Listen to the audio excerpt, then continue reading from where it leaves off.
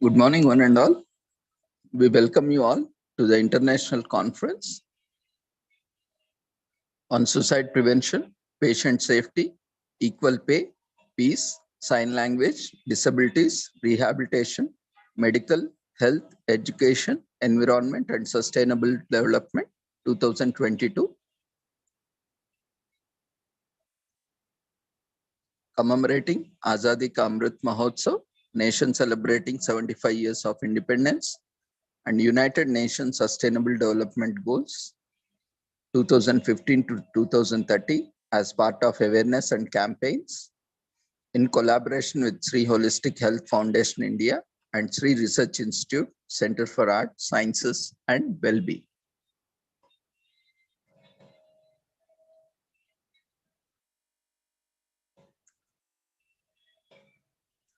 So before we start our proceedings, let's take the blessings of Almighty.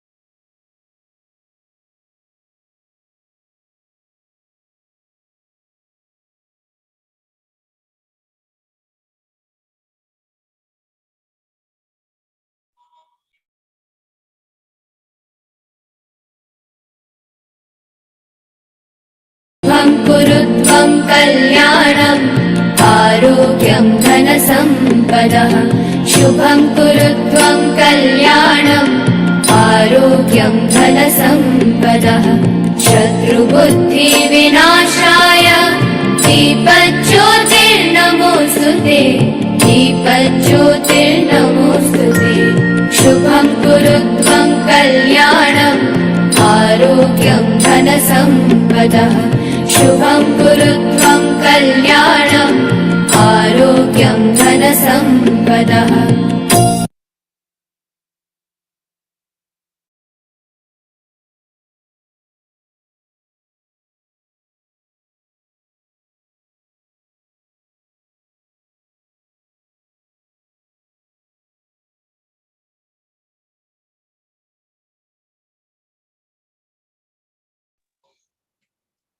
With the blessings of Almighty, we shall continue to today's sessions. So we welcome you once again to the International Conference on Suicide Prevention, Patient Safety, Equal Pay, Peace, Sign Language, Disabilities, Rehabilitation, Medical Health, Education, Environment, and Sustainable Development 2022. Now we have been organizing various international webinars, conferences, seminars, workshops as part of Azadi Ka Amrit Mahotsav celebrations since a couple of years, and also the commemoration of 75 years of independence. And as part of this regular series, we are organizing daily international webinars from 6 to 8 p.m. and every week on Sundays, international conference commemorating various international decades, years, months, weeks, and days as set by United Nations and also various countries and commemorations, including festivals and special occasions, where this is an opportunity for everyone to come together and share our knowledge on various aspects of diverse topics related to sustainable development goals, holistic health, all aspects of health, including physical, psychological, social, emotional, financial, economical, spiritual, all domains, all aspects of health and well-being, and the 17 Sustainable Development Goals, which covers almost everything, all the topics, which gives ample scope for everyone to share their knowledge irrespective of their discipline or domain. So this is a very good opportunity for all of us to come together and share our knowledge and make presentations on various diverse topics every day, every week. And it is a very good opportunity for everyone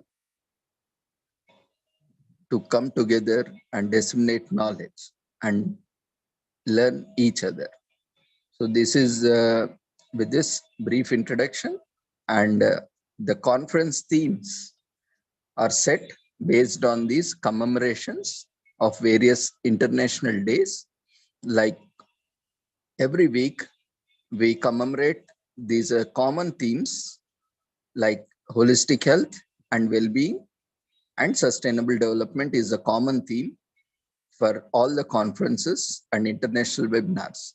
And also, as part of that, we have additional commemoration which goes into the title or the framing the themes for the conference. Like this week, we had recently organized this International Day for the Preservation of Ozone Layer. We had special seminar organized on that day.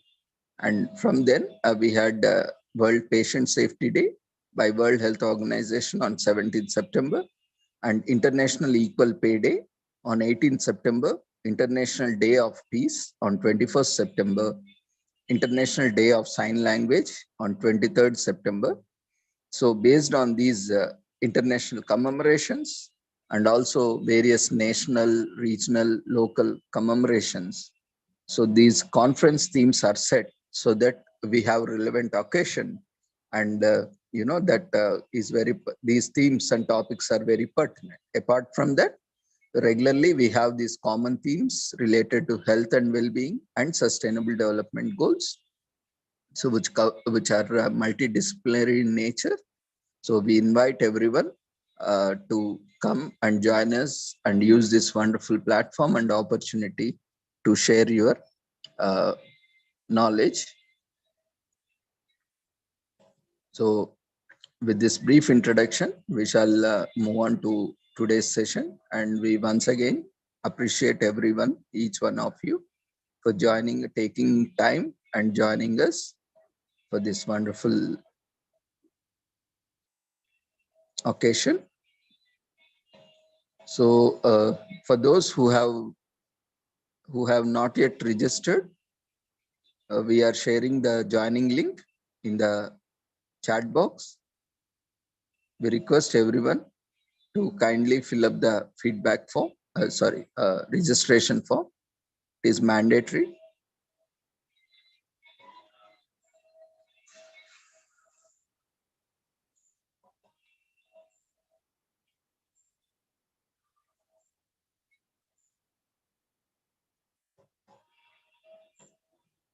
A registration form has been shared in the chat box.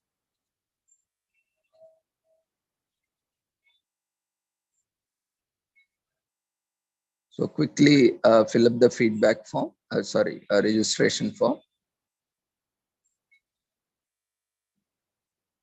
for today's conference. And we will be keeping everyone muted and video disabled to make it easier everyone to concentrate on the speakers' presentations.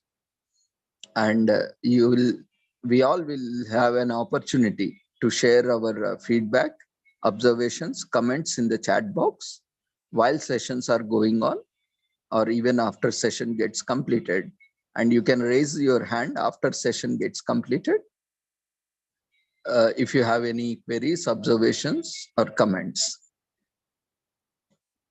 And for every session, feedback will be taken in the Zoom platform itself. The feedback forms will be raised in the form of polls. So all the participants are requested to fill the feedback form for each session, so that, speaker also gets the feedback, and as organizers, we also get the feedback how sessions went on, and if there is anything that needs to be disseminated or added in future sessions. So this will help us, every one of us, each of us, including you and me and the speakers and everyone on this platform, with the positive, with the feedback, we can improve it on coming days if there is any lacunae. So we request everyone to register for the conference, and the registration link has been shared in the chat box, and also participate in all the sessions and provide feedback for each session through the Zoom polls option. A window will pop up with the feedback form. You can see for each session there will be a different number, though the form looks similar for each session. Do not close the form unless and until you fill it completely. So once you have filled, you can close the form. If form is closed, we cannot reopen it. So we will be having 5 minutes time. That is ample time to fill the feedback form for each session. Once the session ends, we'll be sharing the feedback form. So everyone is requested to fill the feedback form after each session. And after all the sessions, in the valedictory or after valedictory, there will be an overall feedback form that will be shared, which is mandatory for the certificate. So kindly fill up that overall feedback form for the entire conference. So registration, feedback is mandatory along with attendance. Attendance is being tracked by the Zoom platform automatically. So these things are mandatory for the certificates. And if anyone would like to make presentations in this conference, the same registration form can be used, and you can complete the formalities, the format which has been specified in the registration form. You can email the details and you can make the request and make the presentation.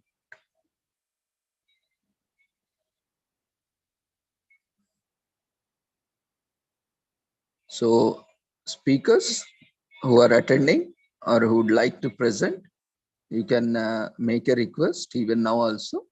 So we can see if we can try to accommodate if time permits. I'm also sharing the format for you all so that it is easy in chat box, those who have not yet registered or in the process of registration, or even in this platform, in this conference, if you'd like to present, you can share the details which are mentioned. And speakers who have joined today for today's conference are requested to share your details and topic in your chat box so that we can identify you and invite you for the sessions. So with these instructions, we'll move on to our commemorations initially, and then we will move on to our sessions.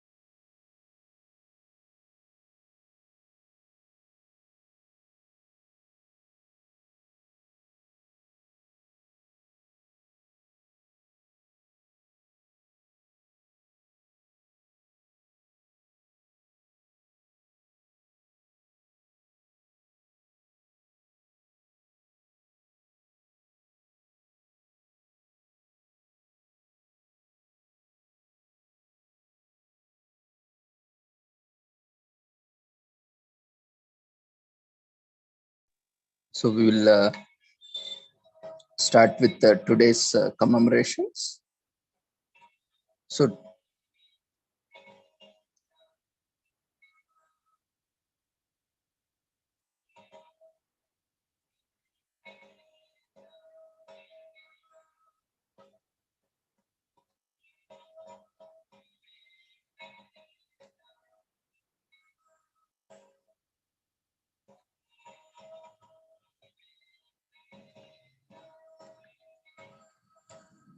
So September 17th is World Patient Day. World Patient Day calls for the global solidarity and concerned action by all countries and international partners to improve patient safety. The day brings patients, families, caregivers, communities, health workers, healthcare leaders, and policymakers to show their commitment to patient safety. The resolution WHA 72.6 Global Action on Patient Safety recognizes patient safety as a global health priority and endorses the establishment of World Patient Day to be observed annually on 17th September.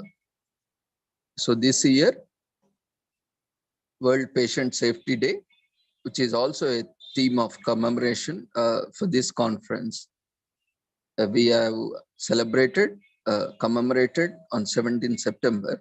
Along with this, let's look at what are various aspects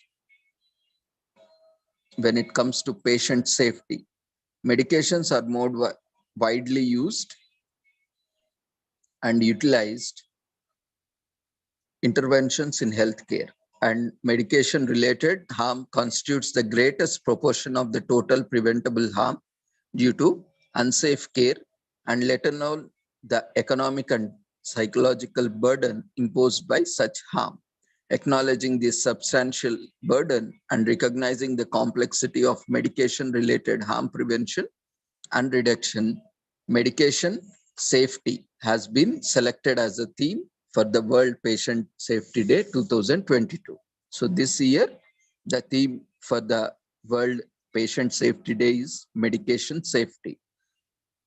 The campaign is envisaged to provide the needed inputs and impetus to consolidate the efforts of the existing WHO's Global Patient Safety Challenge, that is medication without harm, emphasizing the need to adopt a systems approach and to promote safe medication practices to prevent the medication errors and reduce medication related harm.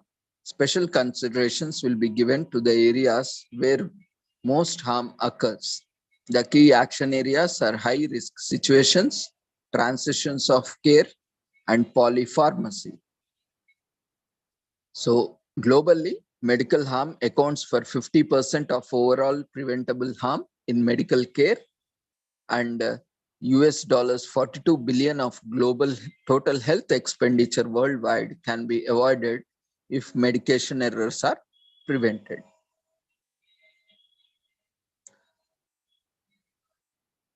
Now, the theme for the World Patient Day is medical safety, and the slogan is medication without harm. And we have a call to action as know, check, ask. Now, know health workers or health professionals before we prescribe or we give it. Know about our medication, check you have the right patient, right medicine, right route, right dose, right time. Ask your patient if they understand this medication. And for patients and caregivers, before you take it, know your medication and check the dosage and timings and ask your healthcare professional about any further instructions. So with this, we can prevent and use the medication properly, efficiently, and avoid any medical errors. So before you give it, know about it, check it, and ask if you have any further clarification. So medication without harm Unsafe medication practices and medication errors are a leading cause of injury and avoidable harm in healthcare systems across the world. Globally, the cost associated with the medication errors have been estimated at 42 billion USD annually. Errors can occur at different stages of medication use process. Medication errors occur when weak medication systems and or human factors such as fatigue, poor environmental conditions, or staff shortages affect prescribing, transcribing, dispensing, administration, and monitoring practices, which can result in severe harm, disability, and even death. Multiple interventions to address the frequency and impact of medication errors have already been deployed, yet their implementation is varied. A wide mobilization of stakeholders supporting sustained actions is required in response to this. World Health Organization has identified medication without harm as a theme for the third global safety challenge. The WHO Global Patient Safety Challenge, Medication Without Harm, will propose solutions to address many of the obstacles the world faces today to ensure the safety of medication practices.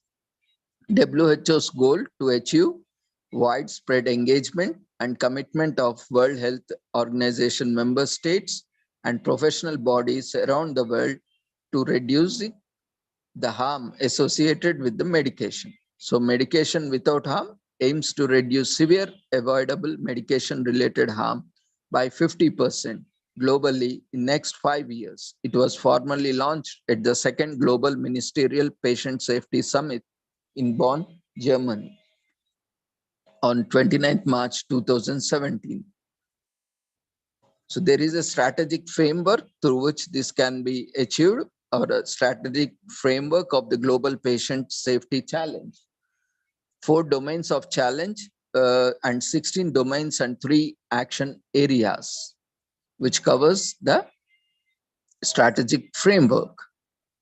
The strategic framework of the Global Safety Challenge depicts the 4 domains: healthcare professionals, medicines, systems and practices of medication, patients and public. These 4 domains and 16 subdomains, including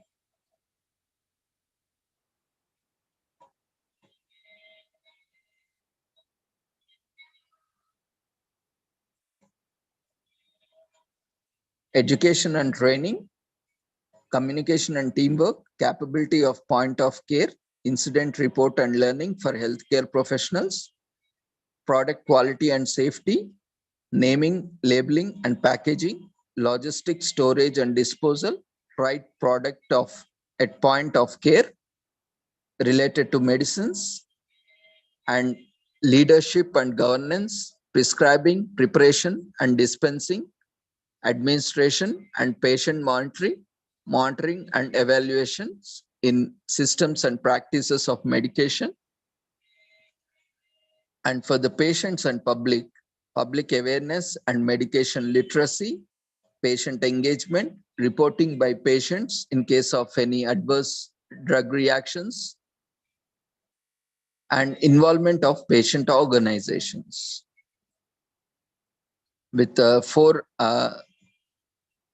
high-risk areas, namely polypharmacy, high-risk situations and transition of care are relevant in each domain, thus forming an inner circle. So by using this strategical framework, we can try to reduce the medication errors.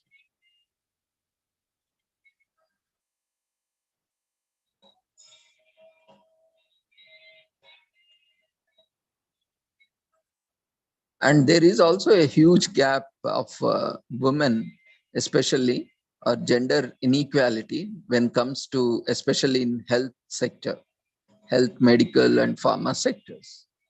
So we have a commemoration of International Equal Pay Day on 18th September, which is also theme for the conference, equal pay for work of equal value. The International Equal Pay Day, celebrated on 18 September, represents the long-standing efforts towards achievement of equal pay for work of equal value. It further builds on the United Nations commitment of human rights against all forms of discrimination, including discrimination against women and girls. Women earn 77 cents for every dollar, men earn for work of equal value. That is, they are losing 33 cents. With an even wider wage gap for women and children, and this can be at times wider also. At this rate, it will take next 257 years to close the global gender pay gap.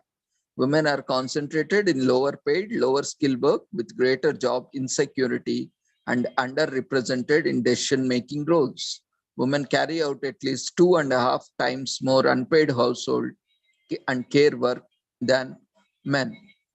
So across all regions, women are paid less than men, with the gender pay gap estimated at around 20% globally.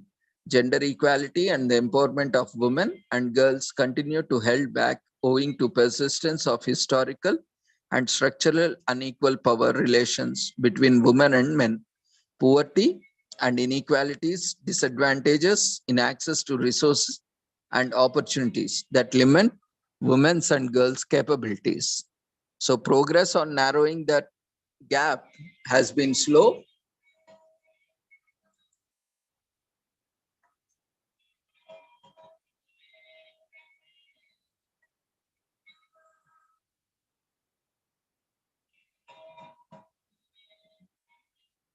Furthermore, in order to ensure that no one is left behind, the Sustainable Development Goals (SDGs) address the need to achieve gender equality and the empowerment of all women and girls. Furthermore, the SDGs promote decent work and economic growth by seeking full and productive employment and decent work for all the women and men, including for young people and persons with disabilities, and equal pay for work of equal value. Mainstreaming of a gender perspective is crucial in implementing of the 2030 Agenda for Sustainable Development.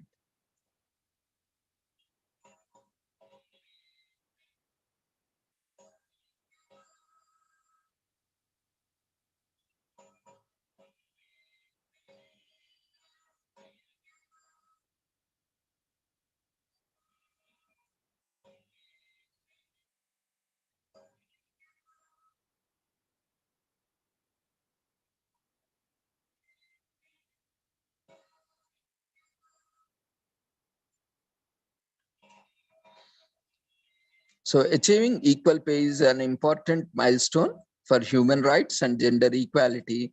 It takes the effort of the entire world community, and work remains to be done.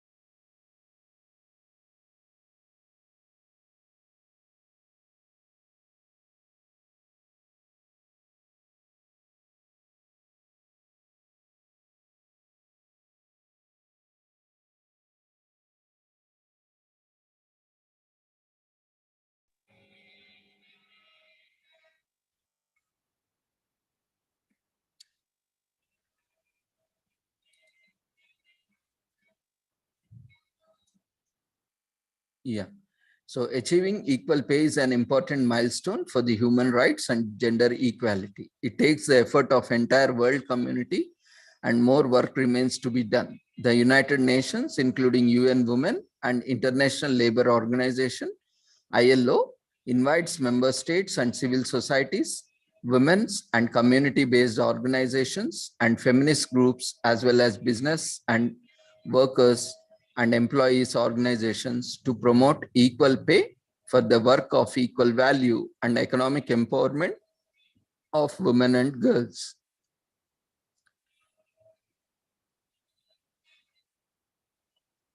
The Equal Pay International Coalition, EPIC, is led by ILO, UN Women and partners. The coalition goals is to achieve equal pay for women and men everywhere by bringing together a diverse set of actors with different areas of focus and expertise. EPIC supports governments, employers, workers, and their organizations to make concrete and coordinated progress towards the goal.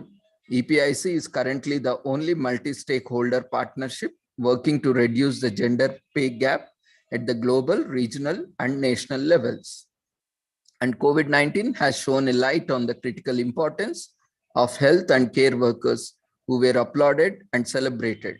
It is also led bare the extent of inequalities workers in this highly feminized sector have been facing for decades. It is for this reason that International Labour Organization and the World Health Organization co-developed the first ever global sector gender pay gap report. So, and also it helps in tackling sex discrimination through achieving pay equity. Discrimination at work is a violation of basic human rights. Discrimination occurs on many different grounds, and women's being particularly discriminated against with respect to their pay. One of the most important ways to redress the situation and achieve gender equality is through pay equity.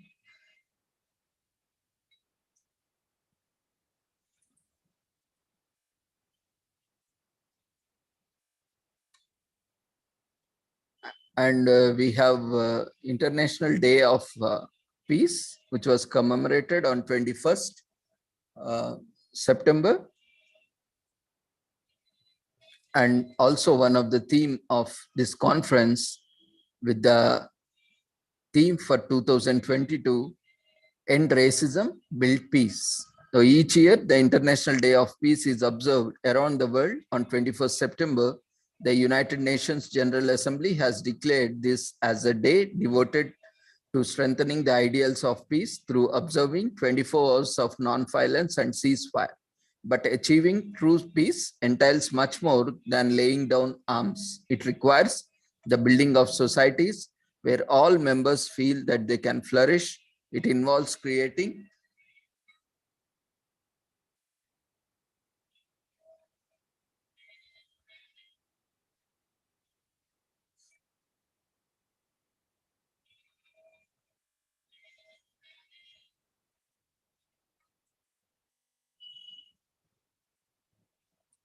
a world in which people are treated equally regardless of their race.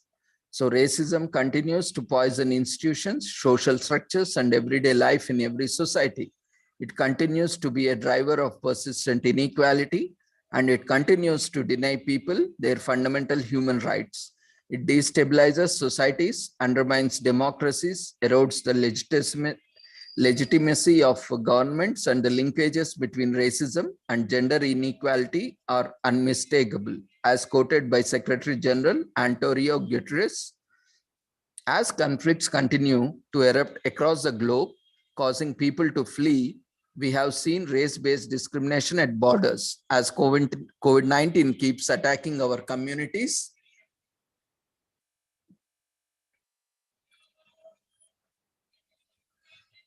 we have seen how certain racial groups have been hit much harder than others. As economies suffer, we have seen hate speech and violence directed at racial minorities. We all have a role to play in fostering peace, and tackling racism is a crucial way to contribute. We can work to dismantle the structures that encourage racism in our midst We can support movements for equality and human rights everywhere. We can speak out against hate speech, both offline and online.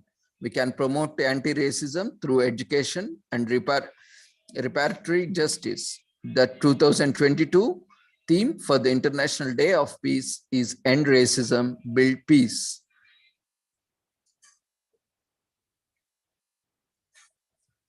And racism, xenophobia, and related discrimination and intolerance exists in all societies everywhere. So racism harms not just the lives of those who endure it, but also as a society as a whole. We all lose in a society. We all lose in a society characterized by discrimination, division, distrust, intolerance, and hate. The fight against racism is everyone's fight. We all have to be part of the play, or to have a part to play in building a world beyond racism. And we have recent commemoration of International Day of Sign Languages. It is 23rd September. We have commemorated International Day of Sign Languages, which is also commemoration for this conference.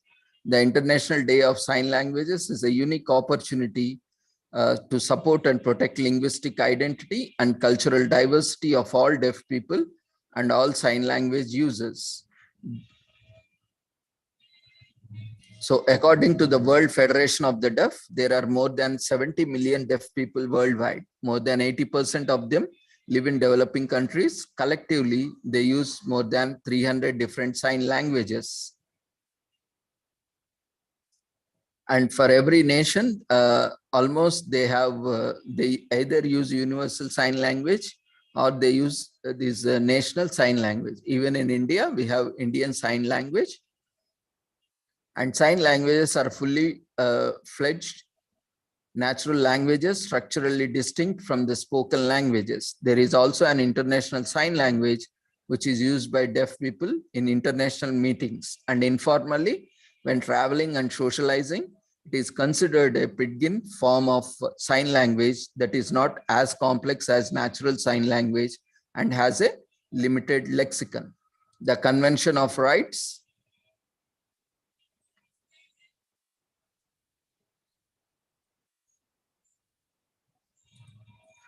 The Convention of the Rights of Persons with Disabilities recognizes and promotes the use of sign languages.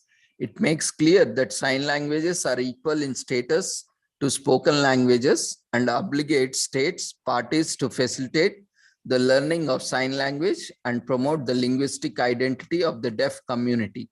The UN General Assembly has proclaimed 23rd September as the International Day of Sign Languages in order to raise awareness of the importance of the sign language in full realization of the human rights of the people who are deaf.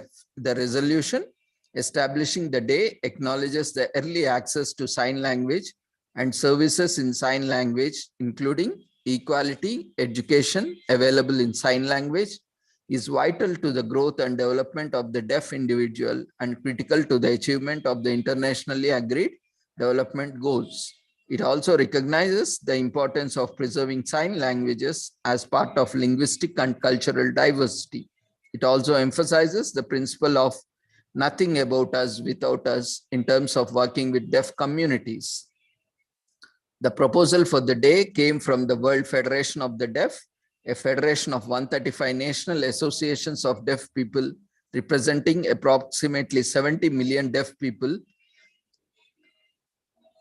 and their human rights worldwide. The resolution 72/161 was sponsored by the Permanent Mission of Antigua and Barbuda to the United Nations, co-sponsored by 97 United Nations member states and adopted by consensus on 19 December 2017. The choice of 23rd September commemorates that the day that the World Federation of the Deaf was established in 1951. So on this foundation day of WFD, 23rd September, it is commemorated at International Day of Sign Languages. This day marks the birth of advocacy organization, which has one of the main goals as the preservation of sign languages and deaf culture as prerequisites to realization to the human rights of the deaf people. So the International Day of Sign Languages was the first celebrated in 2018 as part of the International Week of the Deaf. The International Week of the Deaf was first celebrated in September 1958 and has since evolved in the global movement of deaf unity and concerned advocacy to raise awareness of the issues of deaf people face in their everyday lives. So as part of this International Week of Deaf, we have also selected this theme of International Day of Sign Languages, especially sign languages, as part of our theme today. So with this significance of various themes that adds on, to various commemorations that make it more pertinent, significant to the week conference every week, international conference, and every day international webinars. So with this, we shall move on to today's sessions. So if you have any queries on this, you can raise your hand or you can put in chat box before we invite our next speaker for the day.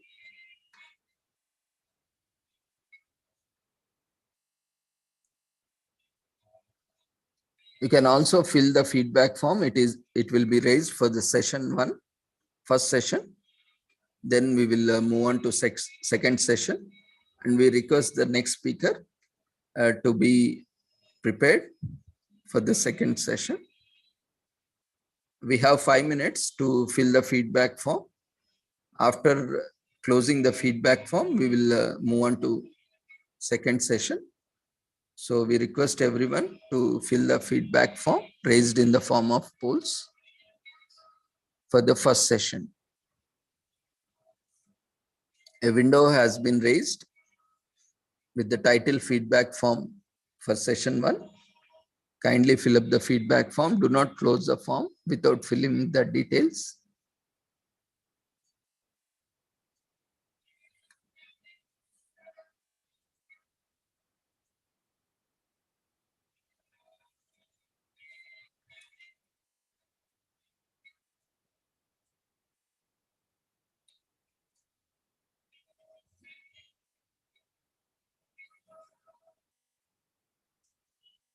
Dear friends, quickly fill up the feedback form for session one.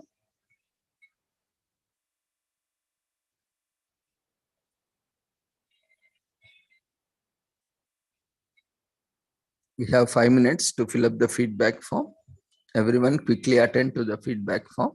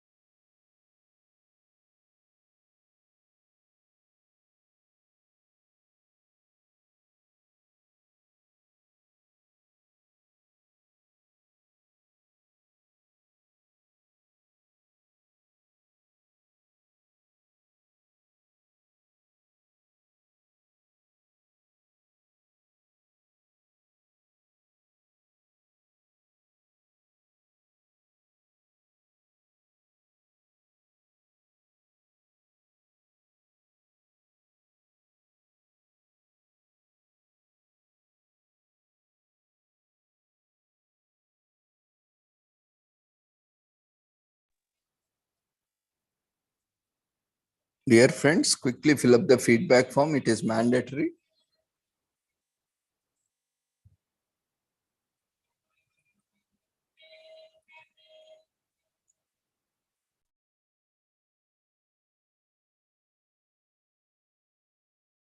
We have another 2 to 3 minutes. After that, feedback form will be closed and we'll move on to next session. Quickly fill up the feedback form for session 1.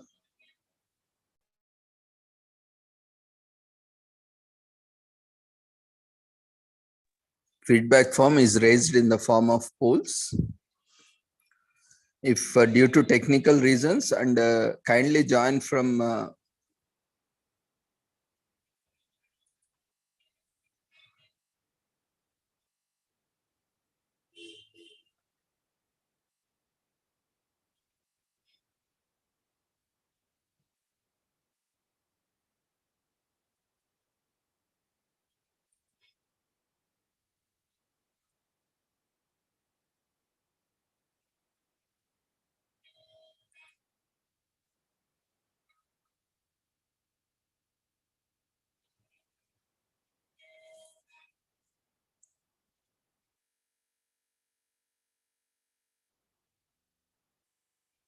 kindly join from Zoom app.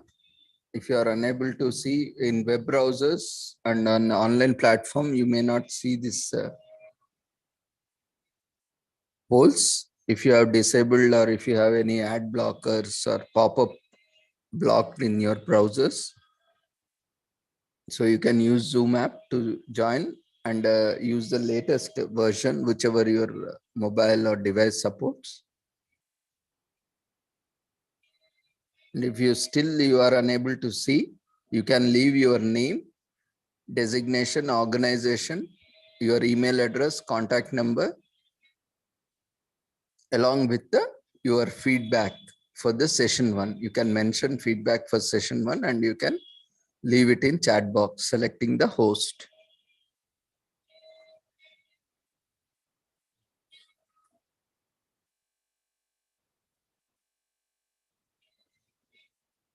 Kindly be alert whenever the feedback forms are shared. Do not close it unless and until you fill it up.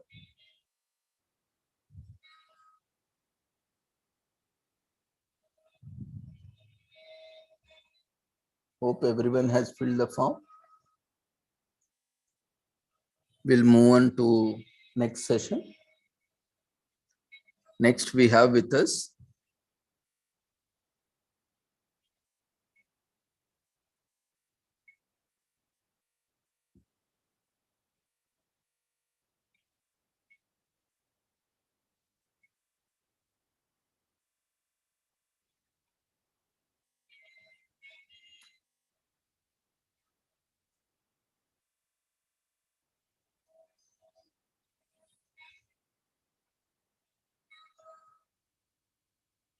A. Shivanandam.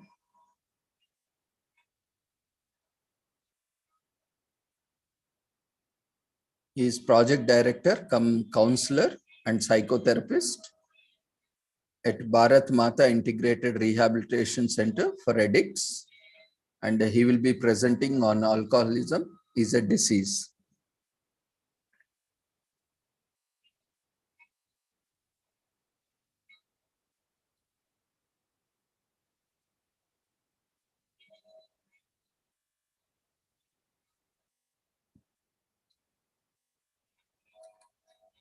Shivanandam ji, you can start your audio and video and do not close the poll form. You can see end poll option, but do not close it.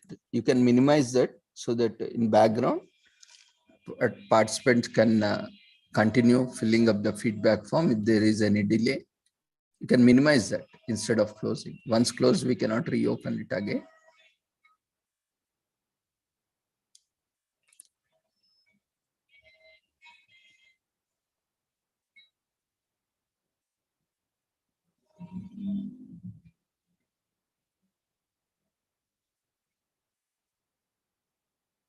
We cannot hear you.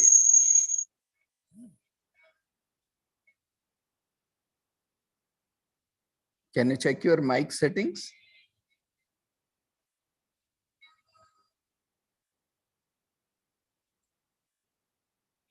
Mr. Shivanandam, we cannot hear you.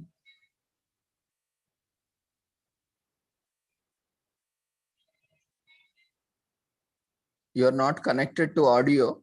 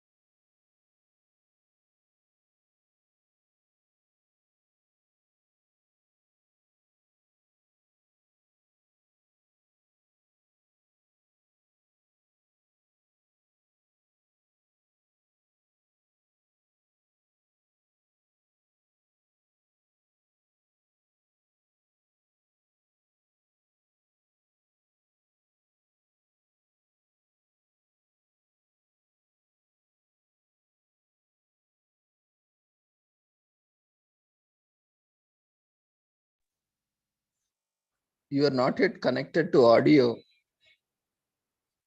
Maybe you need to give access or permissions in your device to use mic or speakers.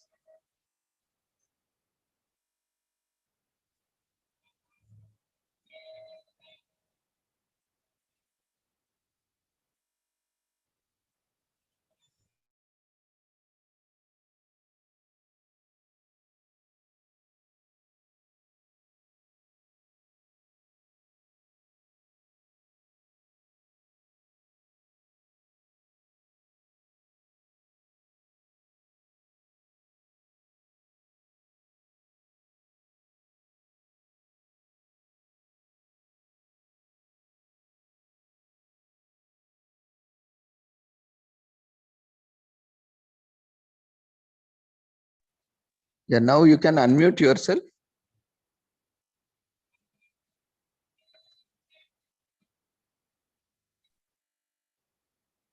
Hello. Hello, sir. Are you properly here on my voice, sir? Audible. Yeah, now Okay, you can okay. continue. Okay. Shall I continue, sir? Yes, sir. Take over for your sessions. Okay. Thank you. Thank you. Thank you.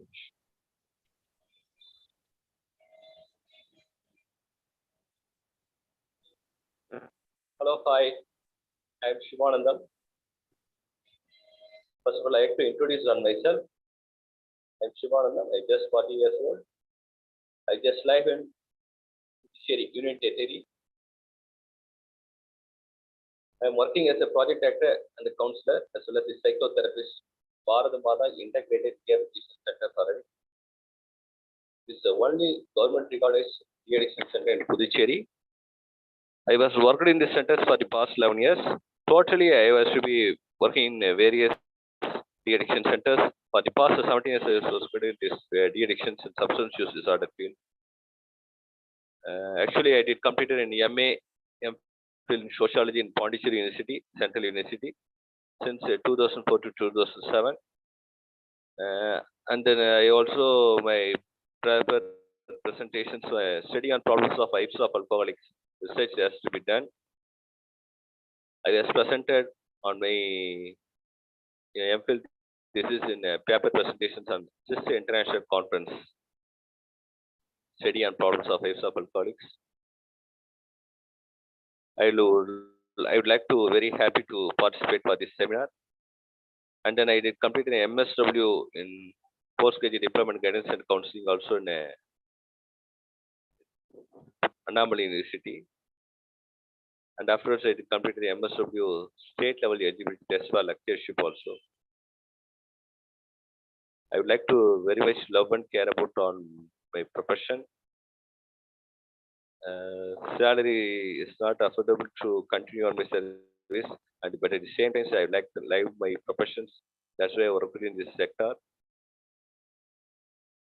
I was to see more than lakhs of alcohol dependence patients see in my career life. There are so many sorrows, bitterness. People came and admitted in our center, and also they have to be welcome. Lead a alcohol-free life at present since now also. Okay, good morning to all. I'd like to continue on my presentations. Today, my presentation is alcoholism is a disease. Most of the people thinking about drinking is an habitual like us also. But nowadays, whatever functions it may be happens, in birthday functions, marriage ceremonies, in puberty attainment functions, yeah, whatever it may be functions, they have to be enjoyed. We started for drinking.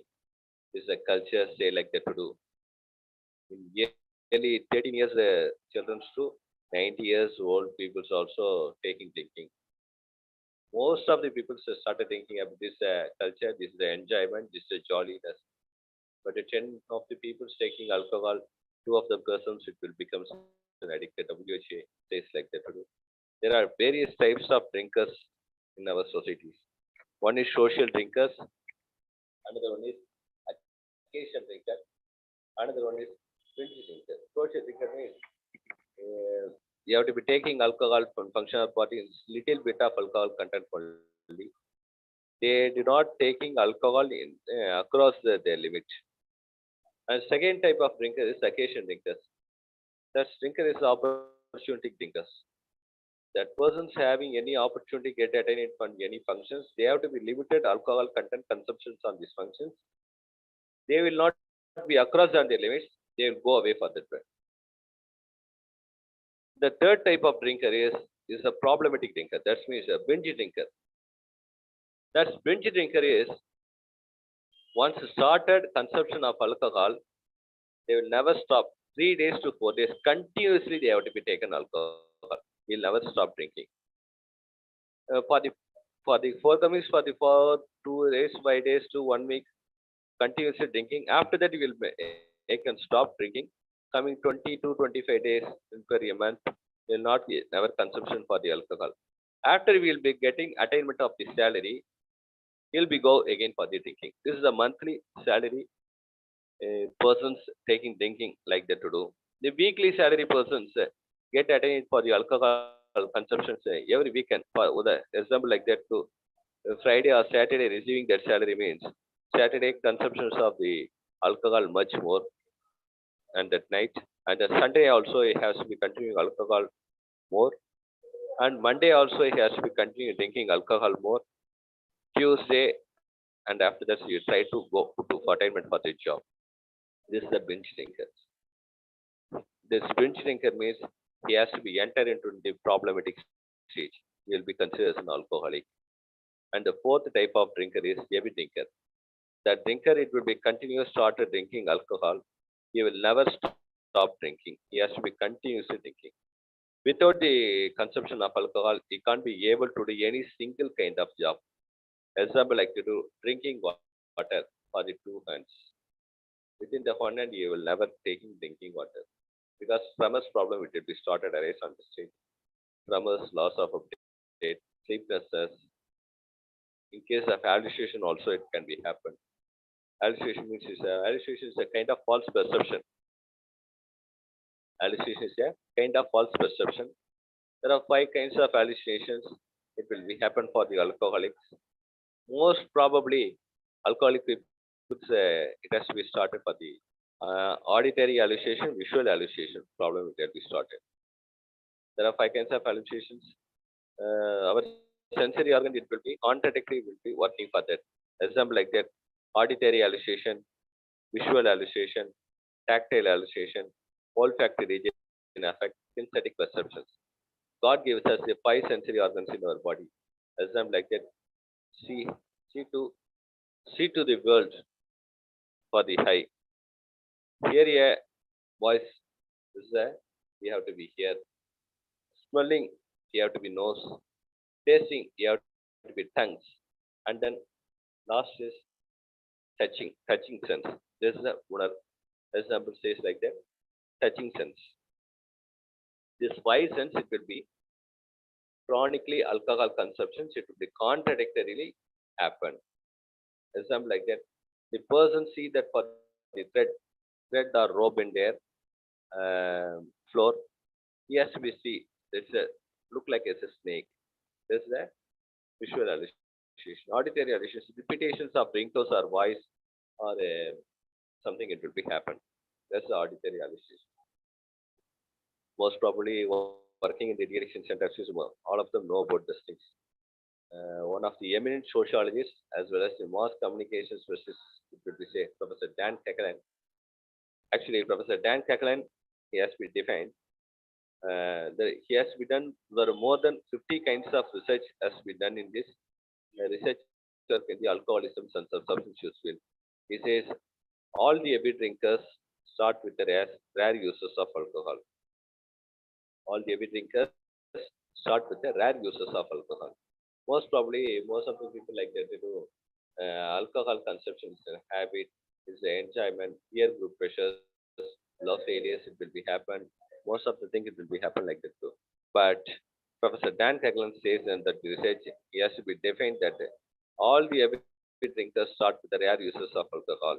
All the heavy drinkers start with the rare users of alcohol. Most of the people like starting for the alcohol habit is look like as a jolly enjoyment as like that to do. The continuously it will be arising under problems. It will be enhances the problems in physical conditions, psychological conditions, family, occupation, social, whatever it may be. All those in our life stages will be affected. That person it becomes dependency on the alcohol. The next we have to do about what binge drinking does to the body. Short-term risk. Binge drinkers, it will be happen for the short-term risk. Memory loss it will be happen. Bad hangovers it will be happen. Nausea or vomiting and then shakes also it will be happen. And then alcohol is a slow poisonous one because alcohol is contained for the ethyl alcohol. Ethyl alcohol means ethanol reactions. Ethanol reactions means ethanol reactions is alcohol is a acetyl acid. Alcohol is a acetyl acid. The acetyl acid is it becomes there are so many problems it will be happen because C2H5OH. This is the chemical formula of the ethyl alcohol.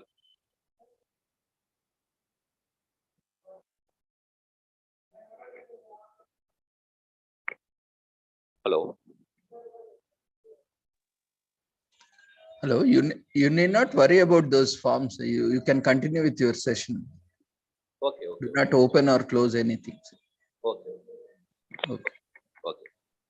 There's nausea, vomiting, and then shakes it will happen. Alcohol, it will be even some acetyl acid. It will be happen from the small intestinal, large intestinal complaints. It will happen in their body, and then after increase the risk of physical injuries also because again consumptions of alcohols for in our societies it will make an accidents or small injuries. Small injuries it will be treated for the untreated injuries it will be happen for the short-term risk for the binge drinking peoples. The long-term risk it will be happen for the concentrations and memory problems it will be happen. Example like that a blackout.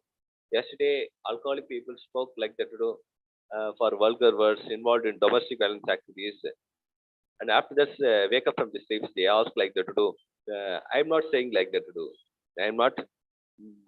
Family member says, yesterday you speak very vulgarly, broken the household things. So many damage will be happen for the children, and then me also say wife like that too. And the time will not be concurring on the issues. Uh, and the next stage is problems is the brain damage. It will be started. Brain damage means because the recent researchers says like the two alcoholism is a brain disease. It will be affected for the CNS systems, central nervous systems, and then afterwards he has to be dependency on alcohol. That's a problematic thing that for the binge drinking. And then heart problems also is the big factor. Diabetic and weight gain, liver damage, cancer, but there are so many problems that may happen. And sexual problems and fertility issues also will happen for the alcoholic and diabetic disease. Because sexual problems will be high. Because alcohol consumption much more, you will not be able to concentrate for the sexual intercourse and just spousal relationship also, because sexual ejaculations it will be happen. He will not be able to contain sustain it to cooperate with the sexual relationship with his wife. That's a sexual and fertility issues also. It will be happen. Fertility issues means there are so many several issues that will be happen in the problems. Example like that to do. Example like that to do. Reduced libido problems, impotency problems, reduce libido, impotency problems, it will be happen. There are so many issues that will happen. Professor Dan Catlan says characteristics of alcohol. There are so many. He has to be segregated for the research done as a 7 characteristics of alcohol in our society. He says yearly users. Yearly once he has to be taking alcohol. This is the one type of characteristics of the alcoholic. And the next stage is off-yearly users. Off-yearly users means six months once he has to be taking alcohol, twice in a year. That's enough only. He has to be taken limited alcohol intake and substances. That's never problem will be happen in our society and then family and then social relationship also. This doesn't be problems. Yearly users, often users. And then later onwards, the problems it will be arising start for the quarterly users. Example like that to do yearly thrice or 4 times. He has to be taking quarterly users. Opportunities users, it we say like that to do. Because opportunity will be happen that person's only taking alcohol and then opportunities times only also. For example, like their functions, death incidents, birthday celebrations, festivals times also. This is a quarterly users. Next stage is the monthly users. Monthly users it will be arises for the problematic users. Monthly users it will take and getting attainment on the salary. That time he has to be taken alcohol from that's only. That's the monthly users. And the next stage is fortnightly users. Fortnightly users means monthly twice in a time he has to be taken alcohol. That's enough only. That's the fortnightly users. Fortnightly users. And the next stage is weekly users. Every week, Sundays only they have to be concession for the alcohol. That's the one type of drinkers, weekly users. Every week, Saturday or Sundays only taking alcohol, and afterwards you never drink. In this stage is a progressive stage for the alcoholics. Progressive stage means it will be progressive on the alcohol consumptions and then brands, and then they have to be combining with the friend circles and peer group pressures also. The last stage is seventh stage is weekly, twice or thrice or daily users. This stage, that person's consumptions of alcohol, it will be dependency on that stage. That stage, he will never concentrate to stop drinking alcohol. This is the seventh stage. He has to be done on that research. He started initial based on the stage. Some persons are yearly users. He started research at the time, and then last times it will be for coming for the research done, come finished on the stage. Yearly stage, it will persons it become from the final stage coming on that level because it is a progressive disease. WHO defined it. And alcoholic is one whose drinking causes continuing problems in any areas of life. We say, who can be called as an alcoholic? Who can be called as an alcoholic? They say definitions. An alcoholic is one whose drinking causes continuing problems in any area of its life.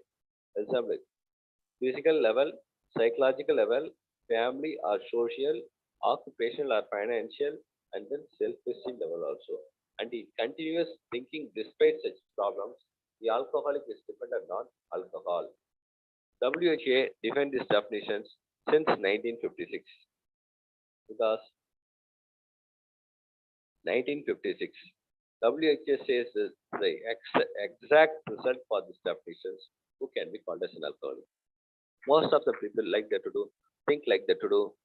Alcohol consumption is a habit, but WHA says who can be called as an alcoholic. Any person see like that to do. Physical level, psychological level, family or social occupation, and self-esteem.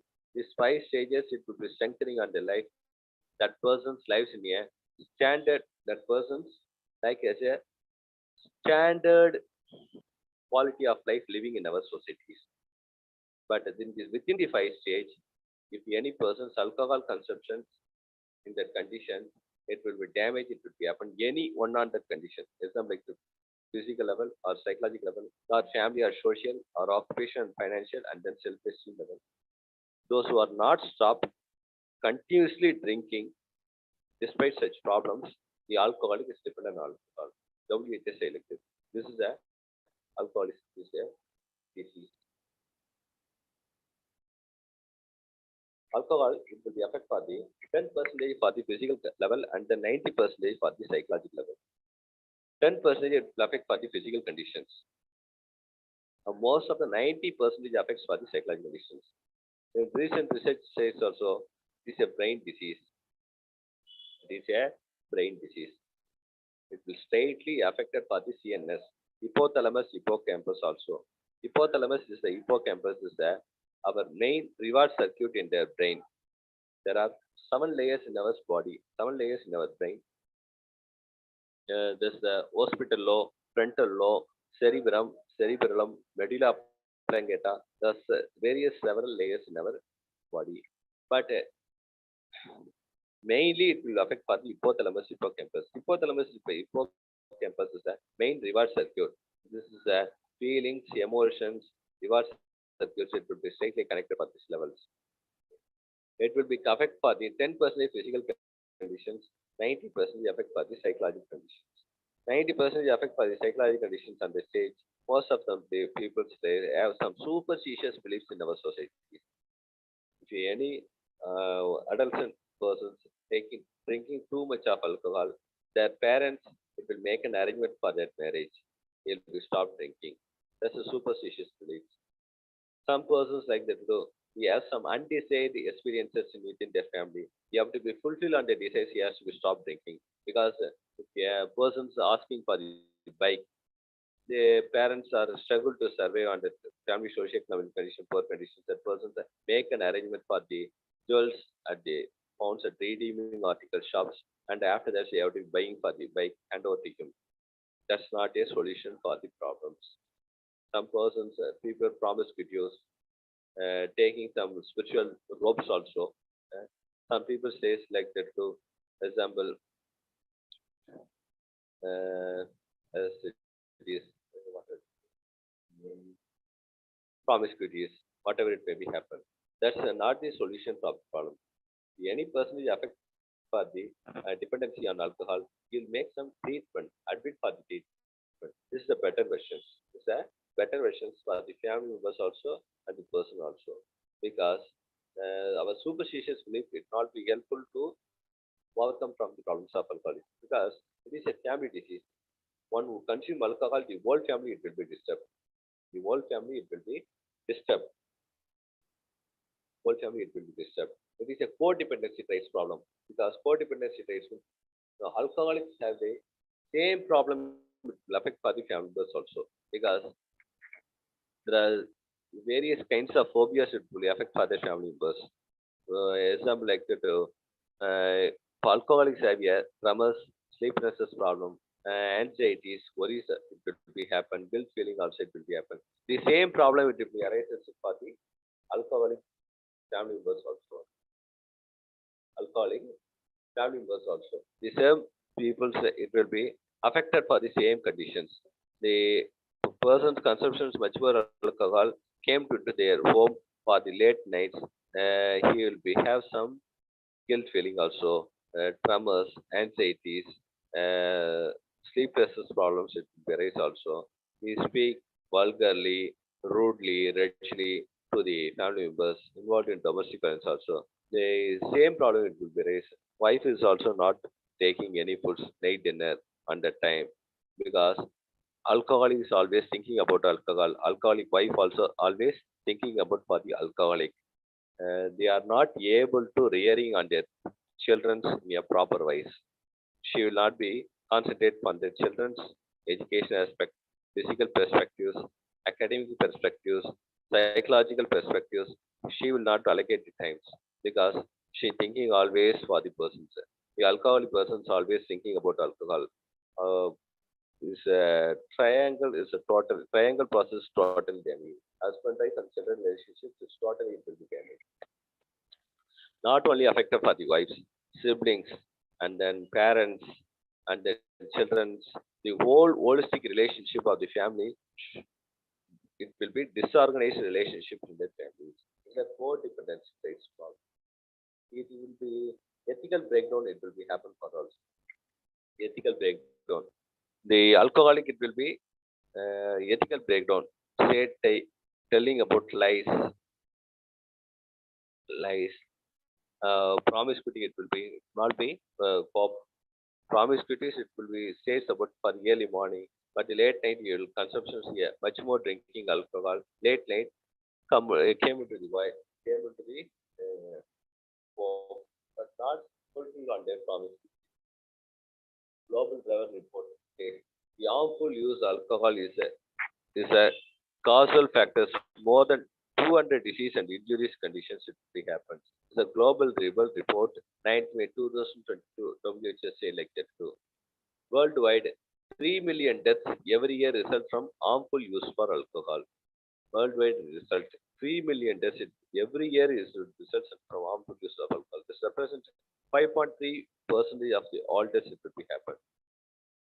Overall, 5.1 percentage of the global burden of the disease and the injury is attributable to alcohol as measured in disability adjusted life years also. This is the daily disability adjusted life years also. It happens for behind health consequences. The harmful use of alcohol brings significant social and economic losses to individuals and society at large. And there are so many health consequences to be affected. The harmful use of alcohol brings significant social and economic losses. Significant. What are the significant social? Social relationships will be totally damaged, and then economic losses of the economic losses. Much more drinking alcohol. If a person's earning 1,000 rupees per day, most of the money they have to be spent for the drinking alcohol and given to the family members. Given to is the given to is that the family members. That's the problems. And then it will be losers, individuals and society at the large. Individuals and society at the large means he has to be deteriorating on the physical conditions, deteriorating on the social respect, societal respect also. Because alcohol consumption causes death and disability relativity early in life. When people aged 20 to 13 years, approximately 13.5 million of 5% of the total deaths are attributable to the alcohol. There is a causal relationship between harmful use of alcohol and a range of mental and behavioral disorders. That under the other non-communicable conditions and injuries it will be happen. Because not only affected for the alcohol people's drink and driving, not only affected for him also, it will be affected for the normal persons also. It will affect some life persons. Uh, I see it and my one of my clients. Every night he has to be drunken going for the bike riding with his friends. But once a day, he has to be drunk much more, bike riding with his friends. He has to be go very fastly, more than 100 meters of fast. Accidents will happen in Pondicherry near Shivaji statues. He will be You will be you will be go to met an accident with some other persons. Two people are expired spot at that time, and nine people are affected. He also affected for the right hand and right leg also. Right hand and right leg also. The whole family it will be suffered because that person's long life survival is very difficult because he can't be able to do going for job. He will not be able to do going for any studies. He will not be going to do any kind of marriage because one leg, one hand, it will be totally damaged. This is the behavioral disorders.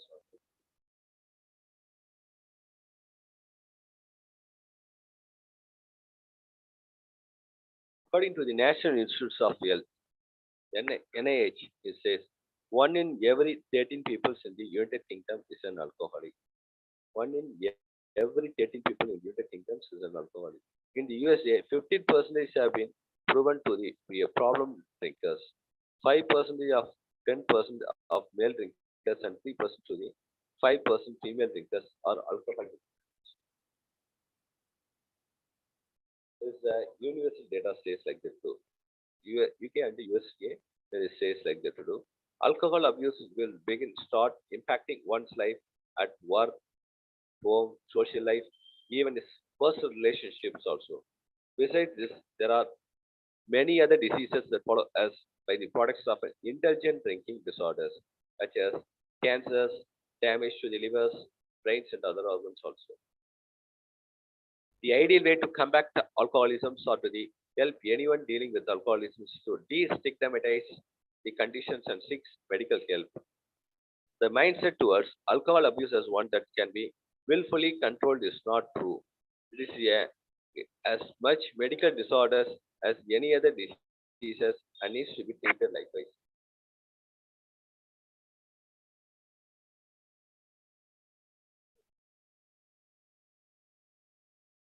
In Pondicherry Union Territory census, the Hindu newspaper editorial states, since 2018, there are 2.2 lakhs young widows for the consequences of his spouse was expired due to the problems of alcohol and drug dependence.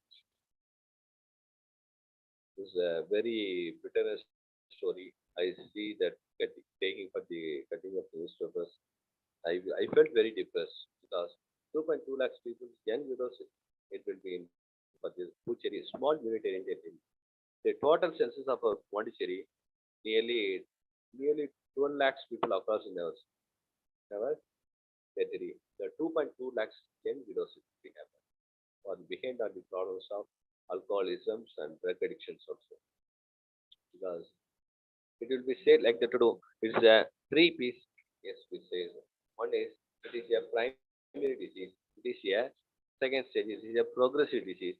It is a permanent disease. It's not a curable one. It is a treatable and controllable. As like as a diabetic and hypertension. It's a primary disease. It is a progressive disease. It is a permanent disease.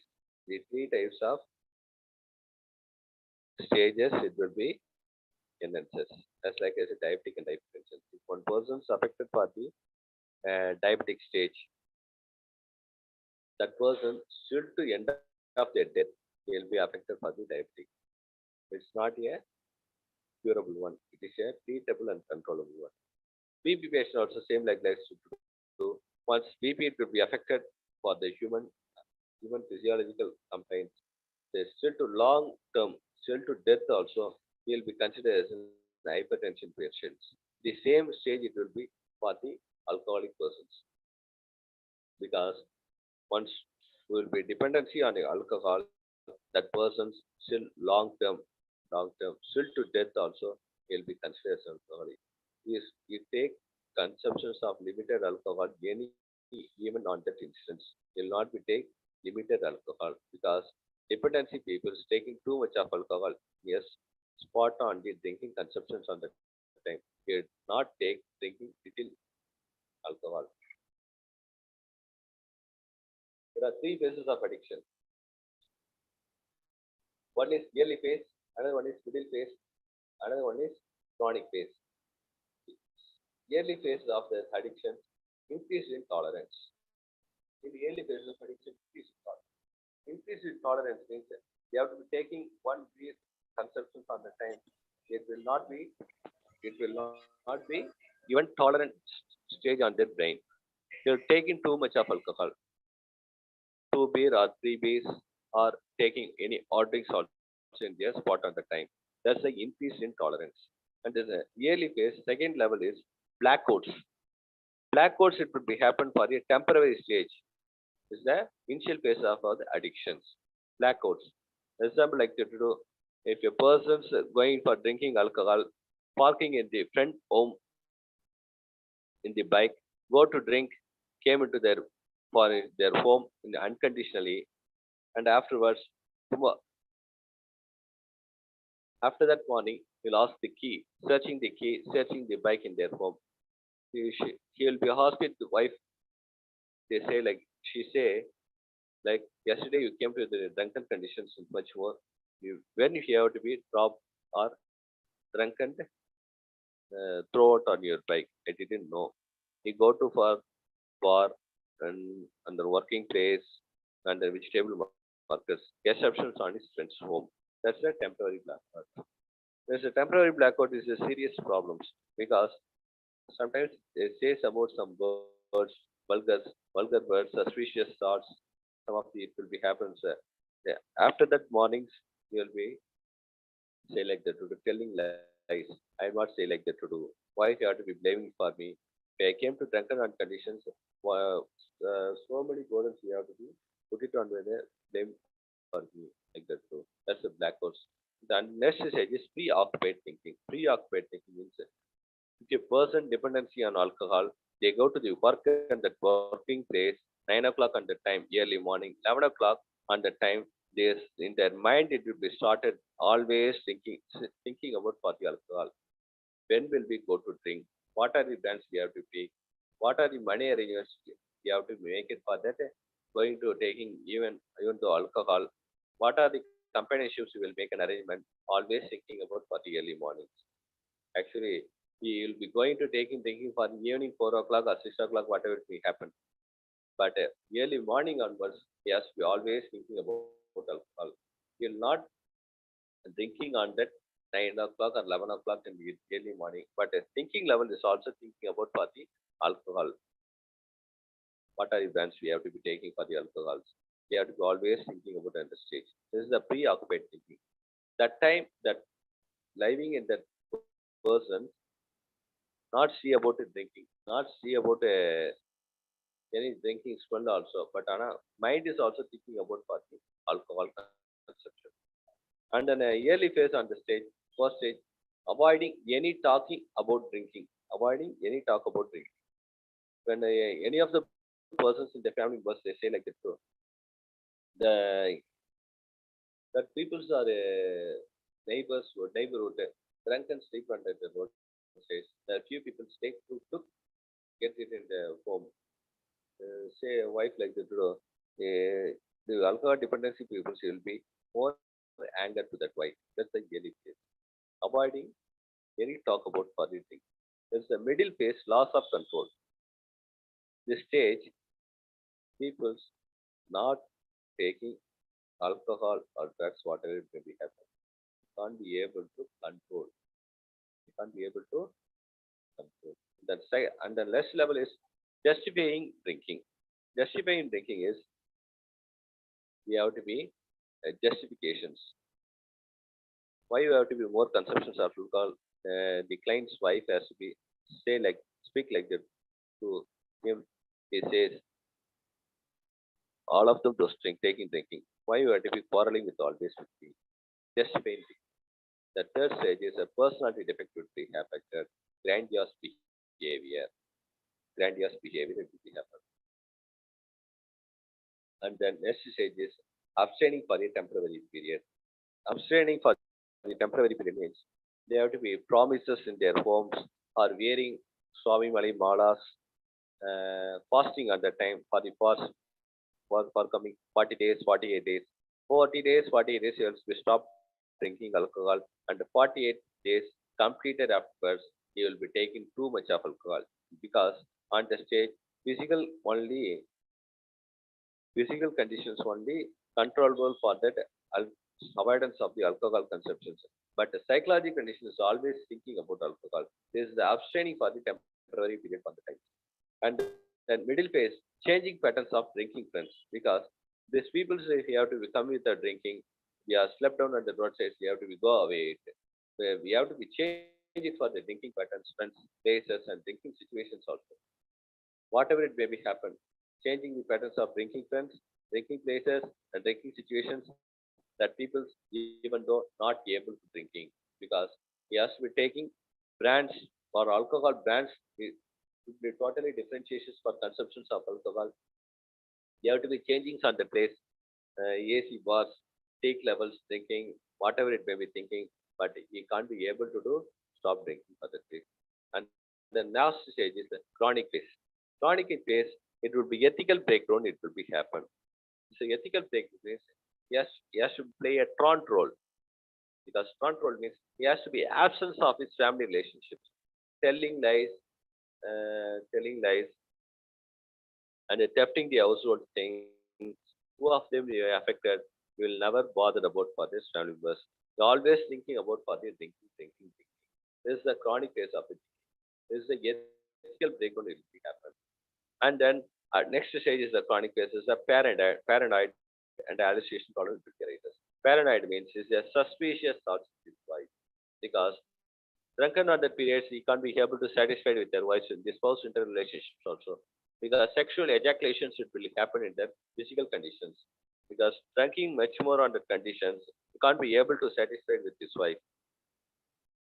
He has to be blaming with his wife. If you could not be able to continue sustaining the sexual relationship, it means you have to be maintaining any relationship with any other persons. He has to be wrong rudely asking, arising the questions with his wife. Suspicion problems it will be arises. Suspicion problems it will be arises. Taking counseling for the medical social workers or counselor, medical psychiatric social worker counselor, taking guidelines or a de-addiction specialist, psychiatrist doctor meet on the initial phase will never problems because it not be considered this is not a problem. Is like she has to be thinking like that. It would be arises going on a paranoid areas. This is one kind of psychiatric problems it arises in future also. Okay. Next one is hallucination problems. There are five kinds of hallucinations starting under our presentations. Already I have to be say hallucinations. What is my hallucination? Hallucination is a kind of false. Our five sensory organs it will be totally contradictory. It will be happen. Five sensory organs. Example like this: auditory hallucination, visual hallucination, tactile hallucination, olfactory region affected, synthetic perception also differentiated. The last stage is lack of motor coordination. He can't be able to tie up on the shirt buttons. He taking a drinking cup of water without the help of double hands. You'll be tremors problems will be arises. That's time you'll not be taken drinking with the patients. It will be perhaps going for the DT also, delirium tremens, as like that too. So the human hierarchical body from top to bottom it will be affected for the alcoholism. So the first initial phases we have to be affected for the brain. Alcohol interferes with the brain communications pathways and can affect the ways brain looks at works. Because alcohol it will be happen for the contradictory thinking it will be happen for the brains because most of the people drunken under conditions eye it will reddish, sweating it will be happen, faces it will be fleshness on the body. They have to be tremors also it will be happens. And then cancer. Chronic drinkers of alcohol users more likely to be develop throat, mouth, and esophagus cancers. Throat cancers also common as one who drink excessively. It will be happen. Another one is it will be affect for the heart also. Drinking a lot over long time or too much on single occasions can damage the heart, causing problems including cardiomyopathy, arrhythmias, and the strokes. High blood pressures will be also. Drinking a lot over a long time or too much of on a single occasion In single occasions, mature drinking alcohols can be damage on their heart, causing problems including cardiomyopathy, asphyxias. Stroke it will be happens is a common nature. Chronic alcohol abuse any other times it will happen for the strokes and a high BP also. And then the major affected is to affect for the liver. Alcohol consumption, alcohol dependency persons mainly affected for the two parts of our body. One is brain, another one is liver. It- this is not a replacement article in their body. Liver transplantations is a 30% success only it will be happens. Long time sustainability to life is very difficult. WHSA law is also. Liver is the precious and the important things in our physical body. Every drinking takes a toll on the liver and can lead to a variety problems and some like that liver inflammations, liver fibroid, fatty liver, and then liver hepatitis, and then cirrhosis also. Cirrhosis if we happen will not take any treatment, will not operate within our body. Most of the hospitals, liver cirrhosis will be happens. You have to refer to the home palliative care treatment or homemade treatment also. They have to prefer. Because liver is a precious thing. Liver important parts of our livers is the gallbladder is plays a vital role. Because gallbladder is a grinder. Whatever we have to be. Liver is the absorption category. Liver is a gallbladder plays a vital role. It can be grinding about for the all our consumptions, drinking, juices, foods, whatever it may be, various particles. It will be digesting on their rotation grinding on the stage. Because alcohol consumption it takes too much of time to grinding it. Very difficult to grinding it because it's the problems it will happen for the people. Because most of them may be alcoholic, maybe alcohol people they can't be able to loss of a brain problem. And the stomach distresses will be also happen. Thinking too much can lead to bloating, gas, and the painful ulcers will also happen. Stomach distresses happens also. Pancreas. Pancreas plays a natural role. Alcohol causes the pancreas to produce a toxic substance that can eventually lead to a pancreatitis. The problems it will happen. And the immune systems. And the immune systems it will be totally affected. Drinking too much of alcohol can weaken our immune systems, making your body hedge. This is a much easier target for a disease. This is the physical effects. Physical effects for the alcoholism. Lungs. Breathing difficulty it will be arises, and then high risk of pulmonology infections will be often happen also. So muscles weakens, wasting spasms it will be happens, and then bones osteoporosis complaints, fractures it will be easily happen for the alcoholic. And the liver already I said liver cirrhosis, liver hepatitis, liver swollen or fatty liver happens common for the alcoholic. And then brain damage. Brain damage will happen for the alcohol because alcoholism is a physical and psychological dependence same for the WHO also and the NIH also. And recently it is a brain disease, not only affected by the because most of the alcoholics goes for the government hospitals and private hospitals. They have to refer for the psychiatric treatment because physical conditions they are affected for the slowness process, but psychological conditions eventually very vulnerably affected for the brain damages. Dementia problems it will be happens for the alcohol. Memory loss, mood swings, they are inability to take clear, inability to think clear, mood swings problems it will be having. Heart, heart plays a vital role. High blood pressures, irregular heart rates, and strokes will be often also. Kidney problems, kidney failures, hydronephrosis, high risk of kidney stones also. Stomach, ulcer, gastritis, vomiting problems it will be arises also. De-addiction treatment is it will be very helpful for the alcoholic and drug. What are the treatments available in the de-addiction treatment? There are three methods of treatments available for the de-addiction centers.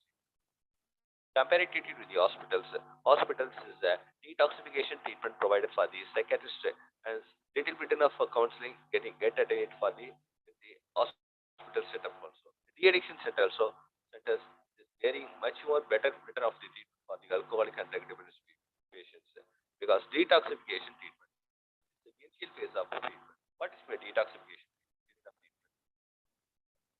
Detoxification period of treatment is initial phase. Detoxification means patients came into a center for the intoxication substance consumptions in their body. Intoxication, chemical substances within their body. He can't be able to concentrate for any counseling settings also. Sir. They are not able to cope up with these psychological conditions. Detoxification, we have to be keep away, removal alcohol from their body, remove alcohol from their body, abstaining alcohol. We have to maintain because detoxification, withdrawal seizures will happen, tremors, loss of appetite, sleeplessness, hallucination, black holes. These are the problems that happen for the detoxification period of the time. Detoxification period of time, we have to be given some medications, like the for the detoxification, the timing injection, neuropain, whatever it may be. Some treatment we have to provide for the patient. It will be keep on stress, keep concentrate for the body. It's a detoxification. Then the next one is plays a vital role of the de-addiction treatment. Second method of treatment is intensive psychological counseling. Intensive psychological counseling plays a vital role for the alcoholic and drug addict because intensive psychological counseling is a psychosocial care support for patients because patients didn't get any respect for society. Group counseling, group therapy, individual counseling, family counseling also. You have to provide it for the patients. Group counseling, the group therapy, and the family counseling, and then follow-up care also. Group counseling should play a vital role for the patients because common common topic not only discussed alcohol is impact on physiological impact. What are the partial methods that we have to be affected for the patients? Group counseling. There are various methods of group counseling given for the patients, and then group therapy. Therapy is plays a vital role for the addiction treatment. Therapy is the catharsis of the feelings. Therapy is a kind of treatment. Therapy is a scientific and systematic process. It will be very helpful. Catharsis on their alcoholic person people. They have to be overcome for the alcoholism problems. And then treatment afterwards. What are the family support? It will be need, requirement, necessity for the patient's wife, patients and the patient's wife. Because most of the alcoholic wives also feel depressed. There are so many tried attempts and failed to happen in their life. We have to be given some self-caring. Codependency types we have to be given. We have to provide some self-caring efforts also. And the next method is follow-up care treatment. Not only we are providing treatment for the government ethical norms, so 1 month for the treatment for the alcoholic and drug dependence patients. This 1 month afterwards completed. Follow-up care plays a vital role. Follow-up care is very essential. Not only get a for the 1 month fulfillment for the treatment, it will be a continuous follow-up care. AA meeting, Alcoholic Anonymous meeting, 12 steps program. Given for the patient, need to be aware for the patient. The 12 steps is not be any teaching, preaching, or threatening for the patient. It will be given the base. 12 steps program. A Alcoholic Anonymous 12 steps will be given the base. 12 steps. First reading for the God Serenity prayer. Next one is 12 steps readings for the patients within themselves, and patients share about their treatment. Treatment afterwards to maintain a sober life, abstaining from the alcoholism, you'll be attaining social respect, social economic development will be happen, physical comfortability will be happen, psychological comfortability will be happen, family happiness will be happen. These are some feelings, experiences come and share in the AA that will be given much more helpful for the patients within themselves and to others also. This is a two-way energy they have to be getting for the others also. And then counseling follow-up is also plays a vital role. Thyself from our espiral medications. This is the aversive therapy for the patients. This medications, it will be continued to years. It will make some cultures. We have to be leading alcohol-free life. This is the our treatment methods and procedures for the de-addiction treatment centers. Thank you very much for giving this opportunity. For me. And Dr. Ravindra sir, thank you very much. Thank you. If any of them proceeds, it will be ask me frequently. No problem. Thank you, Thank you, sir. Shivanandamji. It was a very insightful session. And you said you have been working more than a decade on this rehabilitation. So it was very nice to hear. And we very much appreciate you for joining us Thank you, and sharing your insights.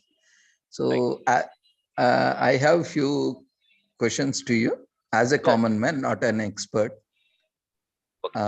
Because on behalf of everyone, I think everyone might be having similar queries. Maybe may not be, they might be asking. So on behalf of everyone, I would like to ask a few queries. Okay. So why, in spite, is there any benefit that alcohol gives? No benefits, sir. Sir, you can keep your mic closer. Sir, are you The hearing voice is proper very on my low. voice, sir? Sir, are you hearing proper on my voice? Hello, Hello? sir. Hello, sir. Are Ah. you hearing properly the voice?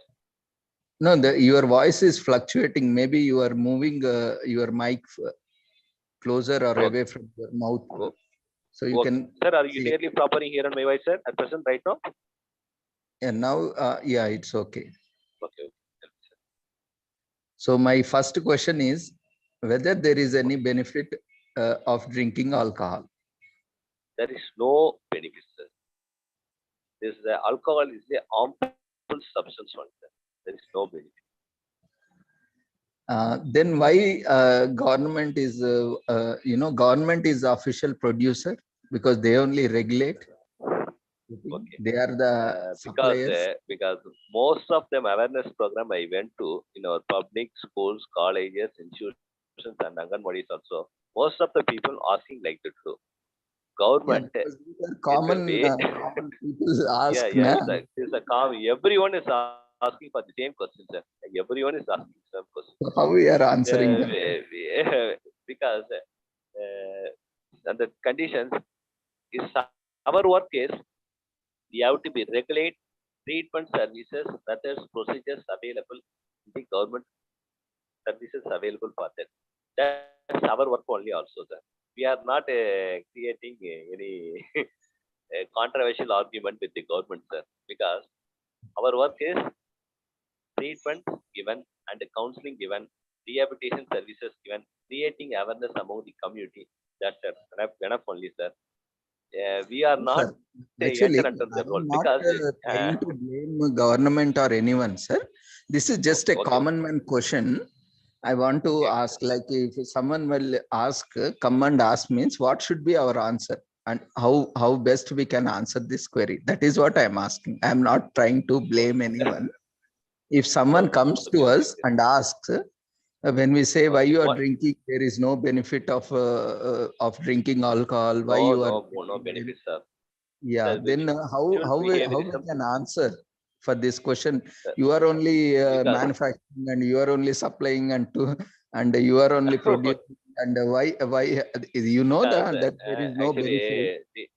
Actually, de-addiction center is the MSJ and the NASD scheme, sir. Ministry of Social Justice and Empowerment and the National Institute of Social Defense scheme, sir. Because we have to be creating awareness in the community. We say like that too. It's our services, our work is we have to be given treatment and rehabilitation services only, sir. That's not our problem. If you in your area, if you have any substance abuse problems, it will be drug consumption problem, it will be happen. Youth federations, and they have to be given some letters to the police stations and the MLAs. We have to be clearing on the petty shops nearer by the schools. We have to be guidelines for the public, sir. But we are not entering that role, sir, because have to be entering that role now. We have to facing there are several consequences in our society, sir. Yes, sir. I totally agree with you. I just wanted, Okay. because we're not pointing out anyone, just wanted to know, because you have since more than 1 decade experience, na? So I think many people yes. will be asking you same question. Yes, sir. So Yes, how sir. you are responding to them, wanted to know. That's all. I'm just responding to this. Our services is for the treatment and rehabilitation services for the alcohol dependency patients. We are not able to stop for the protection for the alcoholism, and we are not eradicate for the bars. We have to be eradicate problems of alcoholism and drug abusers. Mm. We have to Maybe be as given some you- guidelines and helpful for the patients for the how to lead a alcohol free life, how to betterment for the drug free life. We have to be guidelines only for the public, sir. Mm. No, Guidelines sir. and helpful for the public also, sir. Helpful for the public, sir. Because we are unable to answering for this question, sir. We are unable to answering for the questions because most of the times the same question should there is 1 week back also. I was presented in the Pondicherry University Social Work Department, sir. MS Social Work Department. The students also asking the same question like Mr. Tutu, sir. Yeah, because whenever I am we coming are to the purpose. I am talk- coming to the presentation for this purpose, Yes. creating awareness for you and yours, your friends also. We are not able to. We are coming to the conclusion for able to stop for the eradicate for the bar closures and the distilleries, the industries also. They are coming for the purpose of we should create a haver for the public. That's enough only. Yeah, I totally appreciate you, sir, your efforts, and definitely, just I wanted to have your perspective also, so that now when someone asks, maybe we can say that, Sivanandam ji has also added to this question. Maybe this is the way also we can answer. I was just looking at some different answer, nothing specific to that, and you really did a wonderful job. Maybe I think we can motivate youth and the public that what are the disadvantages and what is the, like you have rightly pointed out various disadvantages, harm and ill effects of consuming alcohol. Through that public, they themselves get awareness and they can advocate against this alcoholism. So indirectly, I think we can support them. No one wants to spoil their own health, sir. No one wants to spoil their own family future. So I think that is the best way, this way where we can create awareness and, at least make them not get addicted or not consume alcohol. Okay. So in my father also, even though my father also 75 years old, sir, my father never consumption for the alcohol, any evil habits also. No evil habits. I am also just 40 years old, sir. I am also never consumption alcohol. I have no evil habits. That's a better way standard to working on this place, sir. Education is the second choice, sir. First of all, I have to be placed a role model in our societies because that's the main ranking we have to be get for the public, sir. Yes, sir. Very well said. We have Thank you very much for giving this opportunity for me, sir. Thank you. Thank you, sir. Thank you, sir. And thank you very much, sir. We will take a few questions if time permits. Ask me, sir. Yeah. So, dear participants, you can unmute yourself and you can share or you can ask any queries or your feedback also. So, sir will be happy to answer you. Yeah, Mary ma'am, you can unmute yourself. Hi, sir. Actually, if your topic was very good, and I remembered of my block placement in Nimans because we also posted in de-addiction center in block placement. So it's very informative talk, sir, on the alcohol as disease. And I thank Dr. Ravindra sir and his team and Sri Holistic Health Foundation and Center for Arts, Science and Wellbeing for this wonderful opportunity to share my feedback for session and be a part of the Azadi Ka Amrit Mahotsav celebration and international conference. Hope to see you in more sessions, sir. Okay. Take care, sir, and God bless you. Thank you. Thank you very much, ma'am. Thank you, ma'am. Thank you, ma'am. Thank you, Mary ma'am. Thank you, sir. Thank you. Thank you. Thank you, sir. Thank you, sir. Thank you. Thank you. Anyone else would like to share your feedback? You can unmute yourself. Yeah, Manasa. I, Chebulu Manasa, thank Dr. Ravindran sir and his team, Sri Holistic Health Foundation India, and Sri Research Institute and Center for Arts, Sciences and Wellbeing for this wonderful opportunity to share my feedback for the session and to be part of Azadi Ka Amrit Mahotsav celebrations and international conference. And I would like to thank our session speaker, Sivanandam Garu, regarding alcoholism is a disease. Sir explained well about symptoms like nausea and vomiting, and also how it impacts on the other persons, like family members and children's, and also how it internally affects on the mental health, and also the hypothalamus and hippocampus, like psychological effects, and how it impacts on the internal organs. Explained well about the characters and the type of drinkers as well, and the percentage of population, like 2.2 lakh people impacted in Pondicherry due to behavior problems. Young widows it will be. Young widows. Yeah, due to alcoholism and drug addiction. It's really very good, sir, throwing a source of light. It's been a really insightful session. Thank you, sir.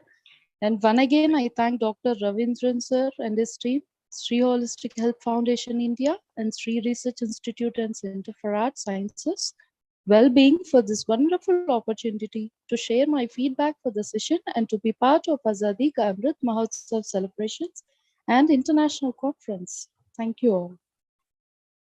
Thank you. Thank you. Thank you, sir. Thank you very much, sir. Sri Research Institute Center for Arts, Science and Wellbeing, and promoter sponsors, Sri Holistic Health Foundation. I'd like to very much thank you to both of them. Thank you very much, sir.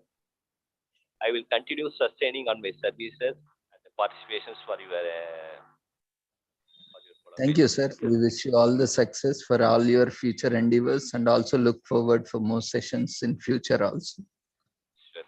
We thank you once again on behalf of Sri Holistic Health Foundation India and Sri Research Institute Center for Arts, Sciences and Wellbeing, and on behalf of all the participants. No, any other participants? If you have any one or two queries, we can take it up. Otherwise, we'll move on to the next session. If any of them having doubts, you have to be contacting with my email IDs or my contact numbers also. Any other time, I will be given guidance for the related persons. Participants, if you have any queries, you can unmute yourself and ask. Otherwise, you can share in chat box also. Good afternoon, sir. Sivanandam, sir. Sir, like how this plantation or the Swachh Bharat awareness teams and all, why can't we have some, alcoholism is a disease like that? Why can't we have a campaigns for the youth and all?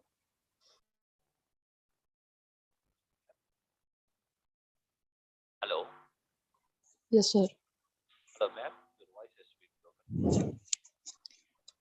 Sir, like many more awareness campuses, like why can't we contribute some awareness campuses to the teenagers or the persons? Like alcoholism is a disease. Why can't you create a awareness campus like this, sir?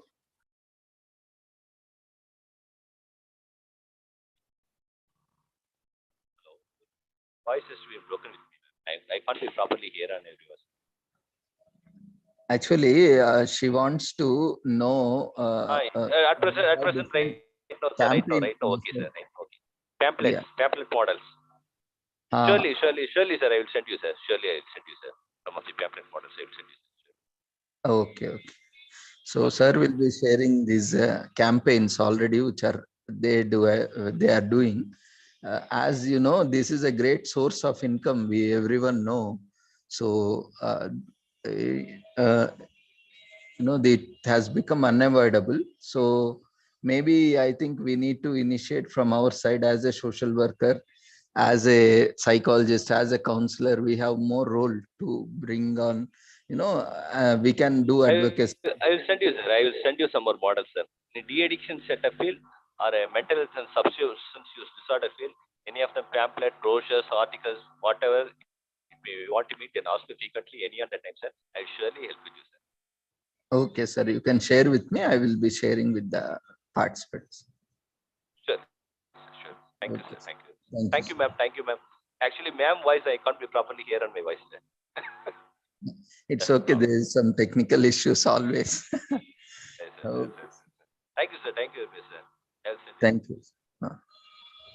So we'll move on to our next session. Yes, sir. We'll go on to the next section. Yeah, you can. So before we move on to next session, kindly fill up the feedback form for the Yes. second session. Okay, sure. Sure.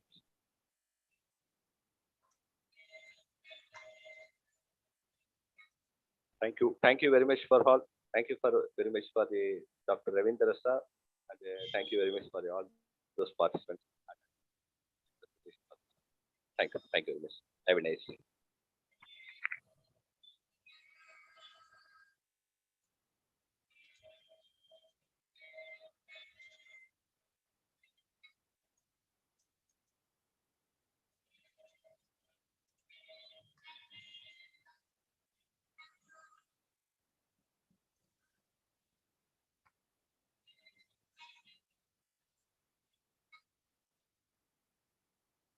Dear friends, feedback form for second session has been launched. Quickly fill up the feedback form for second session. Then we have 5 minutes. Then we will close the feedback form and move on to third session.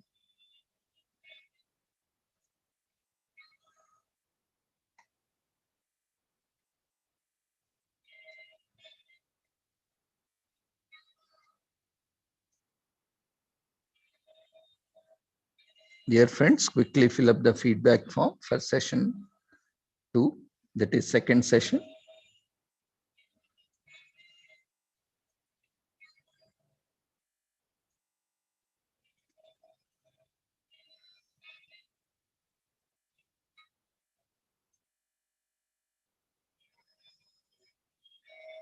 Feedback is mandatory for all the sessions and overall conference.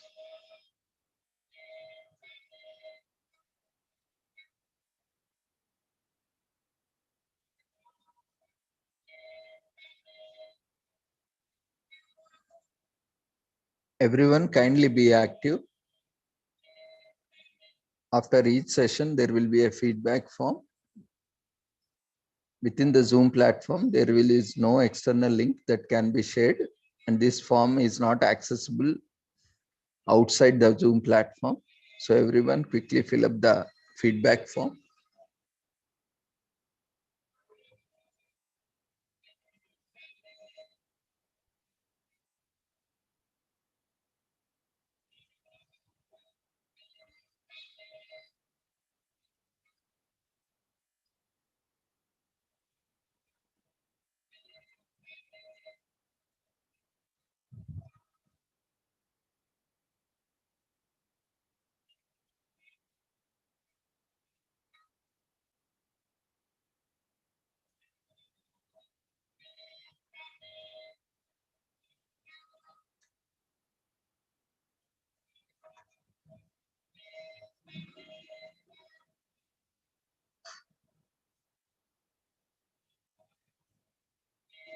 We request the next speaker to be ready and share their topic and details in chat box.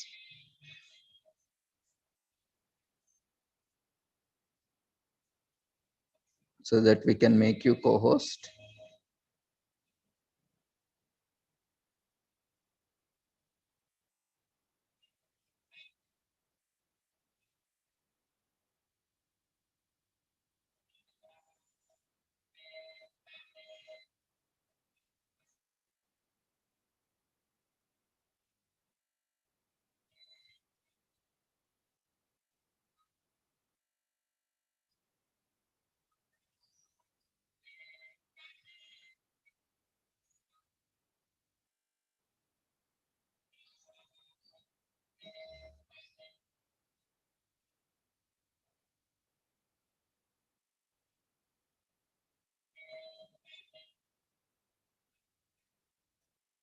if you have accidentally closed, or you can just go to polls option in the menu. In more options, you can access the menu, and if it is still active, you can open it, but make sure you are filling it up, and do not close it, because with these touch screens, we have to be very careful, cautious. This is also an disadvantage of technology, where if we are not very cautious.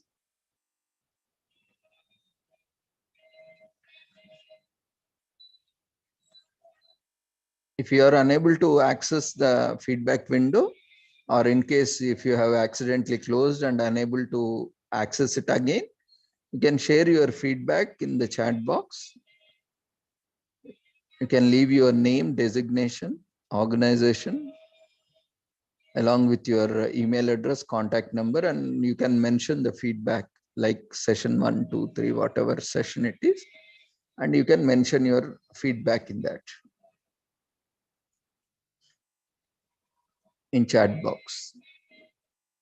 You can select host.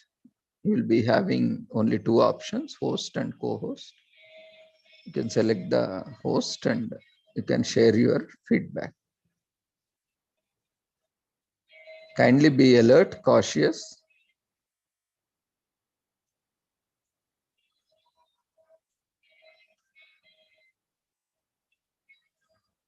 So we will have next session on suicide prevention, and then we'll have another session by Virendra Kumarji. Before that, we'll have one short session on suicide prevention.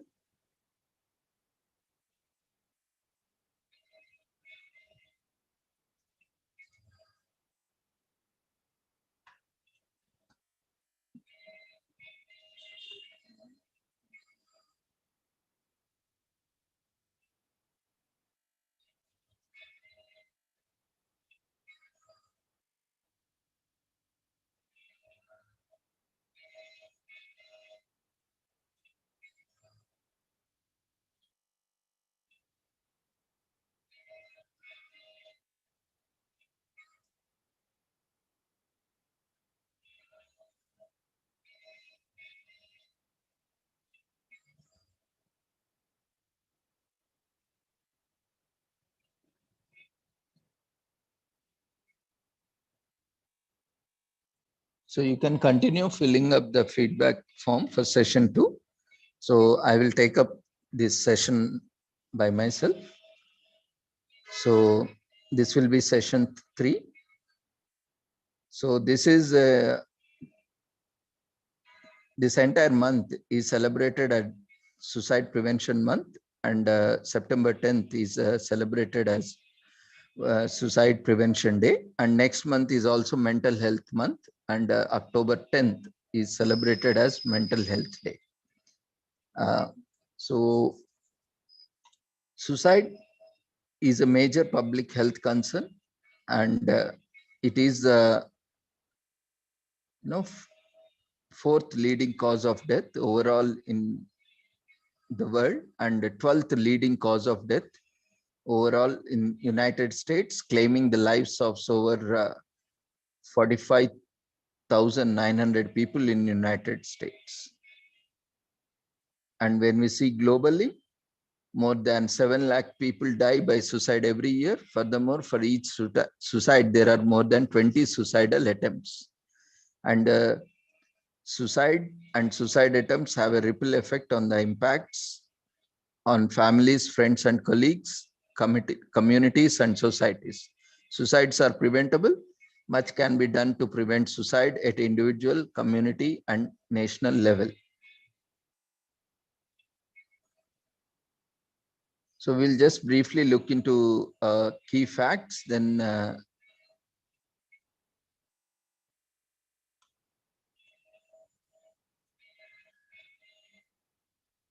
vulnerable group and various methods of suicide and prevention and control, and what are various challenges.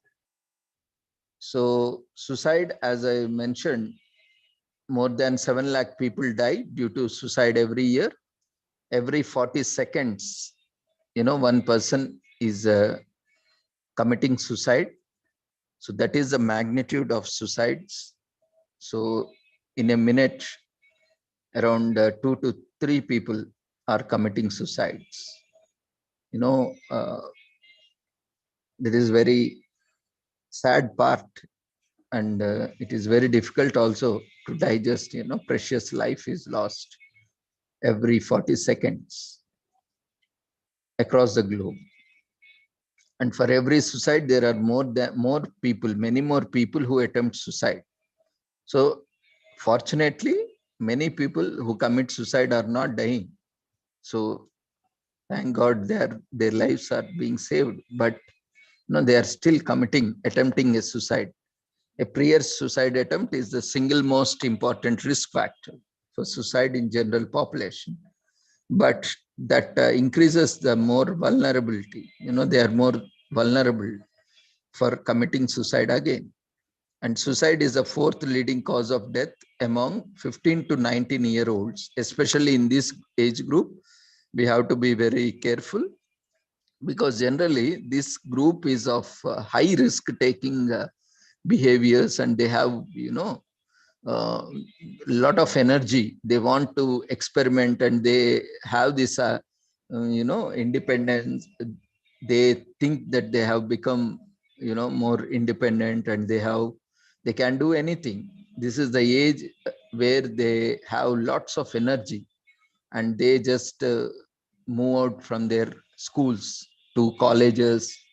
They get freedom, and they get into peer associations, and at the same time they have a huge stress now, because they need to select their career, and the responsibility from school, they are moving on to higher education. So this puts on so much expectations on them, by the family members, by the community, by their own relatives, and the community, and society at large. And this age is also there are serious plans by these youth for further career and further job vocation preference and selection, and also to start looking for their dream girls or boys, and getting into relationships, and getting into dream careers or dream vocations or dream professions, or pursue their passions. So all these they also want to, once they are out of the school, especially, or in the school like 9th 10th classes, they feel that they are becoming more independent, and they can take decisions on their own, and they can do anything in this world. So a similar kind of perceptions or cognitive process that also makes them take high risks. So these population are high risk population because of high risk taking behaviors, and they are generally taking higher risks in terms of everything, in terms of career, or in terms of getting into relationships, or in terms of substance abuse or drug abuse. They want to experiment, even for that matter, also sex de-addiction or pornography addiction, or teenage sex, teenage pregnancies, all a gamut of problems starts because of these high risk-taking behaviors. And that is why suicide is the fourth leading cause of death among these 15 to 19-year-olds, because they are much vulnerable, and these failure in relationships or friendships, or certain types of not achieving, not performing, or not able to pursue, and not able to cope up with the expectations. All these are indirectly causing them and feeling them helpless, and isolating them, and getting into depression, and taking lives, or attempting to take lives. So we'll look into it. And 77% of global suicides occur in low and middle income countries because these countries have less opportunities and more competition, less resources, uh, and also huge competition, and the struggle, for the resources and overcome competition is also very important. And not only that, lot of discrimination and red tapeism and all these reservations, or for that matter, various other policy initiatives, or inaccessibility, unaffordability, poverty, low income, all these are contributing to various issues. And what are the common methods or modes is ingestion of pesticide, hanging, and firearms are the most common methods of suicide globally. You can see pesticide is easily available because these are available over the counter without any prescription. And ours is mostly an agrarian country, and mostly developing countries also mostly depend on agriculture. And they use a lot of pesticides in the farms, and that is very easily accessible, and they know that is very dangerous. And also by consuming them, they can easily fall ill, or they can be down to earth. So that is easily accessible, and that is easily available, so that makes it more vulnerable and more widely used method for committing suicide. Apart from that, hanging is the most common method. And though firearms are not that easily accessible because we don't have that gun culture here, so even after that, we see a lot of firearms are used as a common method globally. Not only here, globally, we can see pesticides, hanging, firearms are the most common methods of suicide globally. And here, pesticide, hanging, and cutting, or cutting the veins, or hands and other necks, different parts of the body where there is an flow of blood, and lot of other methods which we'll see in detail later on. But all these factors, especially ingestion of pesticide, hanging, or bleeding, or firearms, are the most common methods of suicides globally. So every year, more than 7 lakh people take their own life, and there are many more people who attempt. Even if you go by statistics, so 20 into 7, so around 14 lakh people are committing suicide. Minimum, if we take, at least 2 crore, around 2 to 3 crore people are committing suicide. So that is the magnitude of problem who are committing suicide. And every suicide is a tragedy that affects families, communities, and entire countries, and has long-lasting effects on the people behind. And suicide occurs throughout the lifespan and was the 4th leading cause of death among 15 to 20-year-olds globally. And suicide does not just occur in high-income countries, but it is a global phenomenon in all regions of the world. In fact, over 77% of the global suicides occurred and occurring in low and middle income countries. So suicide is a serious public health problem. However, suicides are 100% preventable with timely, evidence-based, and often low-cost interventions. So suicide can be 100% preventable. So these deaths, 7 lakh deaths, and around 2 crore people committing suicide can be easily prevented, but with timely intervention. For national responses to be effective, a comprehensive multi-sectorial suicide prevention strategy is needed. And not all countries in the world have such a strategy, suicide prevention strategy. And even if they have these suicide prevention helplines, they are not multi-sectorial, and that strategy is not effective, or even they are functioning at the namesake. They don't even function at the optimum level. So there are various challenges.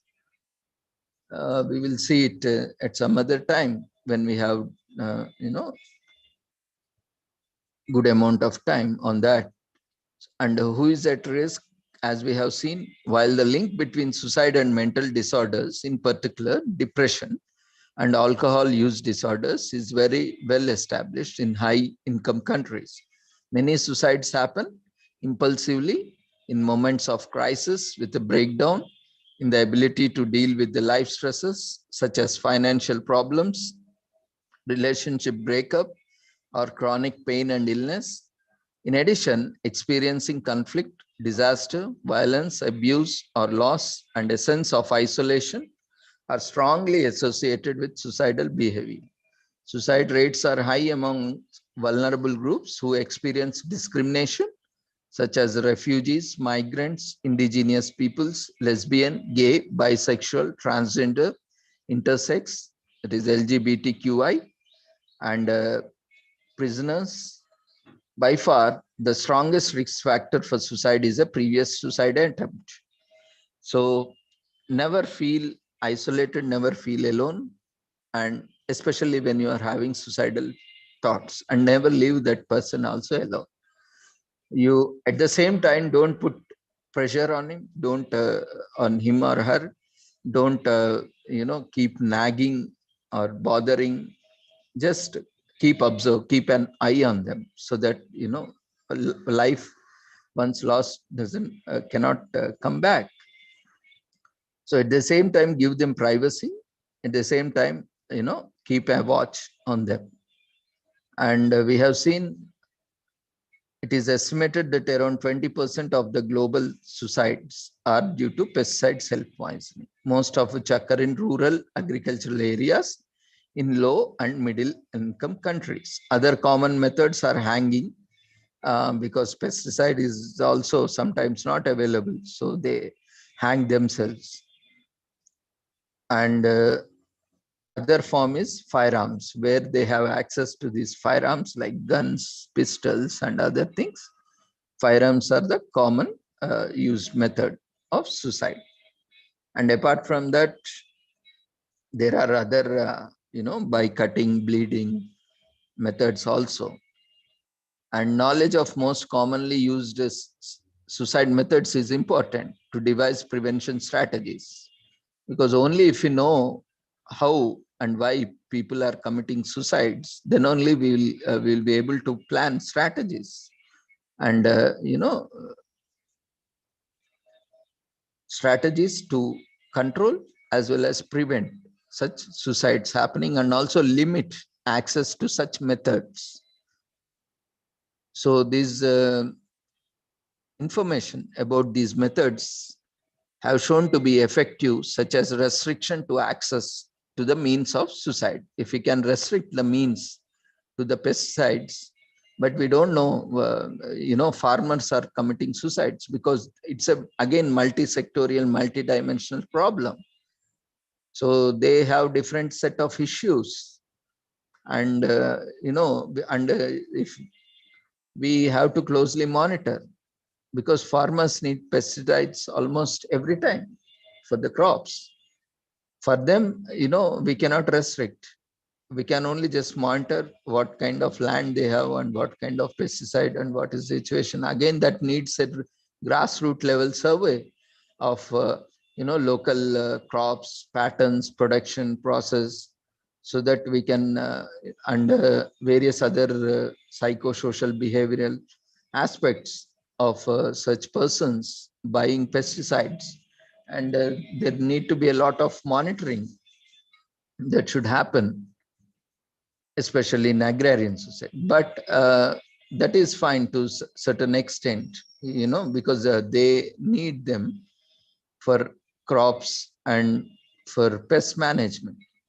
But for others who doesn't need, those who are not farmers or those who are not into the storage and other systems, accessibility should be restricted.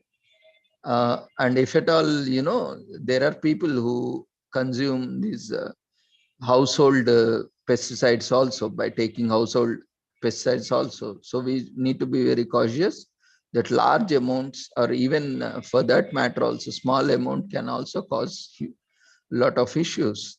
So when we are selling them, when we are observing them, because we don't know, and the incidence is also quite less when compared to, not everyone buys to commit suicide, right? So we need a multi-sectorial approach along with monitoring, so that we can reach out the people in crisis and also have certain prevention and control mechanisms, strategies. So suicides, as we already mentioned, are 100% preventable. There are a number of measures that can be taken at population, subpopulation, and individual levels to prevent suicide and suicide attempts. And Live Life World Health Organization's approach, a strategy to suicide prevention, recommends the following key effective evidence-based interventions, that is limiting access to the means of suicide, like pesticides, firearms, certain medications, and interact with the media for responsible reporting of suicide. Often, certain times, suicides are shown in a very unacceptable way, where there is a lot of stigma around suicide. And, people face a lot of discrimination and a lot of, again, a kind of abuse. Already they are in pain, already they are in grief and a huge loss by loss of family member. And, a lot of shame, guilt, and is being created or portrayed in the media. That also puts a lot of pressure on them, and making comments or passing comments on them, that or a kind of making feel guilty or shameful, has again multiple ripple effects on them. So interact with the media for responsible reporting of suicide, foster socio-emotional life skills in adolescents, especially 19 to 29 age group, and early identification, assess, manage, and follow up anyone who is affected by suicidal behaviors.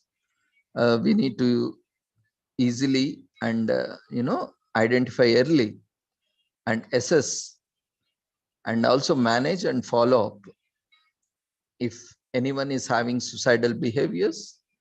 And these need to go hand in hand, as I already mentioned. A multi-sectorial approach is required with the following foundation pillars: situation analysis, multi-sectorial collaboration, awareness raising, capacity building, financing, surveillance, monitoring, and evaluation of the suicide prevention strategies. And suicide prevention efforts require coordination and collaboration among multiple sectors of society, including the health sector and other sectors such as education, labor, agriculture, business, justice, law, defense, politics, and the media. So these efforts must be comprehensive and integrated, as no single approach alone can make an impact on an issue as complex as suicide. So we all need to work together, professionals and law enforcement agencies, governments, NGOs, civil societies, families, communities, societies. We all need to work together and have an approach, integrated approach, to address this suicide issue. And there are various challenges and obstacles like stigmas and taboos, which prevent in addressing or reaching out. So stigma is a particularly surrounding mental disorders and suicides, means many people thinking of taking their own life or who have attempted suicide are not seeking help. and are therefore not getting the help they need. So the prevention of suicide has not been adequately addressed due to lack of awareness of suicide as a major public health problem and the taboo in many societies to openly discuss it. To date, only a few countries have included suicide prevention among their health priorities. And only 38 countries report having a national suicide prevention strategy among 192 or 193 member countries of United Nations. And raising community awareness and breaking down the taboo is important for the countries to make progress in preventing suicide. And in some countries, suicide is also penalized. Fortunately, India has given away with that with recent law and regulation. So now suicide is no more an offense. So earlier, if one commits suicide and they are, sent behind the bars. So again, committing suicide itself is a great thing. That is very disturbing for the individual and family. And again, sending them, to, convicting them and taking them into trial is again a huge burden. And a lot of economic, socio-economical crisis and issues and challenges will come up. So that should be done away so that, they are even getting appropriate treatment and prevention even after they commit suicide. But prevention is always better than cure. So we need to identify as a family members within our family or within our communities. We should be conscious and we should be alert, looking at people who are feeling isolated or, withdrawing themselves from the societies or communities or from socialization. And we should have watch on them so that in case of any such suicidal tendency, see, not everyone who withdraws commits suicide. Again, we need to be very careful. So the problem of poor quality mortality data is also not unique to suicide, but the given sensitivity of suicide and illegality of suicide behavior in some countries, it is likely that underreporting and misclassification are greater problems for suicide than for most other causes of death. We have seen, certain insurance companies, I think most of the companies subject to correction. Most of the insurance companies does not offer insurance for people who commit suicides. So again, that is also, a kind of where underreporting goes. If a person is committing by suicide, they will not get any kind of compensation. So that also a barrier or a challenge. When someone commits suicide, it is not reported as a suicide. And in similar way, there is a lot of stigma and taboo attached. When someone commits suicide, it is also either portrayed as an accident or as a natural death. So even these things are also there, where the suicide is not being reported as suicide. There are a lot of challenges in every country, and some countries, as we have seen earlier also in India, committing suicide is a crime. And again, if committing suicide is a crime, so it is not reported.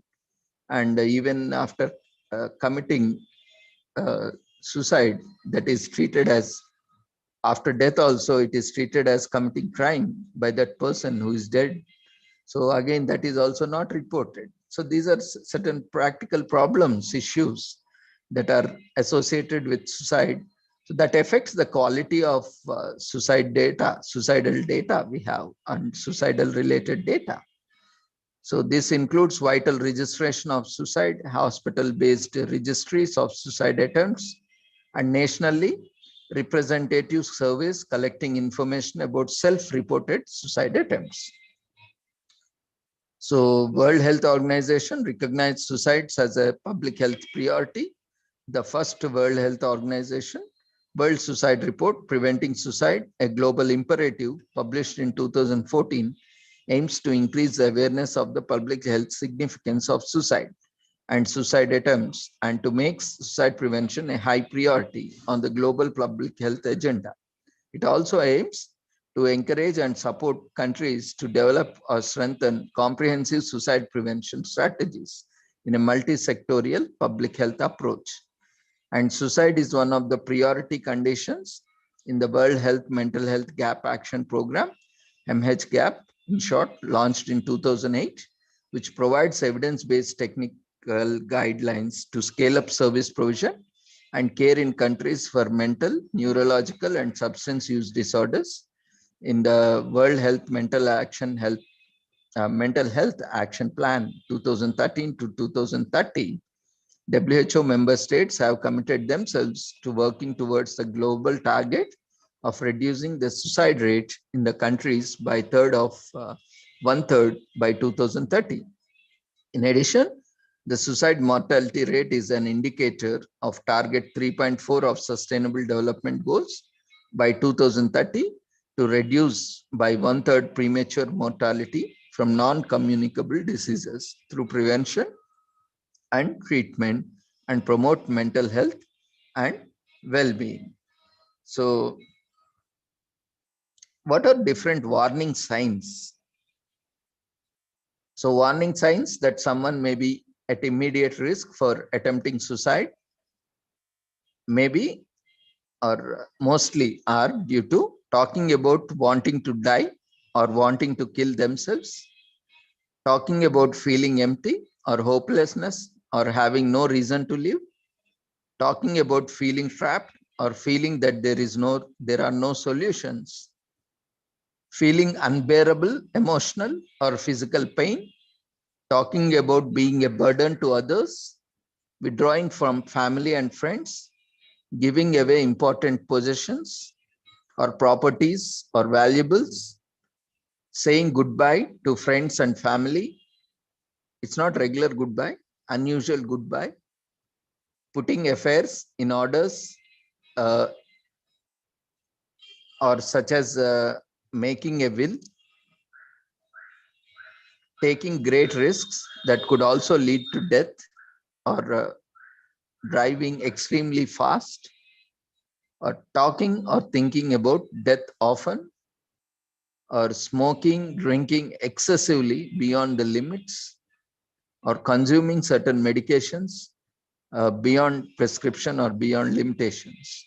So these can be the warning signs that someone may be at immediate risk for attempting suicide. If you notice any of these behaviors or similar behaviors, then it doesn't mean that person is going to commit suicide. No, but you have to be very cautious and alert and keep and watch on them. And if we can address them at an early stage, that we will be helping that person to overcome that. And other serious warnings are also there that someone might be at risk or attempting suicide. So these are,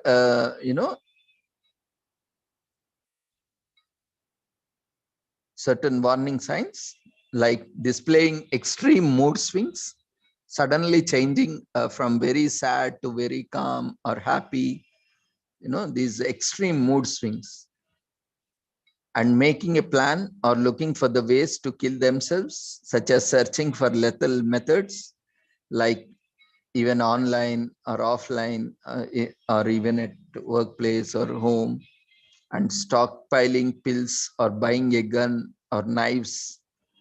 We have to be very, careful if someone is engaging in such things. We can see and identify, and we can sit with them and talk about knowing the purpose of, stalking them.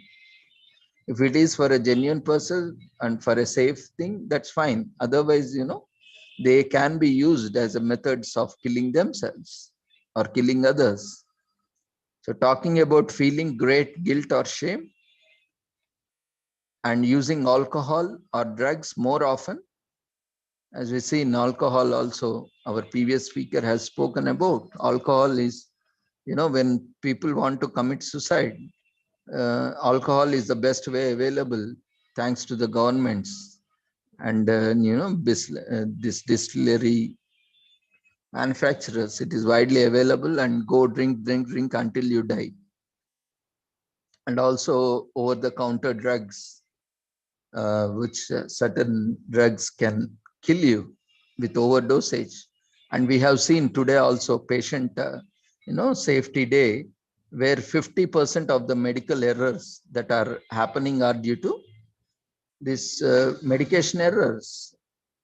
So 50% of the errors that are committed in hospitals or in the process of treatment are due to medication errors. And that is also equally an opportunity for suicide. So that makes it more vulnerable also. So taking drugs more often and acting anxious or agitated, changing eating or sleeping habits and changes in appetite, showing rage or talking about seeking revenge, and various other warning signs that someone may be at risk for attempting suicide. Keep an eye on them. And it is also important to note that suicide is not a normal response to stress. See, we all have stress. Even right now, I am also having stress to conduct this entire conference in a smooth way. And you are also having stress, so that you, without any challenges, you also would like to attend till evening and conclude and gain lot of knowledge and insights and also get a certificate. So these are very small stresses, but it can be also a big stress for depending on the person to person. So as a response to stress, suicide cannot be a normal response. So suicide is not at all a normal response to stress. We all undergo stress. There is no one in this world, fortunately or unfortunately, who doesn't have stress. So suicidal thoughts or actions are a sign of extreme distress and should not be ignored. And if these warning signs apply to you or someone you know, get help as soon as possible, particularly if the behavior is new or have an increased recently. So what we can do, we have different strategies. There is a 5-step strategy for helping someone in emotional pain. Ask, are you thinking about killing yourself? Maybe at times, if you cannot ask, sometimes it's there is a saying also, don't give ideas someone who doesn't have that idea in the very first place. Sometimes, though this is also as part of suicidal training, it is also sometimes referred as a myth or taboo, and like talking to person who is planning to suicide, like are you willing or are you trying to commit suicide? So though there is on both the ends, at one end there is a probability that we are giving one good idea for them. It doesn't mean a good idea, but for them it can be a good idea. For us it is a bad idea or bad thought. So there are two possibilities there. So even in case you are not asking directly, are you thinking about killing yourself, you can ask, is there something that is really bothering you, or is there something that is concerning you or troubling you so much? Maybe you can paraphrase it, you can use a different sentence or a phrase and try to get the information. And second step is keep them safe, reduce access to the lethal items or places. Once you observe these warning signs or symptoms for the behaviors, keep them safe, reduce access to lethal items or places or, these methods which can help them to commit suicide. So try to keep away all the knives or sharp objects and any pesticides, household or industrial. Try to safeguard them. And if you have any arms or ammunition in your home, try to keep it in safe lockers, keep them locked. So, I mean, this, and if you have any other methods like hanging also, if you have any ropes or something like that, no, you can safeguard them. It doesn't mean restrict them completely so that they don't have anything to use or anything to wear for that matter. It's not like that. You just be cautious about certain things, and so keeping them safe. So in that impulsivity, in that short-sightedness, they do not in that impulse take something and grab them and commit suicide. So just preventing them to keep these things away from them or making them difficult to access. And the third step is be there, listen carefully and acknowledge their feelings. Don't keep judging them, bragging them, bullying them, and making fun of them. Sit with them, spend some time with them, keep discussing, accept. It may be the most stupidest thing on the planet, but still appreciate them, acknowledge them, because this is the moment where they want someone to hear to them, and without any judgment, without any bias, without any discrimination, hear to them.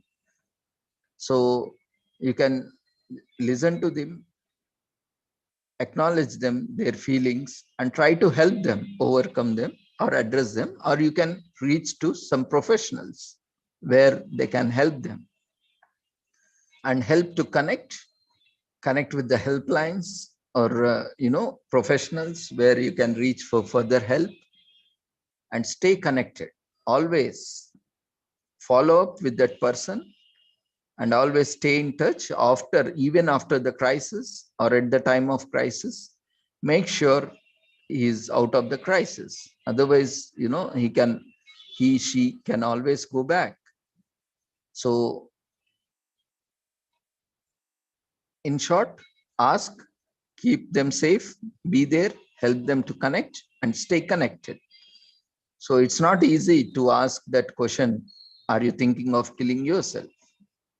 And asking at risk individuals if they are suicidal does not increase suicides or suicidal thoughts at times, but it can also increase. It depends again. So generally it doesn't increase suicides or suicidal thoughts, but at times it can also aggravate. But most of the time it does not. And keeping the same safe, like reducing a suicidal person's access to highly lethal items or places, is an important part of suicide prevention. While this is not always easy, asking if the risk person has a plan and removing or disabling the lethal means can make a difference for that person also. And be there, listen carefully and learn what the individual is thinking, feeling. And research also suggests acknowledging and talking about suicide may reduce their increase of suicidal thoughts, so that they get relieved, ventilated of their feelings and emotions. They actively look out, not even actively, but at least they try to attempt to look out for some help, reach out to some people, help them connect. Always keep suicidal helplines handy, or the professional helplines or health helplines in your phone, so that in case if you need them, they are at your pursuit. And you can also help make a connection with trusted individual, like a close friend, family member, spiritual advisor, or a mental health professional. For that matter, anyone who is very close to you or non-judgmental or non-discriminative. where you can share everything with that person, and you can sit and talk with him or her, and come out with something positive, productive, constructive, and stay connected. Staying in touch for after a crisis or after being discharged from care can make a difference.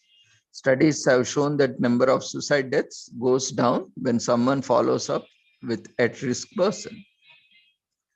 And what are the various risk factors? Suicide does not discriminate. So everyone is equally susceptible or vulnerable for suicide. And people of all genders, all ages, all ethnicities can be at risk. Suicidal behavior is complex and there is no single cause. The main risk factors for the suicide are depression, other mental disorders or substance use disorder, chronic pain, a history of suicide attempts, family history of a mental disorder or substance abuse, family history of suicide, exposure to family violence, including physical or sexual or emotional abuse, presence of arms and ammunitions, guns or other firearms in the home, having recently been released from prison or jail, exposure either directly or indirectly to other suicidal behavior, such as that of family members, friends, peers, celebrities in media. Most people who have risk factors will not attempt suicide, and it's difficult also to tell who will act on suicidal thoughts. Although risk factors for suicide are important to keep in mind, someone who is showing warning signs of suicide may be at higher risk for danger and need immediate attention. So stressful life events such as loss of loved one or loved pets, or legal troubles or financial difficulties, or shame, guilt, which is unbearable, and interpersonal stresses such as shame, harassment, bullying, discrimination, or relationship troubles may contribute to suicide risk, especially when they occur along the suicide risk factors. And families and friends are often the first to recognize warning signs of suicide. So they can take the first step towards helping a loved one find mental health treatment.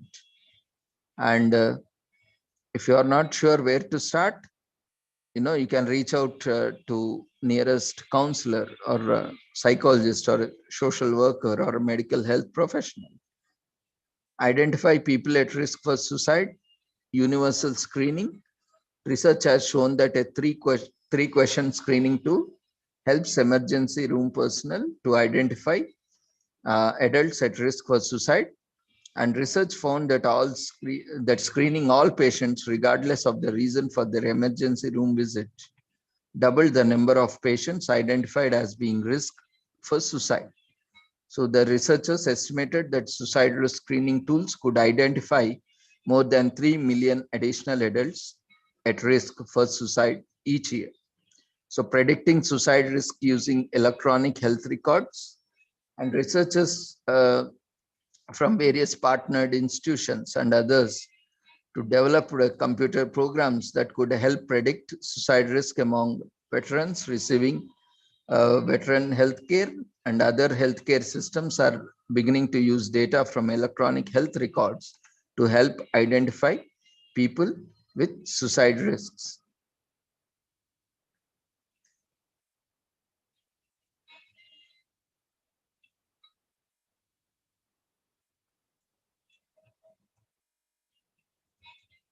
And what are the various treatments and therapies? Effective evidence-based interventions are available to help people who are at risk for suicide. So safety planning, personalized safety planning has been shown to help reduce suicidal thoughts and actions. Patients work with a caregiver to develop a plan that describes ways to limit access to lethal meals, such as firearms, pills, or poisons, etc. The plan also lists coping strategies and people and resources that can help them in crisis. And follow-up calls, messages that Research has shown that when at-risk patients receive further screening, a safety plan intervention and a series of supportive phone calls, messages, their risk of suicide goes down. And psychotherapies, multiple types of psychosocial interventions has been found to help individuals who have attempted suicide. These types of interventions may prevent someone from making another attempt also. So like cognitive behavioral therapy, dialectical behavioral therapy, CBT or DBT in short. CBT can help people learn ways of dealing with stressful experiences. So cognitive behavioral therapy helps individuals recognize their thought patterns and consider alternative actions when thoughts of suicide arise. So there is a triad here: cognition, thoughts, feelings, emotions, and actions. So these thoughts, feelings, and actions, when thoughts can be changed or can be modified in a positive, constructive way, the feelings also change and the action will also change. So identifying the thought patterns and considering alternative actions, the suicide, behavior can be reduced or suicidal attempts can be reduced. And dialectical behavior therapy, DBT, has shown to reduce suicidal behavior in adolescents. And DBT has also been shown to reduce the rate of suicide in adults with borderline personality disorder, a mental illness characterized by ongoing pattern in relationships. A therapist is trained in DBT can help a person recognize when their feelings or actions are disruptive or unhealthy and teach the person skills that can help them cope more efficiently with upsetting situations. So medications can also help to certain extent where there is a need. Some individuals at risk for suicide might benefit from medication. Healthcare providers and patients can work together to find the best medication or medication combination as well as the right dose, because many individuals at risk for suicide often have a mental illness or substance use problems. Individuals might benefit from medication along with psychosocial intervention. So clozapine is an antipsychotic medication used primarily to treat individuals with schizophrenia. So to date, it is the only medication with a specific US Food and Drug Administration indication, FDA approved by FDA, for reducing the risk of recurrent suicidal behavior in patterns with schizophrenia or schizoaffective disorder.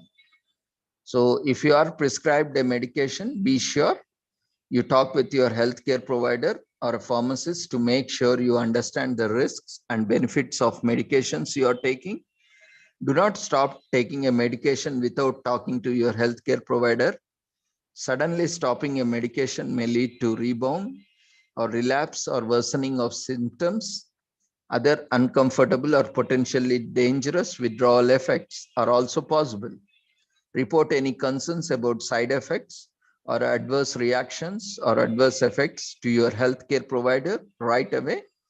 You need to change the dose or a different medication.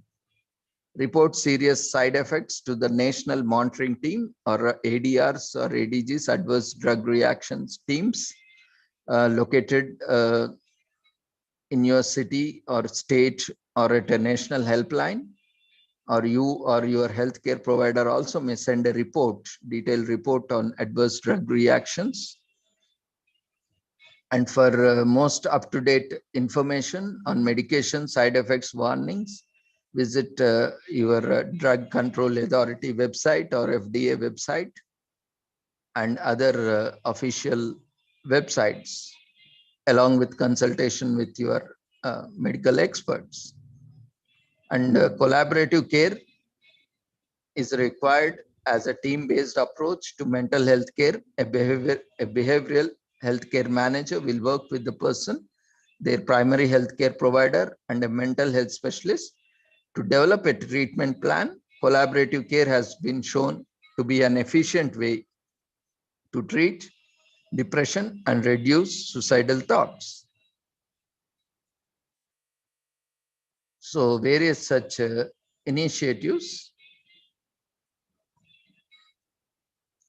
and also other strategies to prevent suicide include strengthening economic supports, strengthening household financial security, housing stabilization policies, insurance policy, and various other financial schemes and programs that strengthens economic supports, and creating protective environments, community-based policies to reduce excessive alcohol use or substance use or substance abuse, promote connectedness, peer norm programs, community engagement activities, engage in events, festivals, celebrations, and more socialization, teaching coping and problem solving skills, life skills, social emotional learning programs, emotional intelligence, awareness, education, training, parenting skill and family relationship programs, and identifying support and supporting people at risk, gatekeeper training, crisis intervention, treatment for people at risk of suicide, treatment to prevent reattempts, and lessening harms and prevent future by postvention, safe reporting and messaging about suicide. So all these will help in a way to prevent and control suicides. So with this, we shall conclude this. And if you have any queries, you can raise your hand.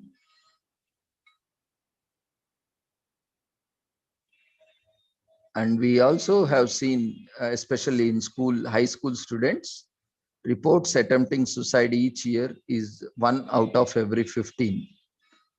So especially in high school students also, it is a very vulnerable group.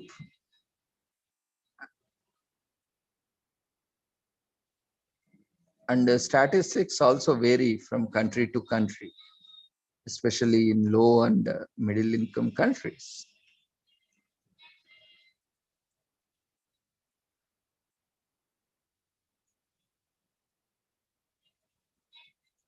Yeah, Mary ma'am, you can unmute yourself.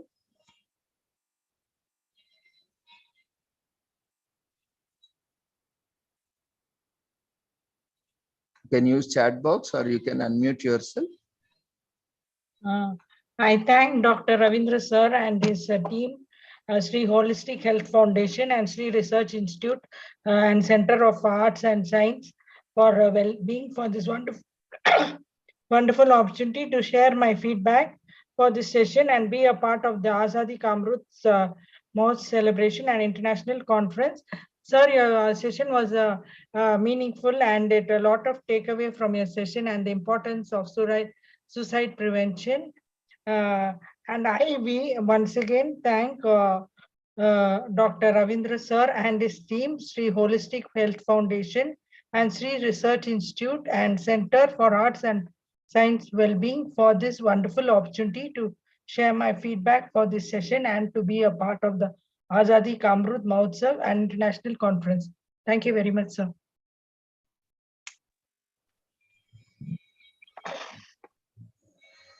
Thank you, Ma.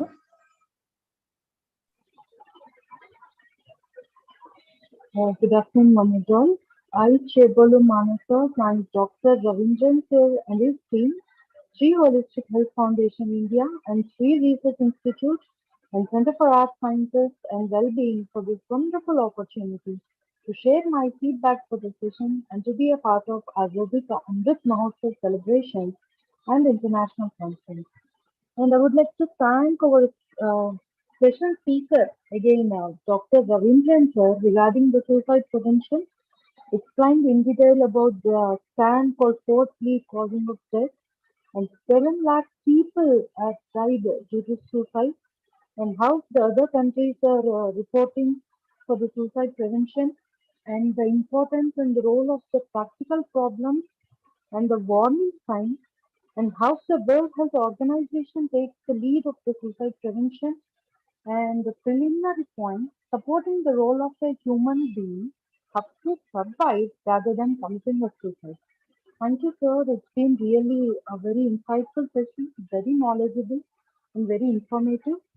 Once again, I thank Dr. Ravindran sir and his team, Sri Holistic Health Foundation India and Sri Research Institute and Center for Arts and Sciences and Wellbeing for this wonderful opportunity to share my feedback for this session and to be part of Azadi Ka Amrit Mahotsav celebration and international conference.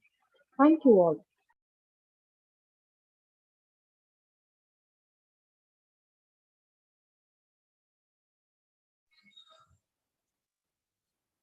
Thank you, Manasa. Anyone else have any queries? You can unmute yourself and ask.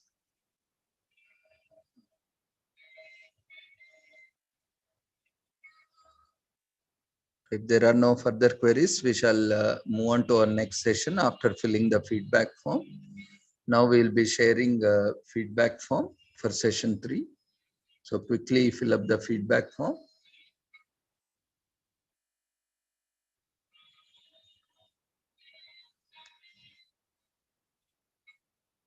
Feedback form for session 3 has been raised.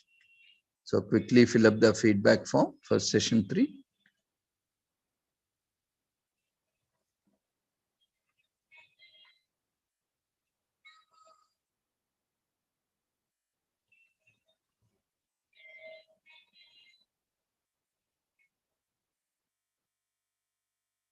Dear friends, quickly fill up the feedback form for session 3.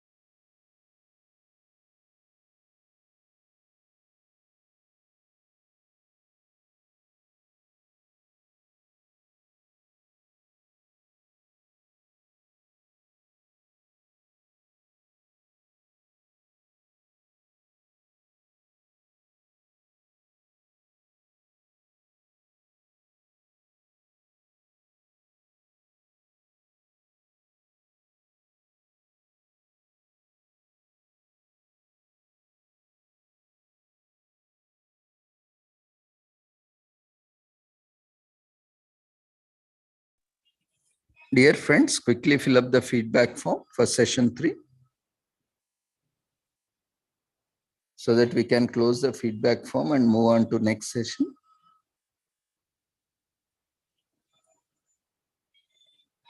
We see not everyone is filling up the feedback form. This is again the problem we are facing. Of course, if you don't need certificate, you are just only attending for knowledge purpose, that's fine. But if you don't fill up feedback form also, but if you need certificate, make sure you are filling the feedback form. It is mandatory. Of course, there are many participants who join for knowledge sake. They don't ask for certificate, but just remember.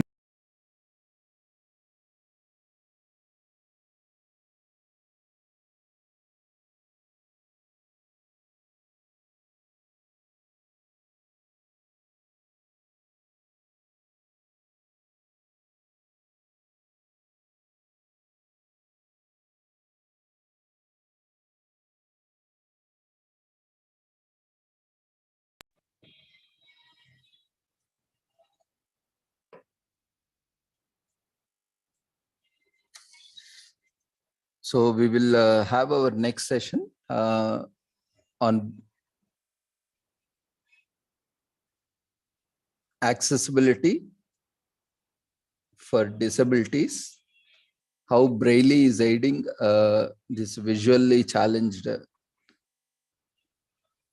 persons with disabilities by our beloved Nagaraj ji, who is an visually challenged person and also, activist, environmentalist, and also deputy manager in State Bank of India, Bangalore, and also assistant governor, Rotary Club, Bangalore. Welcome you, Nagaraj ji. You can unmute yourself, start your video for your session.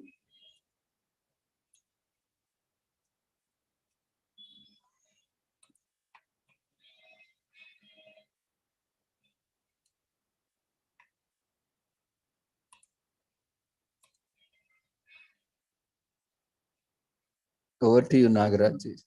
We welcome you. Good evening, sir. Good afternoon, sir. Good afternoon, everybody. So today, happy Sunday to all of you. So actually speaking, today I will be talking with all of you about how the person with visually impaired, visually challenged persons, how we read and write and how we work in the script called Braille.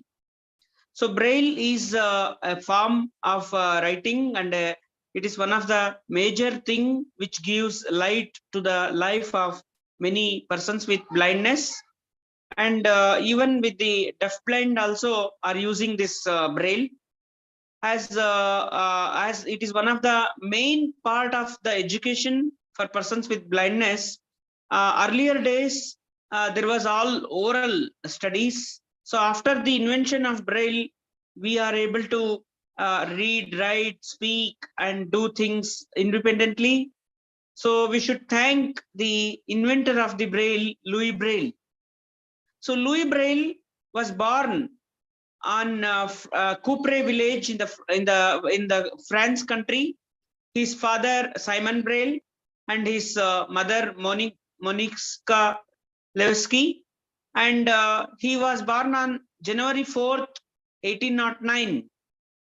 So actually, like other persons, he was also a normal child, but at the age of 3, his father was a cobbler working. He was stitching the shoes, and he was also stitching the clothes. So that time, when needle has when his father was not there in the house, he was trying to explore the father's work, and the child which plays in a very bad way, it actually the needle hit to the head and touched to the eyes, and a lot of bleeding came, and they were started crying, and when they showed him to the hospital, they couldn't recover it, and he became completely blind within a year.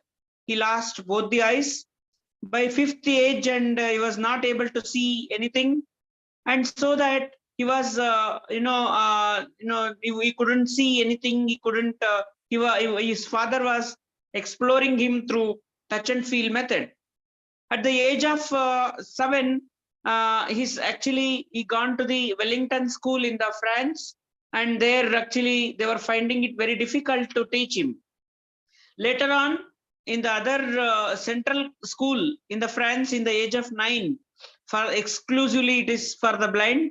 So there he went for studies, and there actually the script was a very large script and very difficult to identify the script.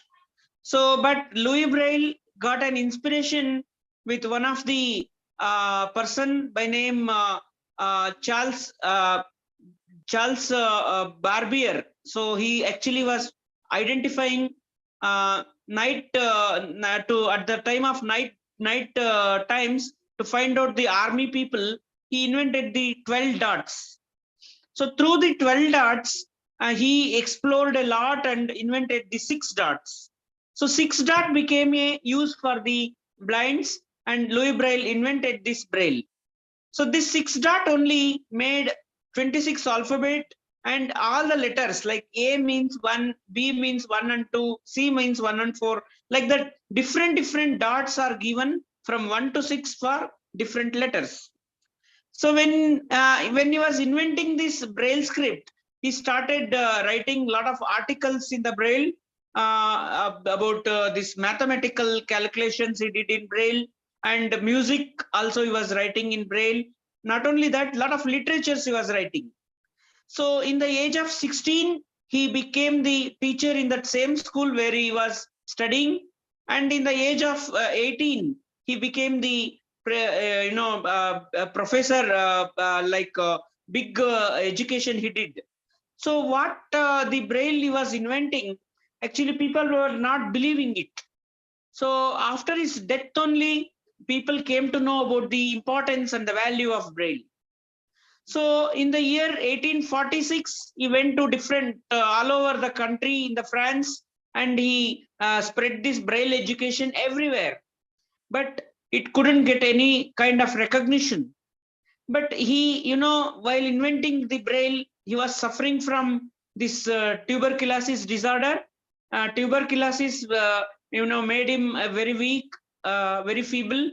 And on January 6th, 1852, he died in France. And after his death, France has invented this Braille in a very big way. And all over the world, this Braille has spread. And all the combinations Braille has invented, like 63 combinations came, and Braille became the world important thing. And everywhere throughout the world, Braille has been invented. So that is why World Braille Union was also started. In India, Braille came in the year 1901 to the first school in Kolkata. In Mysore, the Braille came in the year 1904. So wherein everywhere this Braille has spread it. So like this, Braille became a dominating subject for everybody.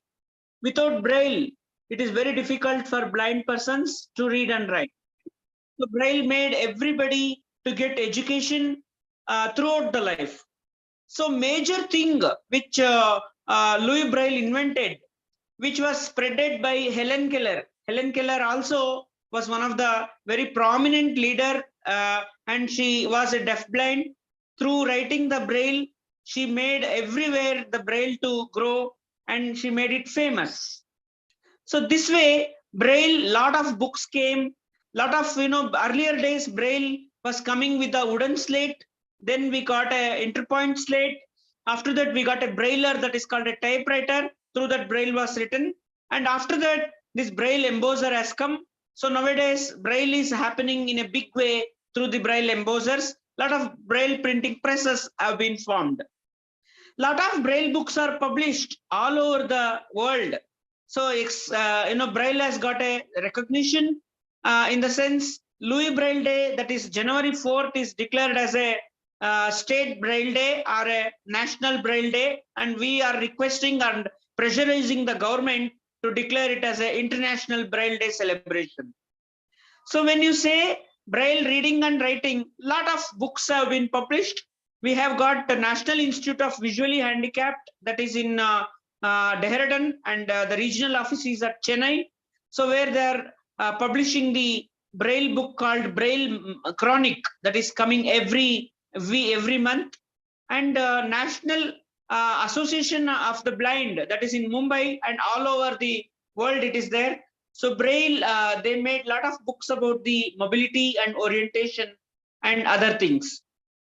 So Mysore Braille Press, which is in Karnataka, and in all the states, there is one Braille Press, which is publishing books from 1 to 10 standard.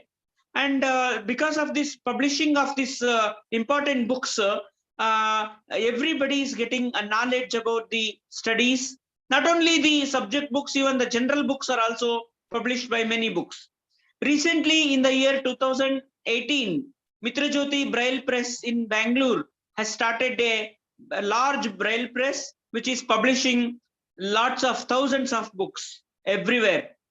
And Braille has got a lot of financial support earlier days, and even the Rotary also is publishing a print, one magazine from Rotary Club of Bangalore, which Rotary Bangalore Abilities is also providing the financial assistance for this book. And in the Delhi AICB, that is All India Confederation of the Blind, they are also producing the Braille books called bi-monthly magazine, that is Braille Digest, which contains all the important articles. And in National Federation of the Blind, Haryana, Bhadurgarh, they are also publishing one Braille book called Braille The Touch. So even that is also a very famous. In Kannada, we are getting one magazine called Kamanabillu that is published by Matruchaya Braille Press in Bangalore. So that is actually having a lot of important articles, lot of important information. So when you speak about this Braille, very expensive, especially for the college students, the accessibility of Braille is very less. And for 12th standard or degree and PG and PhD, compared to you guys, like you are using one book and we have to use 10 books because papers are very expensive. We need to get those papers from outside. So this way, whatever the articles which we are having and whatever the topics I am preparing and presenting in my talks and day-to-day works, Braille is the base for everything. So my experience in Braille was that we have got to Braille learning from my first standard when I joined Ramana Maharshi Academy for the Blind School in JP Nagar, Bangalore. So till 10th standard, we are able to speak, read, write, and adopt the Braille competitions and all. We participated and won many prizes, Braille reading, writing competitions. So we used to write Braille very fast. When I joined my college in PUC with the normal children, when they were writing all the notes, I was writing it in Braille. But many people, there was a complaint that lot of tuck, tuck, tuck, tuck sound was coming. It is disturbing many people. But I was able to write very fast like other persons in my 12th and in my degree and my PG. And even today, wherever I go, I take my Braille equipment, that is Braille slate, Braille stylus, and the Braille sheet, that is Braille paper. So this is very, very useful. And what my, thing like whatever books you are all getting, nowadays we are getting books in the audio format also, that is in audio cassettes earlier days. Then later it changed to audio CDs, then it is coming in computers, and now it is in mobile. But whatever the technology has come nowadays, that is a DAISY form, that is Braille and audio form, both it is there. But availing these books, getting these books to the people and reaching to the books to the people is a very big challenge, and everybody should take this kind of initiative. Lot of research needs to happen about this Braille, and Braille script needs to be published in a big way. And Government of India also has published few currencies in the Braille to commemorate the Louis Braille's 200th birth anniversary. So that what we are doing from our Rotary Bangalore Abilities for promotion of the Braille is, one is we are sensitizing people to use the Braille, and we are pressurizing all the government departments and all the public places accessibility in Braille. Everything, the signages should be written in Braille. You see in the lifts also, there is a written of the Braille, 1, 2, like that, floors, everything. So like that big way, Braille has to be promoted. So even it is a inclusive education or a special education, whichever it may be, Braille education should be in the priority, and everywhere we have to promote this Braille and recognize this Braille and improve the Braille in a very big way. And the problem which we are facing, the education, like a lot of problem is that in rural areas, even today, there are no much schools which is promoting the Braille. So that is why what I would like to suggest and inform all of you is that, so kindly encourage and kindly make the people to study in the blind schools, so that the primary level education, whatever it is coming to the people, if they get it into these schools, and they will get all the daily living skills, mobility training, and Braille training, everything, music, everything will come in the Braille. Even this integrated education, that is studying with the normal children, also is very important. So there also Braille should be introduced, but one resource center who teaches Braille should be there in the, they should be appointed. And this 5% reservation, whatever this government is providing in the educational institutions, we are pressurizing all the colleges of government and private to maintain the library, which should contain all the Braille books along with the other normal books also. So day before yesterday, we celebrated the Sign Language Day. Even that is also an important. So those people with deaf and dumb, that is speech and hearing problems, so they all communicate through the help of this sign language, to making the actions, parents and children both should be educated. But those who have the double blindness, like deafness and blindness, we should teach them the sign language as well as the Braille. So Braille technology should be in a very modern way. And we have got one program that is everywhere. All the schools should be inclusive, accessible, empowered, and make this Braille to be mandatory.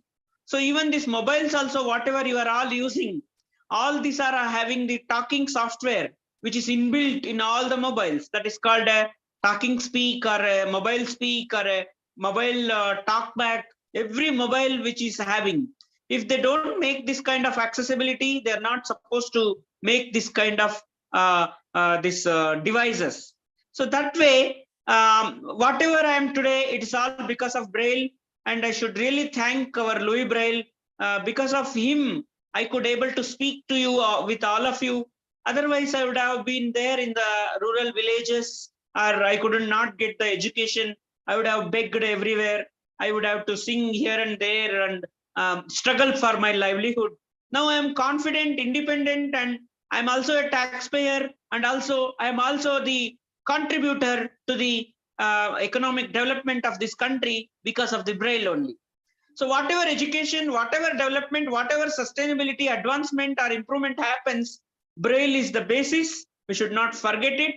We should always remember it. We should also encourage, and we should also support this Braille to become a modernized and accessible to everybody. With this, I thank Dr. Ravindra sir for giving this opportunity to present about this Braille. But I want to tell you that section 4 speaks about women and children with disability of chapter 2 of Persons with Disability Act, which also speaks about giving education in Braille is a mandatory. So thank you, sir. Thank you, Any Nagaraj, questions? for I'm ready to take. your wonderful insights. Thank you. Could you just provide some more information about the cost? You were talking about the cost of Braille papers and equipment. So not everyone will be aware, because they even don't know that a special paper is required. So can Exactly. you enlighten us with those Uh, details? I will show the experiment also with the braille so that you will get some idea about it. Just wait. Hold up. Ishwara ma'am, one back. So actually speaking, braille slate which we are using every day, that is called interpoint slate, which is having different types. One earlier days we are using the wooden slate, which has a guide slate and the this one stylus. So what we were doing is this slate is changed now as to interpoint slate. So people call it as a foreign slate also, because I think it came from Germany. They invented, and later on it came to India. So that is why it is called as a foreign slate. So this cost is around 150 rupees. And when we go on to the further typewriter brailler, so that costs around 6 to 10,000. And it is actually, we can make holes by putting the papers into it. And after that, we have got a braille embosser, which costs about 1 lakh. And this stylus kind, that holes which we make, every place we have to we have to keep on changing it. It is quite expensive, this braille embosser, but interpoint slate, if we can carry in the bag, it is affordable and affordable. It is very useful. So for our day-to-day works, we can use this braille in a bigger way. I'll just show how we write so that we will have an idea regarding this.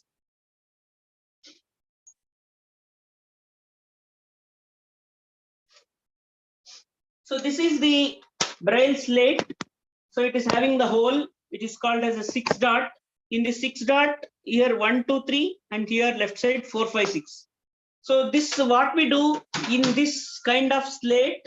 We have got a pen.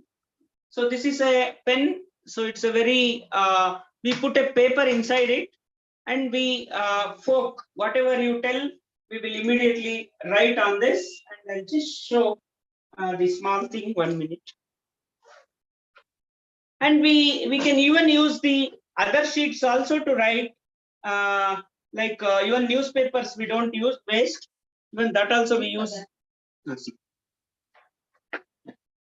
So this is a sheet. We should always use the thick sheet to write, because it should be very much accessible. While we write from right to left. So I'm forking 1, 2, 3, 4, 5, 6, 1, 2, 3, 4, 5, 6. So I'm writing A, B, C, D. A means 1, B 1, 2, C 1, 4, D 1, 4, 5, 1, 5, E, F 1, 2, 4, G 1, 2, 4, 5, H 1, 2, 5, I 2, 4, and J 2, 4, 5. So now I will write 2 names. One is Dr. Ravindran, sir. Dr. R-A-V-I-N-D-R-A-N.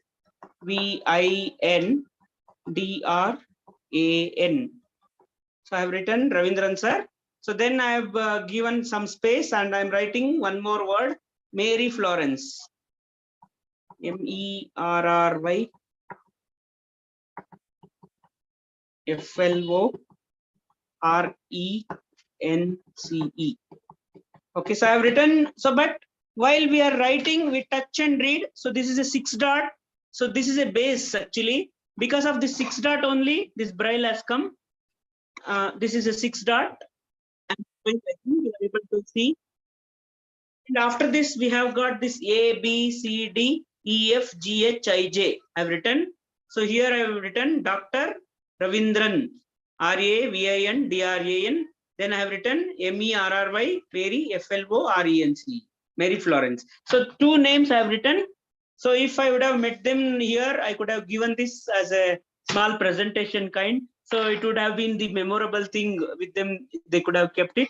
So this way we can keep this braille, and I write everything in braille.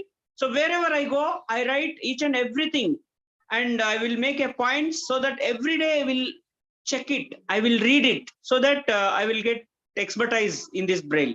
So throughout my life, I will use this braille. So I will not miss this opportunity to say that we should not leave this braille. Wherever we go, we will take it. So till my death, I will use this braille forever. Thank you, sir. Thank you, Nagarajji. Sorry for wasting one paper sheet of you. No, not an issue, sir. Not a problem. So I will As keep on you- writing Yeah. many things. As you rightly pointed out, definitely it is a memorable incident. I mean, event for us. Definitely, whenever Mary meets you, you can hand over that sheet to her and Sure. I'll uh, do that. treat as my thanks also, appreciation to you also on behalf of both of us. And how much that each sheet costs, Nagarajji? This sheets actually we get it from National Federation of Blind. One sheet is ₹1 only, and the thing is, what we do is this cardboard sheet, whichever it is there, in a thick format. It should not be too much thick also. Otherwise, it is difficult for us to stitch on it. So that is why it should be little thinner also, and it should be readable. Sometimes what I use to do is whenever if there is lot of thin sheet is there, I will put 2 sheets onto it. So one after other. So on that, if we write, it's actually dots will remain for a long time. So, but books, whatever I'm keeping with me since so many years, it is there with me. My house is having a separate one big room as all the books with me. I will not lose any book. So since past I think 1999 till today, about I think 25 years, I'm keeping all the books, whatever I'm having. I'm not wasting even a single book. So whoever, wherever I go, I purchase the books and bring it to my home and keep it and keep on reading it whenever I have time. That's so nice of you. You are reviving the reading habit, and you purchase these normal books, Nagarajji, or Braille books? Yeah. Whatever I do, I will purchase all the normal books and I will convert these books into Braille, which costs me around 5 to 10,000 for each book. But I want it. So the money is secondary to me. I want this Braille script to be there with me, and whoever comes, I will give for any good events happens. If any birthdays happens for my visually impaired friends' birthdays, I present the Braille books only. So it will be remaining there. Oh, it's so nice of you, Nagarajji. You're doing wonderful job. Really, a great initiative. And is there any subsidy or free kind of free distribution of these Braille kits, Nagarajji? Braille kits, actually, some of the National Institute of Visually Handicapped, if we apply in from the Dehradun, from Social Justice and Empowerment Department, we can get it with subsidy, and free also. Some sponsors like Rotary, Lions Club, and some of the volunteers, they will sponsor those who are well off. Some of them, they will sponsor these Braille kits to the schools. And what we do is on every year on January 4th, whoever we conduct the competitions, as a prize, we give them this Braille kits only. And even to different schools also on our special, our birthdays and other events, we gift them as Braille scripts only, and Braille books, Braille slate, Braille, all these Braille kits only.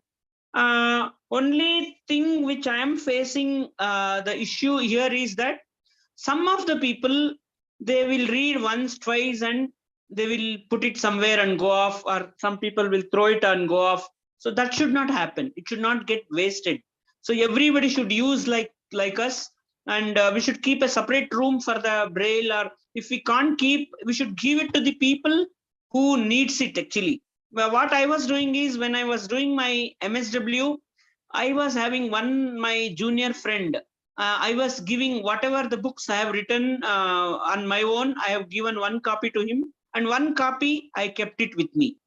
Even when I was preparing for my teaching classes also, when I was a lecturer, I used to prepare in the Braille. I used to write till night, 12 o'clock, 1 o'clock, 2 o'clock and all, and finish all my preparations. And next day I used to come and teach in the Braille script itself to the normal people. So it was a very big challenge, and people used to get, I was giving all the current updates, everything I was writing it in Braille and giving it to them. I was so happy that people are still remembering it. And so many of them are having whatever the Braille gifts I have given with them, they are still keeping it, and they're calling and telling that they're using this Braille. So that is a big thing. So we should make them to use this. That's very important. Yeah, as rightly said Nagaraj, it's after so much of efforts you are preparing material, and definitely it should not go in vain or dustbin. It has to be, maybe I think someone needs to collect all this material back and redistribute them. I think Rotary is doing a lot of efforts. So I think this initiative also can be taken up, because Rotary, Lions, these are very international and they have almost every place, they have a center. So I think they can collect all this material prepared by various persons, and they can redistribute also.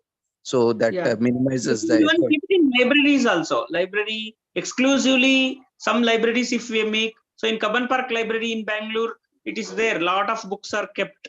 So like that in each college, in each school, and in each centers, they should keep it in the library, Braille books, so that those who comes, they can read and keep it there only, so that it will be useful for the next person also. Yes, Nagaraj, very good idea.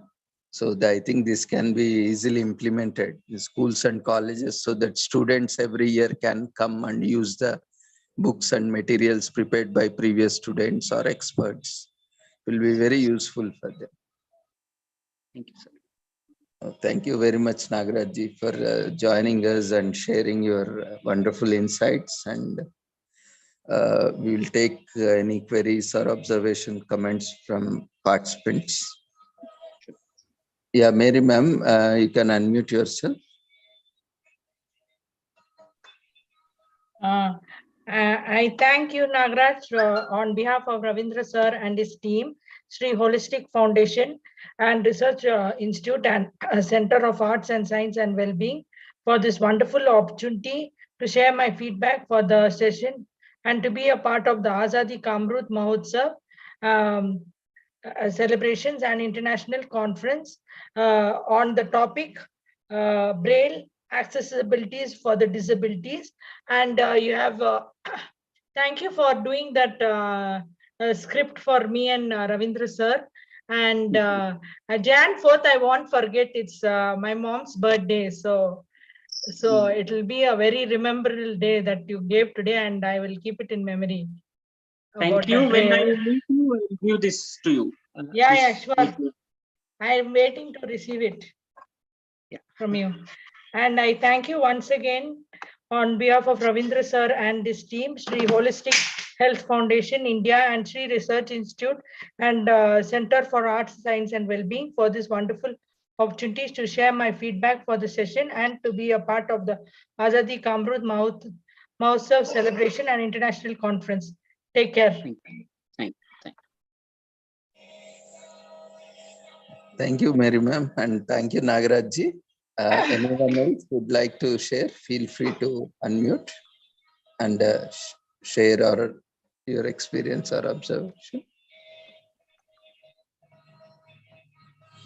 Thank you, Nagaraj sir, for explaining well about the Braille and the role and also its importance and how it's really helpful to the society as well, especially for the deaf and dumb people nowadays.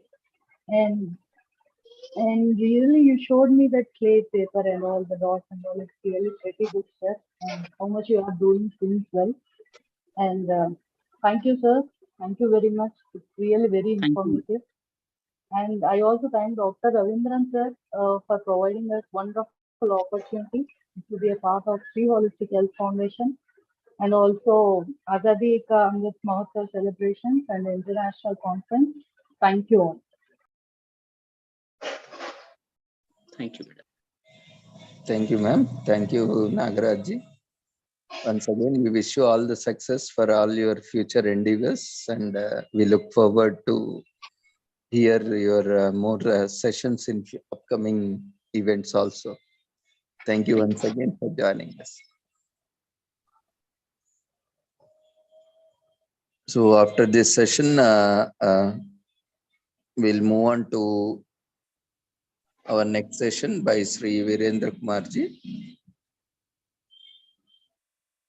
So before that, let's fill up the feedback form for this session.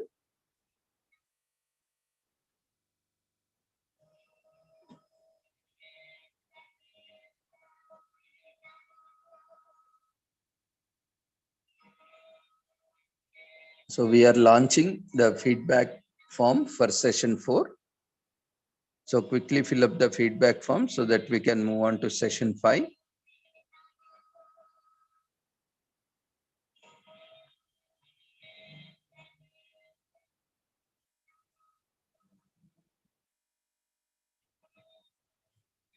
Feedback form has been launched for session 5. Session 4. Quickly fill up the feedback form.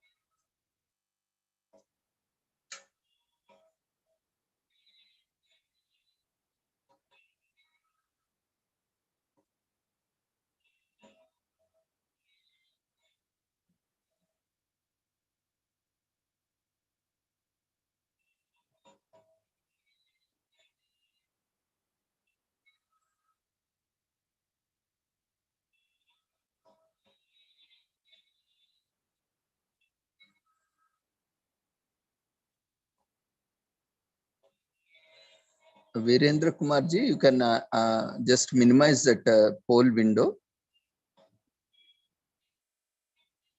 and you can Yes. unmute and prepare yourself. Yes, sir. Okay. I hope I am audible and visible. Yes, sir. I'm sharing my screen. Dear friends, you can continue to fill the feedback form. We'll wait for another 1-2 minutes, then we'll start.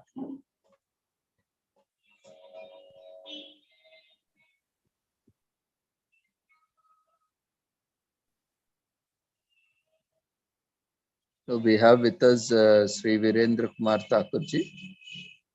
He is Assistant Professor in Computer Science and Engineering, GB Pant Institute of Engineering and Technology, Uttarakhand.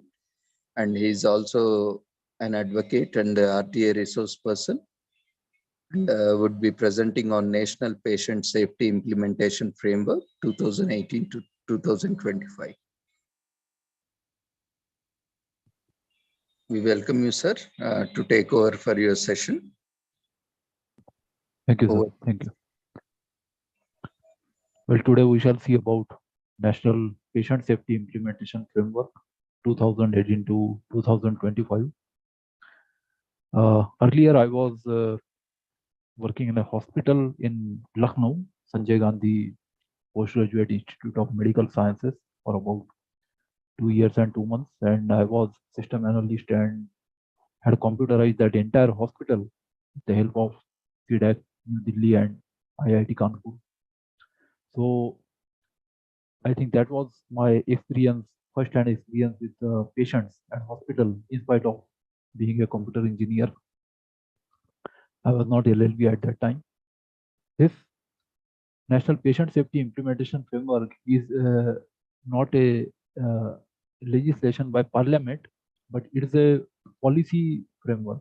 It's a policy given by the Union Ministry of Health and Family Welfare. So it's a part, we can consider it as a part of administrative law. So it's not a legislation by Parliament, but by the executive. It's not legally binding, so it's not justiciable, but there is more emphasis on voluntarily. It gives a national framework that guides the entire policy of say various stakeholders who are concerned with the patient safety. So we shall see the details of this one by one. Patient safety is being increasingly recognized as an issue of global importance in healthcare. It is a function of universal health coverage, UHC, as we want to ensure patient care to or health care to all the citizens all throughout the world. In India, a multitude of initiatives are underway in the health sector which address different patient safety aspects independently. Swachh Bharat Abhiyan, Kaya Kalp Hospital Award, Health System Strengthening through National Health Mission, that is NHM, National Quality Assurance Standards for Public Health Facilities, National Action Plan on Antimicrobial Resistance are some of these initiatives. So just like that, this framework has also been introduced in 2018 and is still in force. It's for up to 2025. It was realized that much is being done for patient safety in India, but in a fragmented manner. The strategies and interventions should not be regarded as standalone initiatives that are working in silos, but as part of the whole exercise, and it is vital to bring them together under one umbrella. Therefore, the development of National Patient Safety Implementation Framework to synergize multitude of initiatives for additive and summative effects on the overall patient safety scenario has become imperative for our nation. It is envisaged that all stakeholders in healthcare have an important role to play in the successful implementation of this National Patient Safety Implementation Framework. They are urged to come forward to ensure quality assured patient-centric care that gives paramount importance to patient safety outcomes in service industry. The minister, while introducing this, stated that the National Patient Safety Implementation Framework (NPSI) will help attain patient safety goals in a coordinated manner and contribute to overall agenda of improvement of quality of care within the context of universal health care in India. Now, this will be very useful for all those who are social workers or those who are volunteering for patients and patient safety. Patient safety is a fundamental element of healthcare, and it represents one dimension of quality of care along with accessibility, acceptability, effectiveness, efficiency, and people-centeredness. It encompasses both medical and non-medical domains and patient safe problems due to communication errors, patient management errors, and clinical performance error. So we shall see how to minimize the different types of errors and what does this framework provide in detail. So there are many objectives and activities that are included within this. Patient safety errors can be avoided by adopting quality assurance practices applied in other industries, adopting new technology, healthcare staff's continuing education, and error reporting systems. It requires a multi-pronged approach directed towards laying SOPs, that is standard operating procedures for patient handling, diagnosis, treatment, etc., adoption of hand hygiene and other universal precautions, availability of checklists, rational use of medicine, a training of healthcare professionals, strengthening healthcare infrastructure, a hospital accreditation program, and awareness generation among patients. So all these concepts should be an integral part of all national programs and healthcare initiatives. National Patient Safety Framework is a unifying framework that brings together the diverse programs being implemented to give better expression to patient safety elements. So earlier also there were some initiatives that were scattered or isolated. So instead of that, this is a comprehensive framework that guides all the efforts towards patient safety. This framework document is intended for adoption by both public and private sectors, and it includes all hospitals, clinics, and healthcare professionals. With further technical guidelines on the subject, safety of patients will be ingrained in healthcare delivery across public and private sectors. Hundreds of medical professionals have come together to prepare this framework at national level. I'm not giving the list of that, but it is available in that document. So we shall just see the main features of this. In healthcare settings, harm can be caused by a range of errors or adverse events. Sometimes it gives rise to litigation also. Over the past 10 years, patient safety has emerged as an important discipline which entails coordinated efforts to prevent harm caused by the process of healthcare itself. The concept of quality that originates in industry and manufacturing slowly percolated into healthcare, and now patient safety and quality of care are seen as closely intertwined. Even though many data management systems exist, there is little documentation on errors, negligence, HCAI. These are healthcare associated infection, that is infection that patients get from hospital itself. So how to minimize HCAI or say HAI, that is one of the important parts of the document. Adverse events, etc. Newer challenges are also emerging in the healthcare sector space, such as online pharmacies and the need for their regulation. In response to of these challenges, a wide range of initiatives on patient safety are being implemented at different levels of healthcare by central and state governments and in both public and private sectors to address the diverse issues of patient safety. And there is a multiplicity of national and international stakeholders working in this area. Taking cognizance of the patient safety challenges and to harmonize the many initiatives, Ministry of Health and Family Welfare has developed an overarching framework on patient safety in India with the aim to improve patient safety at all levels of healthcare across all modalities of healthcare provision, including prevention, diagnosis, treatment, and follow-up with an overall context of improving quality of care and progressing towards universal healthcare in coming decades. The states, the private sector, and other stakeholders to adopt the framework with zeal and enthusiasm. So with this framework came into being in 2018. The first idea of patient safety is enshrined in the Hippocratic Oath itself, which emphasizes upon the concept of do no harm. Since hospitals are supposed to cure the patients, there should not be any harm from the hospital itself. That is the first thing, do no harm. So though the concept of do no harm is old, but it is as relevant today with the advent of modern medicine and even more complicated procedures. Estimates show that in developed countries, 1 in 10 patients are harmed while receiving hospital care. That's almost 10%. And out of 100 patients, 7 in developed and 10 in developed countries will acquire healthcare associated infection. That is HAI. That is the infections that patients get from hospitals themselves. However, availability of concrete data has been a limitation in India. So we don't have exact data in India. The different aspects of patient safety include error in diagnosis, adverse effects following drugs and devices, surgical errors, and hospital-acquired infections, unsafe injections and blood products, and biomedical waste management. So simple things like hand hygiene, personal protection, hospital environment, biomedical waste disposal, service patient care equipment, proper disposal of waste, and patient etiquettes are low-cost interventions that help reduce additional healthcare costs. And universal precautions help reducing the risk of hospital-acquired infections. Many of the above aspects are addressed in different strategies and programs of Ministry of Health and Family Welfare. And to name a few, the National Health Mission builds on the health systems in the country, Clinical Establishment Act 2010. I have already covered that entire act on one Sunday. That is Clinical Establishment Act 2010. It emphasizes upon rights of the patient, mother and child tracking system, so that there is no interchange of say children of newly born children in hospitals.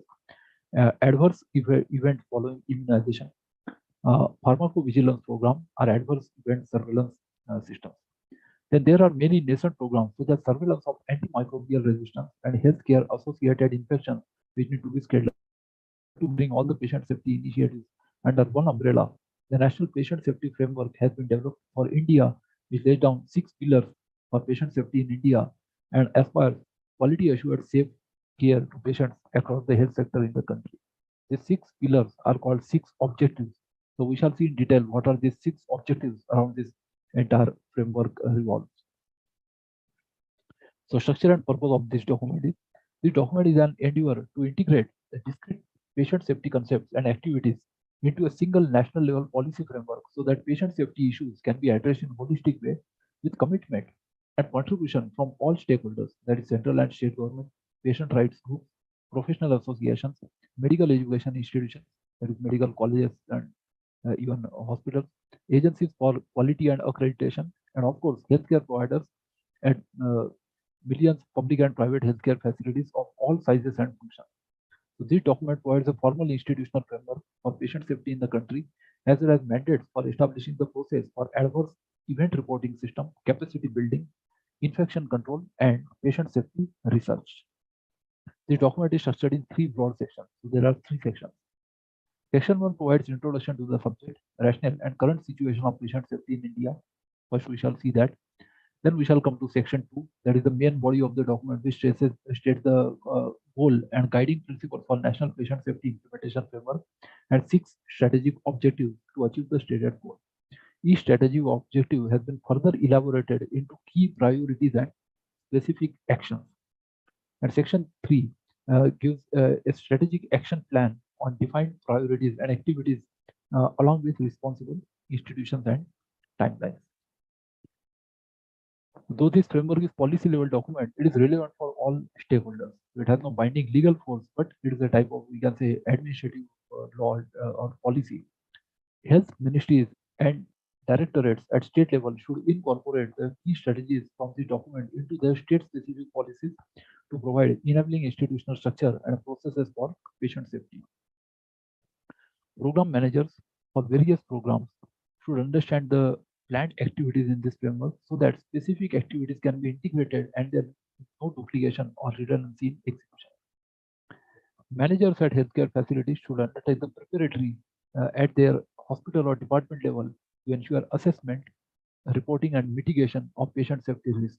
The document is also useful for patient and consumer rights to patients, their relatives, and community at large, so they should understand their rights and responsibilities for enabling safe care. Patient safety is everyone's responsibility. Now we start with section 1. It is about introduction, rationale, and current scenario. So patient safety is a fundamental element of healthcare and is defined as a freedom for a patient from unnecessary harm or potential harm associated with provision of healthcare. Patient safety represents one of quality of care dimensions along with accessibility, acceptability, effectiveness, efficiency, and people-centeredness. It encompasses different aspects that are crucial to delivering quality health services. It is about safe surgical care and safe childbirth, that is aimed at minimizing the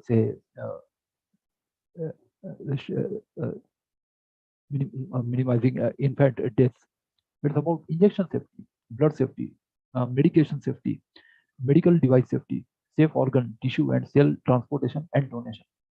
It's also about biomedical waste management, prevention of healthcare associated infections, and much more. Failure to deliver safe care is attributed to unsafe clinical practices, unsafe processes, and poor systems and processes. Everything begins with cleanliness. So cleanliness is also an integral aspect of this cleanliness in hospitals.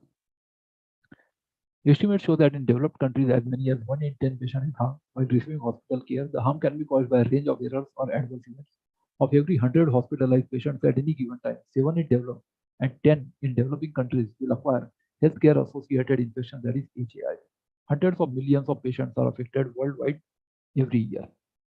Simple and low cost infection prevention and control measures such as appropriate and hygiene, hand hygiene, can reduce the frequency of HAIs by more than 50%. During this corona pandemic, we are very much concerned with hand hygiene, and many people were frequently washing hands to prevent infections. There are an estimated 1.5 million different medical devices and over 10,000 types of devices available worldwide. The majority of the world's population is denied adequate access to safe and appropriate medical devices within their health system. More than half of low and lower middle income countries do not have national health technology policy, which could ensure the effective use of resources for proper planning, assessment, acquisition, and management of medical devices. Nowadays, there are many biomedical devices. In AGPIMS Lucknow itself, there were more than 220 types of biomedical equipment that were, say, in some way or other connected with medical devices as well as computers. Key injection safety indicators measured in 2010 show that important progress has been made in the reuse rate of injection devices, 5.5% in 2010, while modest gains were made through the reduction of the number of injections per person per year, that is 2.88 in 2010. Now, whether there should be reusable needles or whether there should be disposable needles. So they also have their own pros and cons. An estimated 234 million surgical operations are performed globally every year. That is 23.4 crore surgeries. Surgical care is associated with a considerable risk of complications. Surgical care errors contribute to a significant burden of disease, even though 50% of complications associated with surgical care are avoidable. Safety studies show that additional hospitalization, litigation costs, infections acquired in hospitals, disability, lost productivity and medical expenses cost some countries as much as $19 billion annually. The economic benefits of improving patient safety are therefore compelling. Industries with a perceived higher risk, such as the aviation and nuclear industries, have much better safety record than healthcare. So if we compare with other types of industries, then aviation and nuclear are definitely safer than hospitals. There is a 1 in 1 million chance of a traveler being harmed while in an aircraft. It is much less even than say, road accidents. In comparison, there is a 1 in 300 chance of a patient being harmed during healthcare. That is out of 300 patients, every say, one patient has the risk of harm. Patient safety has been increasingly recognized as an issue of global importance, and in 2002, WHO member states agreed on a World Health Assembly resolution on patient safety. In recent years, there is growing recognition that patient safety and quality of care are critical dimensions of universal health coverage, that is UHC. This is why patient safety strategies and interventions cannot be regarded as standalone initiatives. They cannot be in silos, that is, they should not be in, say, isolation. They must be aligned with the overall health goals and embedded into broader strategies and incorporated into the existing program. So it should become a matter of habit. Now we see second subsection in this background and rationale. So in recent years, there has been an increasing attention on improving quality of healthcare in India within broader universal health coverage, that is UHC context. Patient safety has been recognized as one of the key important components of quality of care, and many initiatives have been taking place at central and state levels to address diverse issues of patient safety. Recently, there was an incident in Jabalpur where the patient was burned within a hospital. So there, such type of disasters also emphasize the need of patient safety. Challenges in patient safety in India are various, ranging from unsafe injections and biological waste management to medication and medical device safety, high rates of healthcare associated infections, and antimicrobial resistance, etc. There is a wide range of initiatives in patient safety being implemented in India at different levels of care in both public and private sectors, and there is a multiplicity of national and international stakeholders working in this area. In 2015, during the 68th WHO Regional Committee for Southeast Asia, all member states of the region, including India, endorsed the regional strategy for patient safety in the WHO Southeast Asia region 2016 to 2025, aiming to support the development of national quality of care and patient safety strategies, policies, and plans, and committed to translate 6 objectives of the regional strategy into actionable strategies at country level. Now, since India was also a signatory to this, therefore, this 2018 to 2025 framework has been implemented in India. In this context, Ministry of Health and Family Welfare, that is MOHFW, Government of India, constituted a multi-stakeholder patient safety expert group in August 2016. The group was given a task to operationalize patient safety agenda at country level and develop a national patient safety implementation framework, that is NPSIF, that is the document. Development of NPSIF is imperative for India because even though range of initiatives for patient safety are implemented in the country, they are implemented in fragmented manner by multiple stakeholders and sometimes overlap. It's vital to bring everything together under one umbrella. The NPSIF will ensure implementation of patient safety activities in a coordinated manner and contribute to overall agenda of improvement of quality of care in UHC context in India. Now, if we see the current situation in this third subsection, so of patient safety in India, so national policies and strategies, institutional mechanisms, legal and regulatory framework, stakeholders involved. So there are laws, regulations, policies, and strategies in the quality of care do exist in the country. However, they are largely fragmented. Consumer Protection Act. Now we have got a newer act of 2019. The previous act of 1987 is repealed. It deals with medical negligence and deficiency of services, but has failed to define the rights of the patient. Legal rights of the patients are set out in the Clinical Establishment Act (CEA), but the CEA is not being implemented across India. Actually, health is a state subject in India, and therefore there are certain limitations of central government in this. National Pharmaceutical Pricing Authority (NPP) and Drugs Controller General of India (DCGI) have mechanisms to see that patients' rights in terms of medication and device are protected and they are not overcharged. National Safety System Resource Center (NHSRC) has been designated as nodal agency at national level for implementing quality assurance program in public health facilities. And national quality assurance standards have been developed by NHSRC for specific quality and patient safety needs of public health institutions. These standards specifically cover requirements of RMN, CHA, and disease control programs. The Ministry of Health and Family Welfare establishes regular request report, national report on the performance of the healthcare system. However, it is limited to indicators for quality of care that in turn are designated around reproductive, maternal, neonatal, and child health. That is RMNCH. So mainly it is related to say mothers and children. Under the Right to Information Act, public facilities, all public facilities must report all information available at institution level. Even there is a proviso in section 7, subsection 1 of RTI Act that if it is related to life or liberty, the information will be provided within 48 hours. In doing so, it is assumed that the quality of care is perceived as inadequate in quality. The facility might face the risk of media scrutiny and trials in case of honest reporting. Selected private sector chain hospitals and individual institutions have implemented substantial measures to implement patient safety. As these hospitals constitute very small proportion of overall care providers, these measures remain isolated and have limited effect. Public reporting on quality of care to some extent exists in the country, but needs adjustment and improvement. Demand from population side is not adequate enough to influence policy directions. Accreditation mechanisms for healthcare facilities, including accreditation of laboratories and diagnostic facilities, are in place. Even we have this MCI, now it is replaced by NMC, National Medical Commission. So there is accreditation mechanism. But considering the number of hospitals itself, we divide hospitals into 3 categories, that is primary, secondary, and tertiary healthcare.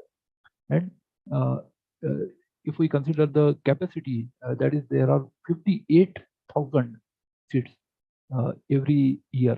That is number of doctors that pass out every year is 58,000 only, compared to say if we compare that to say 15 lakh for engineers, or say 3 lakh for say management, that is MBA. There is shortage of medical colleges also. Existing accreditation system of hospitals, the National Accreditation Board for Hospitals and Healthcare Providers (NABH) is pertinent and provides enough flexibility. Then Insurance Regulatory Development Authority (IRDA), this was established in 1999, has issued by which the insurance sector was privatized in India, has issued a notification for the health entities to consider NABH entry-level program. This NABH is National Accreditation Board for Hospitals. Now, NABH entry-level accreditation for availing reimbursement benefits for the insurance from the insurance providers. The public institutions are not currently involved in NABH accreditation. Many of the public institutions which have enrolled for NABH or NABH SAFE 1, NABH entry level have challenges to upgrade themselves to the desired standard. Now, approval is compulsory, but this accreditation is voluntary. So, accreditation is a type of, we can say, quality certificate. By which we can classify them. Public hospitals are undertaking accreditation against National Quality Assurance Standards (NQAS) developed by Ministry of Health and Family Welfare. Both NABH and NQAS standards are accredited by ISQUA, Ministry of Health and Family Welfare. The Central Pollution Control Board, that is CPCB, Atomic Energy Regulatory Board (AERB), professional councils, regulatory bodies, NHSRC, NABH, ESI. Public sector, ESI also employs state insurance, also runs many hospitals in India, public sector units, providing healthcare in other relevant ministries, departments like defense, railways, environment, etc. are the key government departments and bodies responsible for execution. Now the next subsection, nature and scale of adverse events and surveillance systems. So mechanisms of accessing the overall burden of unsafe care in the country exist for some programs such as adverse events following immunization, Pharmacovigilance Program of India, PVPI, etc., but not for all. Patient safety incident surveillance and a system of reporting and learning from all adverse events and near misses at national level, national and sub-national levels, that is at state level, exist for certain events like needle stick injuries, AEFI, pharmacovigilance, hemovigilance, death audits, etc., but not for all. Hemovigilance is related to vigilance of blood banks in transfusion medicine. Root cause analysis done for maternal deaths, neonatal deaths, AEFI, etc., but not for all diseases or conditions. But not all institutes follow the same standards all the time, as no regulatory mechanism exists. Even this framework is voluntary, it's a policy document, it is not a parliamentary act. Now, health workforce education, training and performance. Now, training is one such say non-coercive method by which we can ensure the proper training and adequate safety. So registration and re-registration, certification and recertification, as well as continuous professional education of healthcare professionals are available for 3 different categories of healthcare workers. It is difficult to estimate the adequate number of appropriately trained and skilled staff in patient safety currently in position. Multiple training takes place within the framework of different programs and projects at different levels of governance, central and state and healthcare, from primary through tertiary, and in many cases they are not well documented. Even we have, besides National Medical Commission, earlier when we had MCI, we had Pharmaceutical Council of India, Nursing Council of India, Dental Council of India, and such other say regulatory bodies that regulate education and training at different levels. Different types of health care workers, that is medical and paramedical. Periodic assessments of awareness and understanding of basic patient safety principles and practices among different categories of healthcare workers is not done in public sector hospitals. Information about the same from the private sector is also not available. Whereas patient safety as a separate topic may not be available in different curricula. Even this patient safety is we can say recent discipline over past 10 years, and they're not a compulsory subject at all say medical curricula. Overall concept as well as many elements of patient safety are reflected across different syllabuses, including undergraduate, postgraduate, and continuous medical education. SDGs and protocols are available within the most important vertical national programs, that is TB, vector-borne diseases, HIV/AIDS, maternal and child health, MCH, etc. Under CEA, the SDGs for 215 medical conditions and 21 specialties have been prescribed. Under IPHS, there are elements of patient safety in general and infection control in particular, and even though it's not mandatory, there are some budgetary provisions to adopt and implement these standards. The standards run from sub-center to district level. We may call them tertiary healthcare centers. We have tertiary at the village level, then we have say, secondary healthcare at say about district level, and we have now many AIMS or say this PGI, postgraduate institute. So at national level, that is a tertiary healthcare center. So PHC are at a village level, but even not all villages have them. And tertiary is very costly, and they mainly act as a say cater to needs of referred centers. And when the patient is not treated at primary or secondary healthcare centers, then they are referred to the tertiary healthcare center. So they many of them even act as a referral center. Since they don't have adequate facilities. Important elements such as fire safety, seismic safety, device safety, the physical safety of healthcare facilities are also important in the Indian context, though usually not included in patient safety paradigm most of the time. Now we see the fourth topic, that is prevention and control of HAI, that is the infections that are acquired through hospitals, healthcare associated infections. Institute-based systems for infection controls have been developed, but there is lack of integrated national level program, policy or guidelines which cover healthcare institutions at all levels. There is no system of reporting HAI at any level, and there is no authority in place to collect, analyze, and report HAI at country level. Now these authorities are also prescribed in this framework. Biomedical waste management rules were first notified in 1998. These rules have been revised comprehensively recently in 2016 and 2000 amendments, and these rules have helped in regulating management of biomedical waste by healthcare institutions. So under the Environment Protection Act also, some of the rules have been notified. National guidelines on clean hospitals, Swachhata guidelines, were released in 2014. Government of India has launched Kayakalp program to improve general cleanliness and hygiene, infection control and waste management practices in public hospitals. NCDC and ICMR have created a framework of laboratories for antimicrobial resistance surveillance in the country. Now, Indian Council of Medical Research have many institutions that are related to research in medical fields. Many private sector chain hospitals and autonomous institutes also have their own infection control systems. 10 network laboratories have been identified in the first phase to initiate antimicrobial resistance surveillance of 4 common bacterial pathogens of public health importance to determine the magnitude and trends of AMR in different geographical regions of the country. A concise interim guideline on infection control has been uploaded on NCDC website as a ready reference for the hospitals to start implementing infection control practices in their setting. National Infection Control Program has been drafted and is in the process of finalization. ICMR has also issued infection control guidelines. There are other guidelines available developed by institutions under various programs. For example, RMNCH, Hospital Manual by DGHS, and NSCO Manual. Recently, during the corona pandemic also, we saw how this infection was controlled to a great extent in a very populous country like India, and there were not many deaths as was feared by some Western countries during the initial stages. So it was completely almost completely brought under control through firstly the lockdown, then the infection control, and finally we have this immunization program, that is vaccines. So NABH has a system of surveillance for HAI, but limited to NABH accredited hospitals only. There is also software to track hospital-associated infection reports by the All India Institute of Medical Sciences Trauma Center. Now we have got EMS at even some state levels. An expert group by the PM office had given national recommendations which have been discussed at a high level in the Ministry of Health with all the central government hospitals for the implementation of sterilization practices.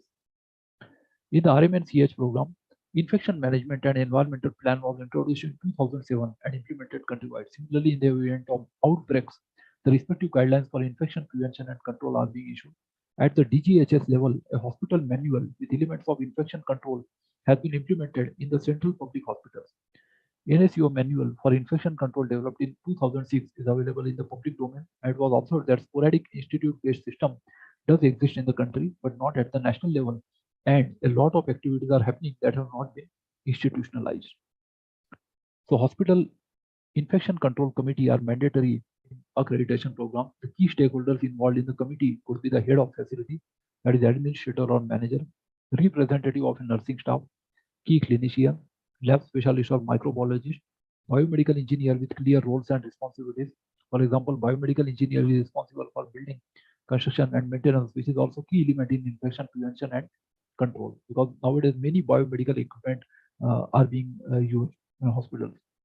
Currently, only 192 combined biomedical waste treatment facilities, that is CBMWTF, exist in the country against 500 to 600 such facilities needed. So even the biomedical waste treatment management, the treatment is not complete yet. Now, patient safety in different programs. So, national policy and plan for surgical services at various levels of care have not been thought of until now. Surgical checklist is not uniform or uniformly implemented. 24/7 basic emergency obstetric and newborn care, that is BEMONC, and comprehensive emergency obstetric and newborn care, that is CEMONC, services up to community health center, that is CHC level, are available in most of the states. Multiple guidelines for even up to primary health center, that is PHC level, are available. Janani Suraksha Yojana for the care of mother and children, Janani Shishu Suraksha Karyakram, integrated management neonatal childhood illnesses, Sikh newborn care units, Indian public health standards, BEMONC, CEMONC, SP, etc. However, in private sector, provision of desired services is not standardized. Safe injection guidelines by Indian Academy of Pediatrics and National Center for Disease Control were released and are available online. The new policy guideline by WHO issued in 2015 on safe injections is also available. And excellent surveillance of needle stick injuries, NSIs, in all accredited hospitals is being conducted. Enhanced compliance with biomedical waste management, B&W rules in both public and private institutions are envisaged, but the data is more internal and larger picture of the issue of NSIs is not available. This is a major occupational hazard, and many of the episodes are not getting reported. Even during the corona pandemic, we found that there was lack of information, even some rumors, and there was much misinformation also that was there. And this created a lot of confusion also. That is where to create this authentic information. We have to get it, and there this was called as an infodemic. Along with the pandemic, we have to fight that infodemic also. Variable implementation of the guidelines or infection prevention and controls are available, especially in private sector, is important to address. Ensuring all healthcare providers are vaccinated against hepatitis B, that is national health policy recommendation, and waste handlers against tetanus is crucial to ensure safety from occupational hazards of healthcare providers. Otherwise, these waste handlers would become, say, hazardous to others. Availability of post-exposure prophylaxis (PEP) for needle stick injuries at all casualties or emergency rooms or operations theaters, that is OTs, and other intervention sites are a big missing area. Since frontline health workers such as ASHA and other village level volunteers are actively involved, diagnostic practices such as conducting rapid diagnostic tests, for example, for malaria, so finger pricking, etc. Therefore, BMW practices should reach the frontline health workers to ensure their safety as well as patient safety. During the pandemic, we observed that even these medical and paramedical staff were exposed, and even we lost many healthcare professionals also. Essential drug list is available and is being used by the government institutions. High quality control by director, the DCGI. So for manufacturing, at manufacturing level is available.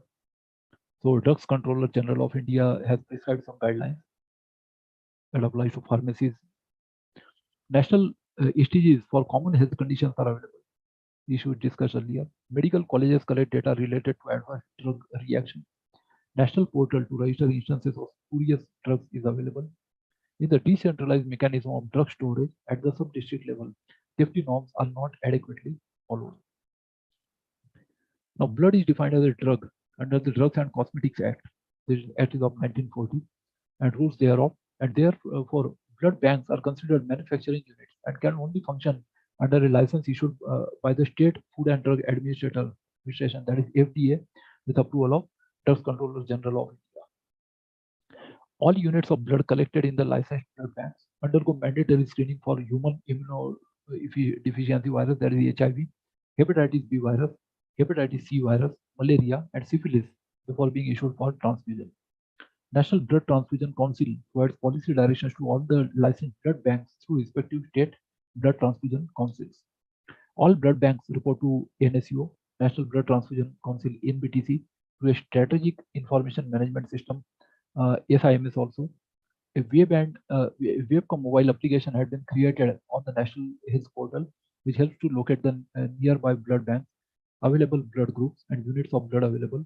NSUO NBTC has recently published a baseline assessment report of 2,626 blood banks of India, and gaps in quality of blood transfusion services have been identified.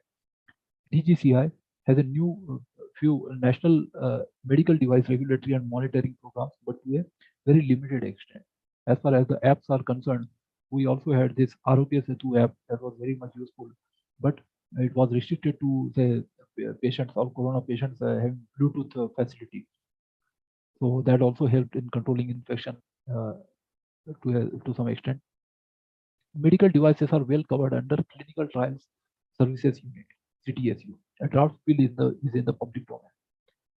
So comments are being invited for this bill, and a separate legislation is in the offering. Also, product liability is coming up strongly as part of the new Consumer Protection Act, which is supposed to go to Parliament end of 2016, beginning of 2017. So this document took about 2 years to frame, and finally, by that time, the Consumer Protection Act came later in 2019. It has been passed by the Parliament. Though much has not been done on medical device safety in India, a health technology assessment division exists in NHSRC and was recently designated as a WHO collaborating center. Since medical devices, as per good manufacturing practices, GMP and WHO standards for infection control and patient safety exist. The disease organ donor program is quite robust. In India, we also have legislation for this organ donation. Developing regional centers, state centers, even individual members are being given to the hospitals that are doing transplantation. Now, transplantation of human organs at 1994, actually it is enacted by Parliament, although Parliament the central government does not have that competence as per the constitution, but if the state governments requested, and since 3 state governments requested, therefore it was passed by the parliament, and the other states may also adopt it if their assemblies say adopt it. So after that, it has been adopted by many other states also. But it is also true that states do not wish to respond accordingly. Legal conditions regarding foreign trafficking have also been covered. Comprehensive legislation in the form of the Transplantation of Human Organs Act, National Organ Transplantation Program, NOTP, National Organ and Tissue Transplantation Organization, different standard operating procedures, including for selection and safety of donors, allocation policies, IEC, national registries are available. Even we found many standard operating procedures under this Pandemic Disease Act of 1897, and during Corona pandemic, these were helpful because the SOPs were notified by different state governments and different authorities at central and state level. Now, patient safety research. So there are research activities going on in this area, but they are very fragmented and not widely shared and utilized for decision-making purposes. There is minimal funding on patient safety research. Research institutions have limited capacity and academic foundation for patient safety research. Facilities for both private and public hesitate to publish research on patient safety, as this may tarnish the image of the hospital. The global burden disease study collects data on adverse effect of medical treatment. Now, because of this, the risk of reputation, the research is conducted, but many things are not do not come in the public domain. That means it is not published. It is used for internal, say, improvements. Now we come to section 2. So this was the overall scenario in India. Now what this say framework proposes. So the goal, guiding principles, and strategic objectives. There are 6 strategic objectives. We can say these are 6 pillars of this framework. So the goal of the NPSIF is to improve patient safety at all levels of healthcare across all modalities of healthcare provision, including prevention, diagnosis, treatment, and follow-up within overall context of improving quality of care and progressing towards UHC in coming decade. NPSIF applies to national and subnational levels as well as to public and private sectors. Being a cross-cutting concept by nature, the scope of patient safety applies to all national programs and envisages collaboration of wide range of national, international stakeholders, both within and outside health sector. Now the guiding principles. There is articulating health systems approach to invest more in strengthening health system across its core elements, ensure health services will deliver effective, safe, quality personal and non-personal health interventions to those that need them when and where needed with minimum waste of resources, and invest in well-performing health workforce that include all medical and paramedical say, staff that works in ways that are responsive, fair and efficient to achieve the best health outcome possible given available resources and circumstances, that if there are sufficient staff, fairly distributed, they are competent, responsive, and productive. Establish and maintain well-functioning health information system, that is HIS. I had established one HIS in HGPG IMS Lucknow during 1998 to 2000, and that entire hospital was computerized.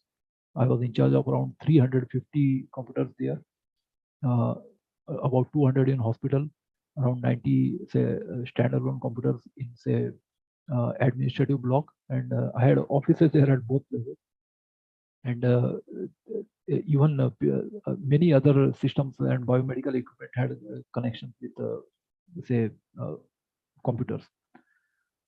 So establish and maintain well-functioning health information system (HIS) that ensures the production, analysis, dissemination, and use of reliable and timely information on health determinants, health system performance, including those related to medication errors, hospital-acquired infections, and other patient safety-related aspects.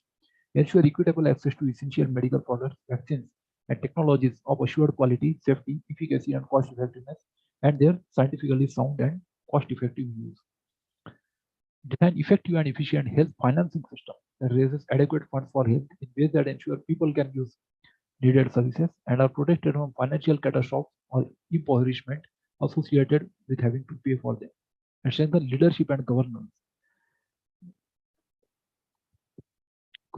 to ensure strategic policy frameworks exist and are combined with effective oversight and building regulation attention to coalition building, regulation, attention to system design and accountability. Then defining evidence-based intervention. So prioritize and implement those interventions that prove to be effective and efficient in improving patient safety at global, regional, and country levels. Continuously invest in evidence generation to ensure required adjustments throughout implementation, and targeting all levels of care. So bring patient safety to the core of healthcare provision, given its cross-cutting nature and applicability to all modalities of healthcare provision, including prevention, diagnosis, treatment, and follow-up. Adopting patient-centered approach. So put the patients in the center and involve and empower them to become equal partners in ensuring provision of healthcare that is respectful of and responsive to individual preferences, needs, and values, and ensure that patient values guide all clinical decisions. Promoting collaborative action. So engage all stakeholders to improve patient safety, not only within but also outside the health sector. There should be not only healthcare workers, health managers, and decision makers, but also patients and their families, professional organizations, civil society, and media, because they are also stakeholders. Everybody has different but crucial role to play in patient safety. While it is important to recognize these differences in roles and responsibilities, it is equally important to recognize the connections between them. Ensuring sustainability and monitoring progress. So make interventions sustainable through addressing patient safety as policy objective with strong political commitment and respective institutionalization efforts, and monitor implementation of interventions at different levels, national, subnational, and institutional levels with collectively agreed key performance indicators. Now the strategic objectives. There are 6 strategic objectives. We can call them 6 pillars of this national framework. So implementing patient safety framework would require a holistic and pragmatic approach. Patient safety concepts should be interlaced with building blocks of health system, so safety culture becomes integral part of healthcare delivery. 6 strategic objectives have been identified for the purpose after due consultation with stakeholders and reviewing global and regional frameworks for patient safety. There are hundreds of medical professionals that have contributed to this document. So let us see these 6 objectives. Each strategic objective has been further explained in terms of key priorities and specific interventions. So following are 6 the strategic objectives. First is to improve structural systems to support quality and efficiency of healthcare and place patient safety at the core at national, subnational, and healthcare facility levels. That is a national level, state level, and institutional level.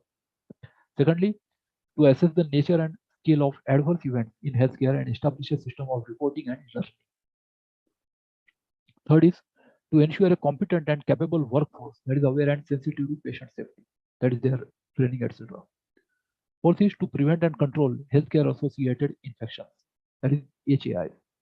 Fifth is to implement global patient safety campaigns and strengthening patient safety across all programs.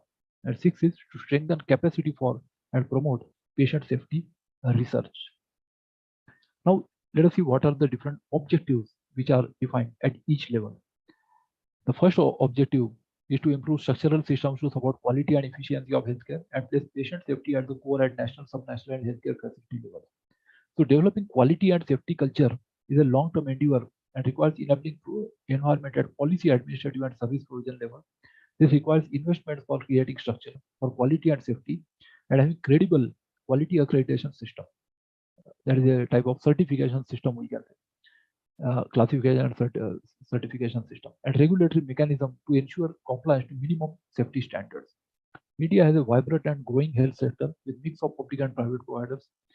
Further, health is a state subject, and each state government sets its own legislative, administrative, financing, and healthcare delivery models as per priorities and context. This makes developing a pan-India institutional structure a challenging task. Even during this pandemic, we found that the central government had to intervene to control it at national level, and there were some center-state problems also, and some of these went to Supreme Court also. A national approach, a rational approach would be to have an overarching national framework under which states are given flexibility to design their own institutional mechanisms and modalities for quality and safety in public and private sectors. Framework should provide options of quality assurance and accreditation system that private and public healthcare providers can adapt as per requirements and preference. The institutional framework should be more a facilitator than regulator, and that's why this is voluntary. It's not an act of parliament, but it is a policy document. so as to let flourish a self-sustainable quality and safety culture. There is also need for developing culture for safe healthcare, communication, and involving patients in their treatment and welfare. Following are key priorities areas improving structural systems for quality and safety. Now, different priorities have been identified in each objective. So, institutionalize patient safety and strengthen legislative and regulatory framework. So, patient safety should become integral part of healthcare delivery system through institutionalization within the existing policy, regulatory, and program management framework. Now, following is the proposed institutional framework for patient safety in India. Firstly, at national level. So, National Patient Safety Steering Committee will be constituted under the aegis of Ministry of Health and Family Welfare. The committee will have representation from all relevant governmental and non-governmental stakeholders. Quality assurance mechanism under National Health Mission, that is NHM, will also be utilized. This committee will work to implement a robust patient safety framework in country and coordinate with different stakeholders. Committee will be supported by dedicated patient safety secretariat in Directorate General of Health Services, Ministry of Health and Family Welfare. The secretariat will provide technical support implementing patient safety, including drafting technical guidelines and developing training material. The detailed TORs for National Patient Safety Steering Committee are given in annexes. Of state level, at the state level, there will be a designated nodal officer for implementing patient safety framework. Safe quality assurance committees have been constituted in all states, chaired by Principal Secretary Health in each state. As quality and patient safety are related concepts, it is therefore natural to use existing quality assurance committees for monitoring and implementation of patient safety framework. Subcommittee on patient safety will be constituted under the State Quality Assurance Committee. If required, large states may engage a dedicated technical staff to support patient safety activities through National Health Mission. And though designated state nodal officers for quality assurance should be overall responsible for patient safety activities also. And TORs and functions of quality assurance committees and officers can be revised to include the patient safety components explicitly. Similarly, district quality assurance committees will be responsible for implementing the patient safety framework at district level through their existing mechanism. So we have at state level as well as district level. Thirdly, the integration of patient safety programs and schemes. So patient safety concept should also be strengthened in all vertical disease control programs, considering safety of both provider and patient or beneficiary. Some important aspects are injection safety and reporting of AEFI immunization programs, infection control in DMCs under RNTCP program, blood safety under National AIDS Control Program, etc. The Clinical Establishment Act of 2010 includes patient safety requirement for registration of clinical establishment. We have already covered that in detail in one of the previous presentations on one Sunday, few months before. Patient safety concept should also be incorporated in draft Public Health Act or any such legislation which will contribute regulatory framework in health sector. Publicly funded health insurance schemes. So publicly funded health insurance schemes should incorporate provision for payment based on patient safety performance, safety indicators such as hospital acquired infection rates, medication errors, and use of safe surgery checklist. Now the second priority is to strengthen quality assurance mechanisms, including accreditation system. So quality assurance and accreditation mechanism for public and private healthcare facilities needs to strengthen so patient safety can be assured at point of delivery. This includes their inspection, classification, certification, etc., documentation. While efforts will be made to increase the coverage of quality certification or accreditation, there also need to strengthen the existing quality standards by incorporating the patient safety requirements more adequately in their assessment criteria. So following are the measures proposed. Firstly, a national level a set of minimum patient safety indicator will be defined by Ministry of Health and Family Welfare. These indicators will be reported by all healthcare facilities, both in public and private sector. Framework recommends leveraging the reporting mechanism instituted under existing quality assurance programs and accreditation system. Now, Ministry of Health and Family Welfare will also define minimum patient safety standards to be incorporated by accreditation agencies in their respective assessment criteria for quality accreditation. A National Quality Assurance Program for public health facilities has defined a set key performance indicators for each level of facilities to be reported on monthly basis. These KPIs, these are key performance indicators. KPIs will be revised to include minimum patient safety indicators defined at national level. For private sector, this National Accreditation Board for Hospitals will be required to include minimum patient safety indicators in their accreditation programs, including entry-level certification. Selected indicators applicable to clinical laboratories will also be included in NABL accreditation program. This is a National Accreditation Board for Laboratories. A ranking or grading system for healthcare facilities based on patient safety indicators will be introduced. Provision for patient safety healthcare institution certification will be instituted. Then the criteria will be based on existing quality standards such as NQS and NABH. Ministry of Health and Family Welfare may institute special body for issuing patient safety certification. Healthcare facilities will be encouraged to achieve quality accreditation through existing quality certification or accreditation system available for public and private healthcare facilities. Provision for financial incentives in reimbursement from insurance providers will be made for certified or accredited hospitals. So this will be linked to insurance providers also. To ensure that quality standards measure patient safety issues adequately, patient safety concerns such as fire safety, seismic safety, medical device safety, and structural safety will be included in existing quality standards and norms. Third priority is to establish a culture of safety and improving communication, patient identification, health handing over transfer protocols in healthcare facilities. So patient safety concepts need to be incorporated in the work culture of healthcare providers and the way they communicate to each other while delivering the care.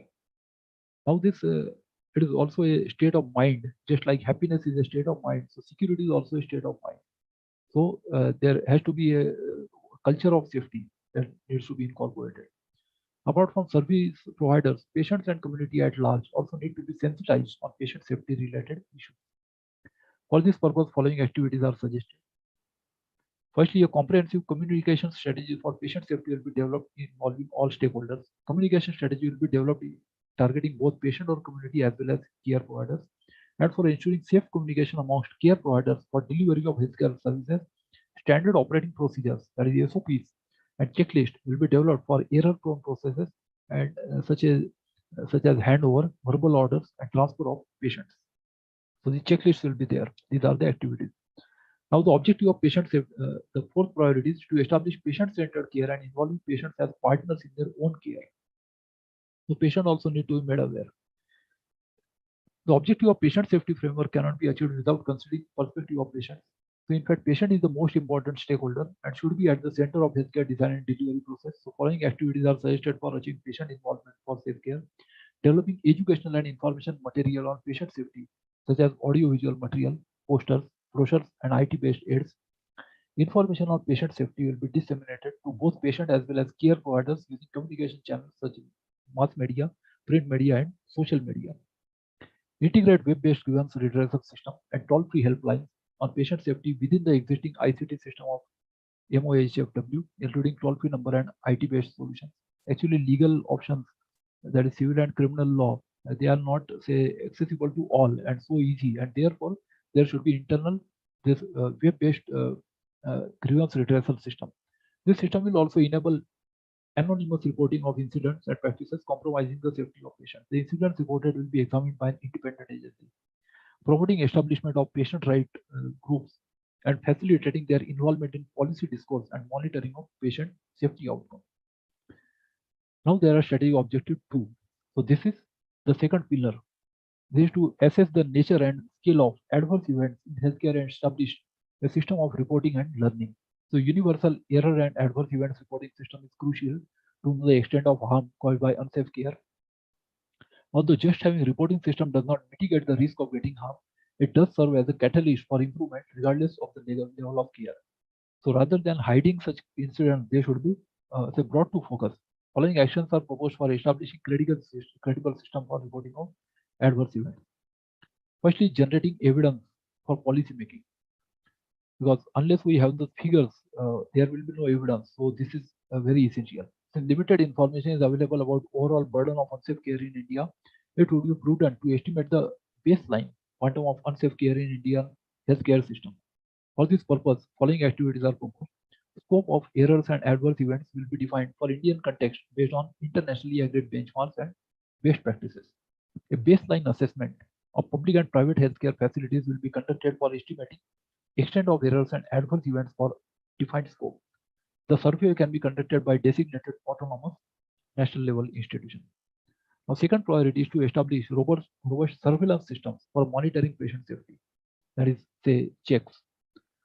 A universal reporting and feedback system for reporting of errors and adverse events need to be established for the country. This system should be non-punitive, confidential, independent, timely, system-oriented, and responsive in nature. Because if punishments are there, then people don't report these. The following are the specific activities: developing system of reporting of errors, near miss, and adverse events from facilities to state and national level. This will include standardization of adverse event definition, reporting formats, and establishing a web-based reporting system across public and private healthcare facilities. Second is public health programs such as immunization and NACP already have some system of reporting of adverse events specific to their activities. Recently, we saw reporting during this corona pandemic, that is, it was effectively using social media, and we came to know, because of national media also. Accreditation programs such as NQS and NABH also mandate for reporting adverse events. There are national programs for pharmacovigilance and materiovigilance. All these reporting systems will be streamlined and integrated to establish a comprehensive patient safety surveillance system. Guidelines for errors and adverse events reporting will be developed by Ministry of Health and Family Welfare, and this will include definition, categorization, and directory for errors, near miss and adverse events, as well as process, codes, and protocols to be followed by public and private healthcare institutions for patient safety reporting. Now, the annual reports on quality of care and patient safety will be released by Ministry of Health and Family Welfare based on the data available from patient safety surveillance system and quality assurance program or accreditation system.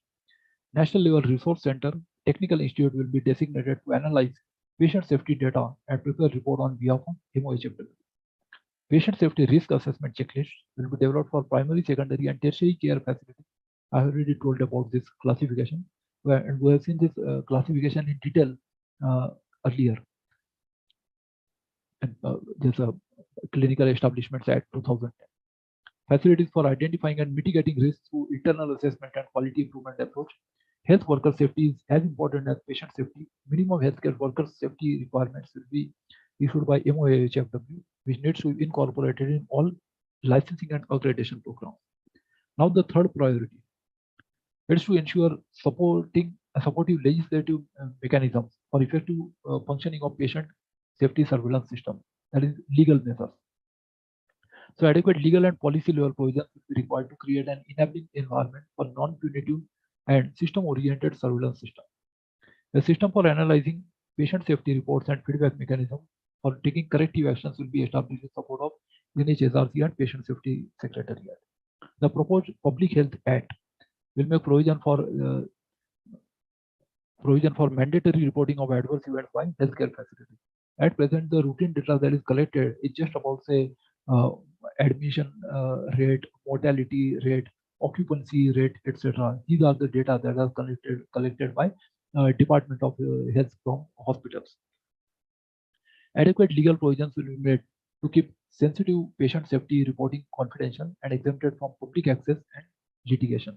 So it will be only for internal improvement. It will not be made public and say not for legal purposes or for litigation purposes. Our third objective is to ensure a competent and capable workforce that is aware and sensitive to patient safety.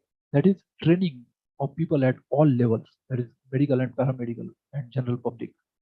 To sustain patient safety efforts, it would need to be made part of the work culture at healthcare facilities. This would require a workforce that is sensitive, well-trained, and competent on patient safety issues. Though adverse events can be mainly attributed to failure of the system rather than an individual, however, trained and sensitized care providers can prevent the harm and help in building an error-free work environment. The patient safety framework emphasizes upon a catch them young approach, whereby patient safety principles are incorporated in medical and nursing education, and then sustain the accumulated skills through continual medical or nursing education and on-the-job trainings. So now following are the priorities within this objective. First priority is strengthening education, training and professional performance inclusive of skills, competence and ethics of healthcare personnel. To ensure health workers' competence on patient safety, multi-pronged approach is recommended, which include making it part of professional licensing requirements as well as creating institutional capacity for trainings. The following are the specific actions under this priority. Knowledge of basic patient safety concepts will be incorporated as part of education criteria for medical, nursing, and paramedical licensing exams. Certain credit hours of attending the online courses CMEs, that is continuing medical education on patient safety, will be made mandatory as criteria for renewal of professional licenses. The academic and technical support institutions at national and state level will be identified to develop training courses and deliver on-site or online training on patient safety. An institutional framework will be prepared for developing and updating evidence-based standard treatment guidelines in Indian context. And national standard treatment guidelines for all disease conditions will be developed in phased manner and will be made available for healthcare providers through user-friendly applications and implementation tools. Now, the second priority will be to improve the the understanding and application of patient safety and risk management in healthcare. The understanding of patient safety should start from the medical and nursing education and should be extended to healthcare facilities through safety work culture and positive learning environment that enables care providers to apply their learning and strengthen their skills. The following safety actions are planned to achieve this objective. Medical, nursing, and paramedical educational curricula will be mapped for existing components of patient safety. It's not that it is not the case that there is no safety training at present. It is there, but this will be examined. The syllabus for undergraduate and postgraduate level courses will be revised to incorporate adequate learning objectives for patient safety based on WHO patient safety curriculum guide. And patient safety principles will also be incorporated into in-service education programs and on-job trainings organized by employees in public and private health sectors. Practical guidelines for implementing patient safety at healthcare facilities will be developed. These guidelines will guide hospital administrators and care providers for implementing patient safety program at facility level, that is institutional level. And patient safety components will also be incorporated in job description at different cadres of workforces and their performance appraisal criteria. That means their promotions will also be based on this. Financial and non-financial incentives such as awards can enhance adherence to such safe care practices. A National Patient Safety Day or Week will be observed across the country. Notification on desirable activities for this occasion will be issued by MOHFW, and further to facilitate learning on patient safety, a web-based or mobile-based learning platform will be developed. Now we come to the fourth objective. Since there are 6 objectives, each objective is divided into various priorities. To prevent and control healthcare associated infections, that is the infections that are acquired through hospitals themselves. So healthcare associated infections are a major challenge in ensuring patient safety. This situation is further aggravated in public hospitals due to patient overload and inadequate workforce. There is no credible data on burden of healthcare associated infection in India. HCAI is a multidisciplinary challenge and requires multi-pronged approach to contain it. Following are key priorities. Even during this corona pandemic, we observed that some infection is spread through hospitals and even through vaccination centers. So they have to take more precautions. First priority is strengthening infection prevention and control structure and programs across all healthcare services and all levels of care. The risk of healthcare associated infection can be mitigated through, that is minimized, the evil effect of, to establishing a sustainable infection control program at healthcare facilities. The system's improvisation to this practice would be to connect these facility level programs and committees with policy law objectives and interventions, and following key actions are proposed under this priority. A national level strategic plan on infection prevention and control will be prepared by MOHFW. This will have close linkage with related programs such as antimicrobial resistance program and national action plan on viral hepatitis.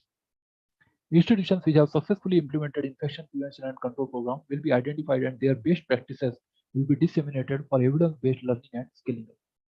Functioning of infection control committees at facility level will be strengthened, and development of standard operating procedures SOPs to be undertaken along with regular reporting of indicators. Infection control activities in various national health programs will be integrated. A system for surveillance of health associated infections will be established in phased manner, and data of HCAI will be collected and analyzed by the agency responsible for patient safety reporting. The second priority is to provide appropriately cleaned, disinfected, or sterilized equipment for patient care as required. So adequate financial resources will be made available to ensure availability of equipment and consumables for disinfection and sterilization of equipment. This will be taken under the overall umbrella of NHM for public health systems and through specific hospital level budgets for other hospitals. Now, third priority, this is providing a safe and clean environment by improving the general hygiene, sanitation, and management of healthcare waste in healthcare facilities. Hygiene, sanitation, and waste management are closely linked with infection control outcomes. Swachh Bharat Abhiyan has given an impetus for improving cleanliness in hospitals and surroundings. There was excellent cleanliness in SGPG IMS where I worked earlier from 1998 to 2000. And obviously, this cleanliness is better in tertiary healthcare as compared to secondary, and is better in secondary as compared to the primary health center. Following actions are suggested to further promote sanitation and hygiene in healthcare facilities. That is, hand hygiene program will be further reinforced in medical and nursing curriculum and in service training at healthcare facilities. There was much increase in use of sanitizers during corona pandemic, as we know, since it is related to hand hygiene. Implementation of Kayakalp, that is clean hospital scheme, will be further reinforced by disseminating good practices and replicating role models across countries. The fifth objective, that is to implement global patient safety campaigns and strengthening patient safety across all programs. So first priority is safe surgical care. So safe surgery checklist will be adopted for secondary and tertiary care level hospitals to make sure that all elective and emergency surgeries are performed using safe surgery checklist. We can classify these patients into three categories. Two categories are, of course, OPD, outpatient department, and inpatient. Outpatients are those who take care out from say hospitals and go back home. Second are inpatient, that is those who are admitted in wards. And the third level we can have this, those who are to be operated or have been operated, that is operation theater. So WHO 24/7 emergency and essential surgical norms will be adopted in all healthcare facilities providing surgical care. Appropriate sterilization practices will be adopted within National Trauma Care and National Burns Program. Guidelines for surveillance and prevention on venous thromboembolism will be developed and implemented. Now, safe childbirth. So quality assurance standards for maternal healthcare and assessment tools for labor rooms and maternity operation theater will be reviewed and updated based on latest evidences, including respectful maternal care and natural birthing process. That means there should not be, say, post, say we can say surgery. There should be natural birth as far as possible rather than cesarean deliveries. It is also an unethical practice to force the cesarean deliveries rather than waiting for natural birth. So it should be resorted to only when it is absolutely essential. Otherwise, this cesarean, this is one malady that is affecting our childbirth, safe childbirth. Quality standards for labor room and OT will be expanded. That is for operation theaters will be expanded and reinforced at private healthcare facilities to ensure quality of intrapartum and postpartum care. Intrapartum, that is before birth of child, postpartum, that is after birth of child. Safe injection. So vaccination of all the healthcare providers against hepatitis B, in addition to waste handlers against tetanus, to ensure occupational safety concerns among healthcare providers. Strengthen the post-exposure prophylaxis (PEP) for needle stick injuries at all casualties, OTs, and other intervention sites. Medication safety. So standard operating procedures for disposal of discarded or expired drugs as per BMW rules 2016 will be developed. Adverse drug reaction surveillance will be strengthened and implemented across all public and private healthcare facilities with close coordination between state health departments, pharmacovigilance agencies, professional associations, drug manufacturers, and national vertical programs. Now as far as expired drugs are concerned, not all of them are harmful. Some of them become useless while some become harmful. So further, this classification of harmful versus useless drugs needs to be done, because there are two different effects of expired drugs. Some become harmful, some become useless. And blood safety. Voluntary or non-remunerated blood donation will be promoted. That means it should not be say for money. Through improved donor selection, recruitment, retention, and referral through an effective communication strategy and capacity building.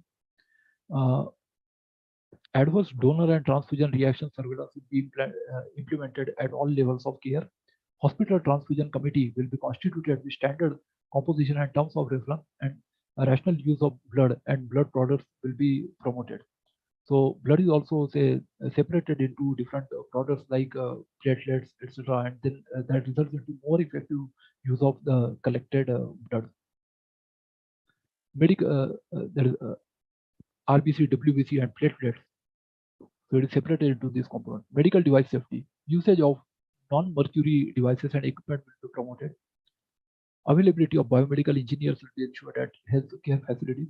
SOPs for utility, breakdown, monitoring of medical devices, restricting reuse of single-use purpose devices, clear policy on condemnation of equipment, and SOPs of calibration for electronically operated medical devices will be developed and made available to healthcare facilities. During my tenure in SGPG IMS Lucknow, I was also a member of some of these activities, that is condemnation committee, and even this there were preventive as well as breakdown, maintenance, repair of equipment, biomedical as well as computers. Now, safe organ, tissue, and cell transplantation and donation is the 7th priority. So, disease donor program will be reinforced and modified as necessary.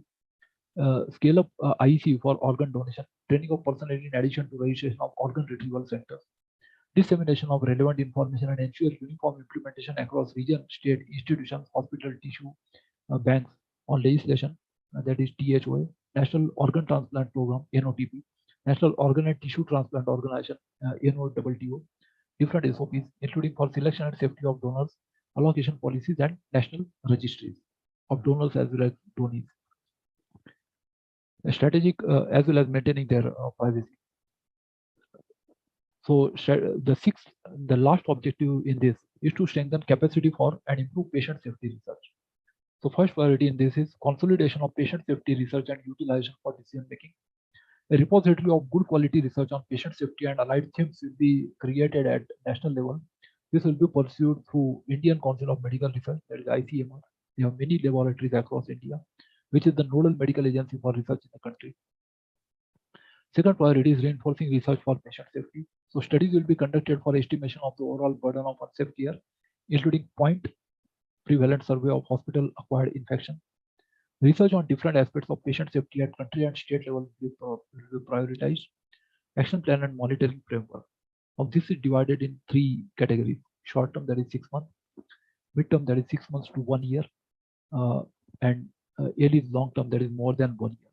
So after going through these 6 objectives, which are the 6 pillars of this patient safety framework, we shall see in this third section what is the actual action plan. I will not go into details of this because I have already taken a long time, so I'll just skip through some of this.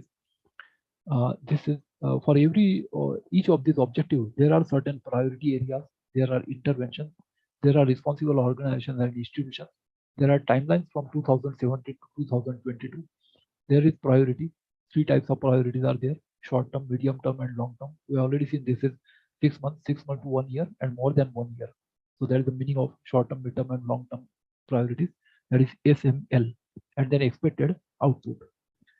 So these are for each of the objectives and for each of the priority areas, these have been identified.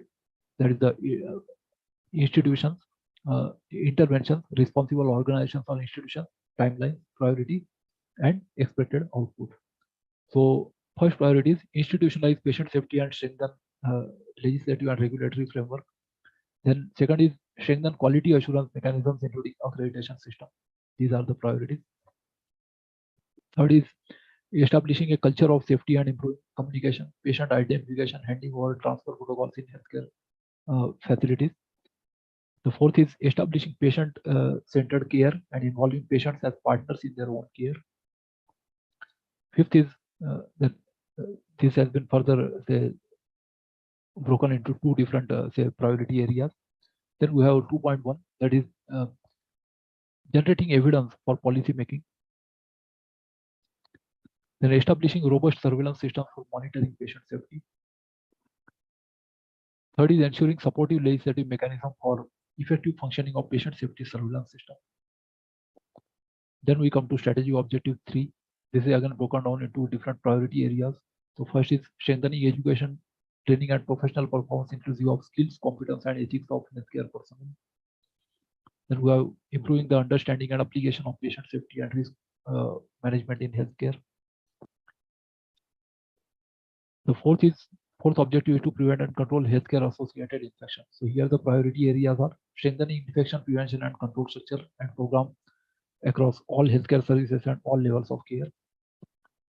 Second one is providing appropriately cleaned, disinfected and sterilized equipment for patient care as required.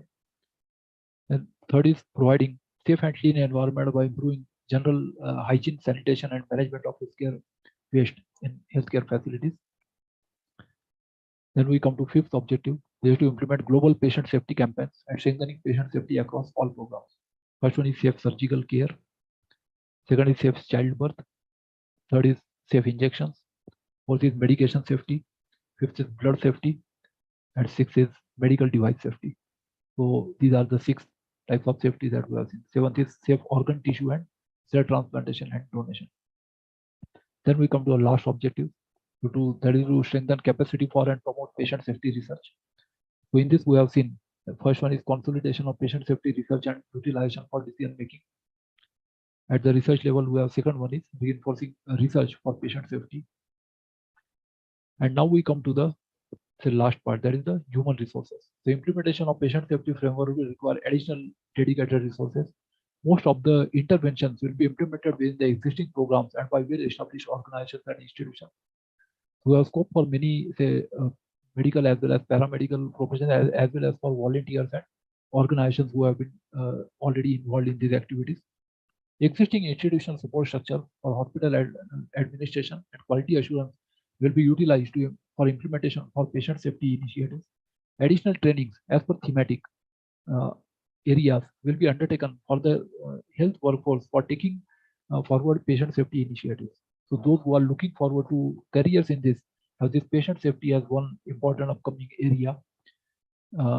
Healthcare associated infection prevention and control would be an area needing major strengthening through funds, availability of hospital infection control nurses, and establishment of surveillance systems. Besides, technical support from international partners can also be envisaged as per mutual agreement and based on organizational mandates and priorities. Third is budget and potential source of funding. So it will be important to ensure the specific budget lines for patient safety in general or for different elements of the same capacity, including surveillance system, infection prevention and control, hand hygiene, etc., are included in all vertical national programs. In case of establishment of national programs on IPC, for example, the central and state budget has to consider the same. In addition to that, technical support from international partners can also be envisaged as per the mutual agreement and based on organizational mandate and priorities, and budget can be earmarked under institutional budgets of hospitals. Now the monitoring and evaluation. So for each of these 6 objectives and the priority areas that we have already seen, there are certain interventions, there are indicators, and there are targets that are set. So these percent of targets have to be met. So deadlines have also been framed so that this is achieved within say 18 to 2025. So this is regarding the how the monitoring and evaluation will be done. So that is given in this different tables. I'll just skip through this. Then lastly, we have communication strategy. So communication strategy for patient safety will consider following aspects: overall purpose and key issue.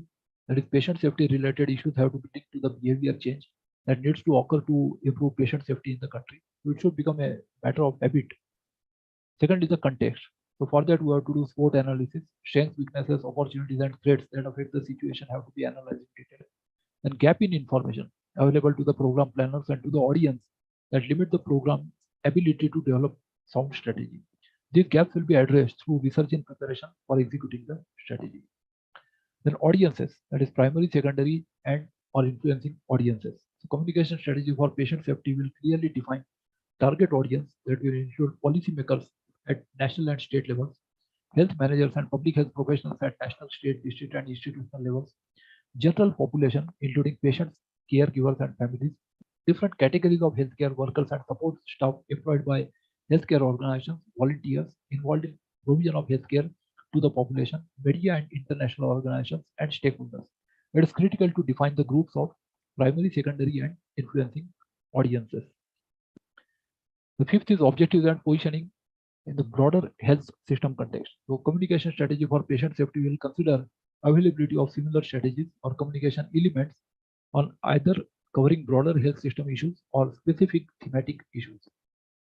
The key message points. So development of key messages for IEC, that is information, education, and communication materials. This is called IEC material.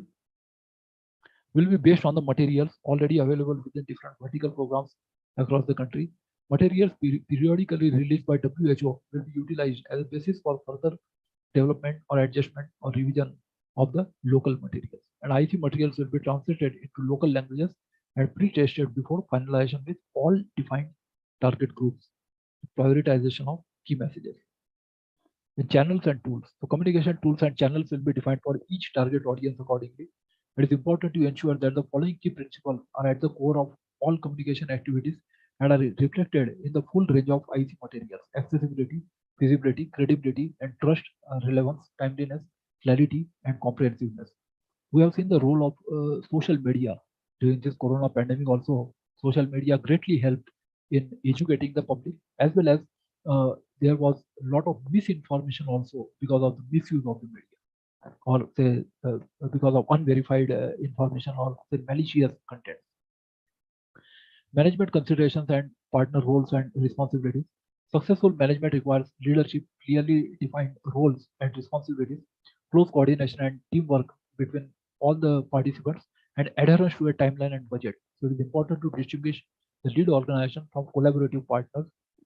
So at each level, there will be lead organization that will lead, and there will be some collaborating partners for identifying the key functional areas and skills that need to be in place to carry out the strategy. Typically, these roles include management, coordination, policy research, advertising, media planning and placement, PR, there is public relations, community that includes press also, community-based activities, training, monitoring, and evaluation. And timeline for strategy implementation. So if the communication strategy will be implemented in phases, it will be important to establish a timeline that shows when the major activities of each phase will take place and where the key decision points are. We have already seen that in the preceding tables. Since communication efforts are usually tied to service delivery, training, and other areas, it is important to create a timetable with appropriate linkages to all these respective interventions. And then budget. So developing a detailed budget will ensure that financial resources will be available to carry out communication strategy in all its parts. The budget for communication strategy on patient safety will be either linked to the overall budget for patient safety framework and be reflected in PIPs, or separate budget will have to be established for communication strategy. And lastly, there is an annexer, that is National Patient Safety Steering Committee. So this committee will have overall responsibility for implementing patient safety framework in the country under the aegis of MOHFW, Government of India. This committee will have technical advisory and supervisory role. Administrative and regulatory functions will be vested with existing authorities under Clinical Establishment Act, Professional Councils, Consumer Protection Acts, Pollution Control Board. The committee will comprise Ministry of Health officials as well as representation from technical support institutions, NHM, NHSRC, Program Division, State Quality Assurance Committees, Directorate of Health, Professional Association, WHO, private sector associations, medical colleges, accreditation agencies, consumer protection groups, and pharmacovigilance agencies. In short, we can say all types of stakeholders. For the first tenure, members of committee can be pulled from the expert group constituted for developing National Patient Safety Implementation Framework. As I told you, hundreds of eminent doctors were involved in formulating this document. Later, additional members can be co-opted as per requirement. The committee will be chaired by Director General of Health Services, that is DGHS, and Deputy Director General, that is DDG. Public Health will be the member secretary of the steering committee. And steering committee will meet once in a quarter. The steering committee will be supported by National Patient Safety Secretariat staff with full-time technical and support staff. Secretariat can be located at Ministry of Health and Health of Welfare or one of its technical support institutions. Secretariat will report member secretary DDG Public Health of National Patient Safety Steering Committee. The Secretariat will work in close coordination with existing quality assurance institutional framework at national and state level. So the National Patient Safety Steering Committee has been formed. This is the constitution. The functions. Following are functions of National Patient Safety Steering Committee. That is preparing the detailed action plan for implementation of National Patient Safety Framework. Operationalize the patient safety framework in the state health department, defining minimum set of reportable patient safety indicators for different level of hospitals, establishing reporting mechanism for reporting of patient safety indicators and adverse events from public and private sector hospitals, and establishing system for grievance redressal on patient safety issues. Periodic monitoring and feedback on reported patient safety indicators and grievance received, publishing periodic reports on status of patient safety practices and outcomes, promote research on patient safety related themes, develop the technical guidelines and implementation aids patient safety related topics, and evaluate and implement the communication strategy for patient safety, including communication material for public and patients. Design and disseminate training packages for different healthcare cadres, facilitate provide master trainings on different safety related themes, facilitating the participation and regular reporting from private sector, coordination and sharing of information with regulatory bodies, quality assurance committees and accreditation and certification agencies, and lastly, channelizing technical assistance from the states and health facilities. So this was the annexure to this document. This is the reference.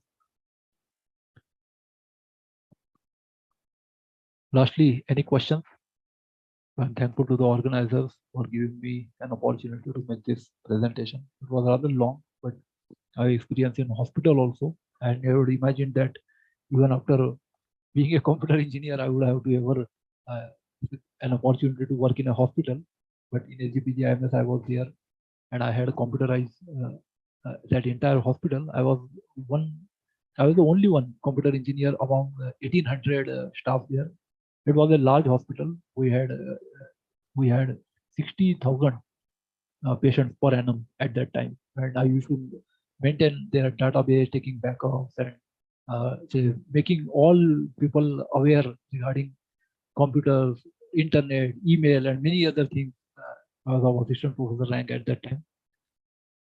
In that hospital, it is a state-level medical institution established by an act of State Assembly in Uttar Pradesh. So I'm thankful to Dr. Ravindra for giving me this opportunity. I'm also thankful to Shri Holistic Healthcare Foundation India, and also to Shri Research Center for Arts, Science and Well-being for giving me this opportunity. Thankful to the audience also. Any questions related to this? Thank you, sir, for the wonderful session. This is very important also for the patients, because everyone is, has to visit one time or other to the hospital, and our patient safety becomes also utmost importance at times.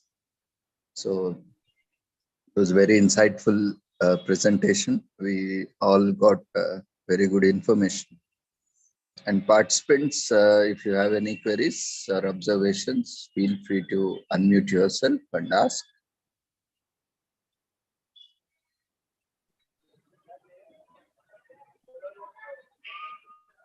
Thank you, Virendra Kumar sir, for giving vivid details for the patient surveillance and their implementation work, and explain in detail about the strategies as well, and also the role of the adverse drug reaction and the lead of the quality control, and how the quality assurance will take place, and also about the medical device safety. Actually, it's been a really new topic for me, sir, but I have learned many things from this session. Thank you, sir. And I would like to thank Dr. Ravindran sir for providing us wonderful opportunity, and also to be a part of Azadi Ka Amrit Mahotsav celebration and Shri Holistic Health Foundation. Thank you all. Thank you, madam. Thank you, ma'am. Anyone else would like to share? You can unmute yourself one by one. Hi, sir.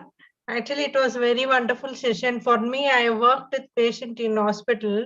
My first job, when I took off, first job was in St. John's Hospital, PMS Hospital in Bangalore. I was interviewing patients. In that, it brought me memories of 2006 to 8 when you said that thing. So it's hearty congratulations, sir, and hope to see in more session. I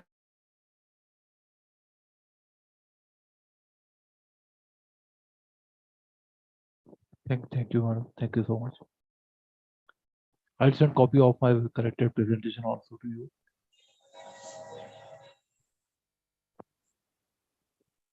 Thank you, Mary ma'am. And anyone else would like to share? You can unmute yourself and share.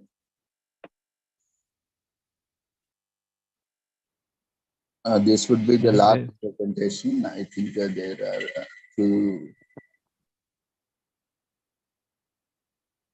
Mary madam has some audio or connection problems, I think.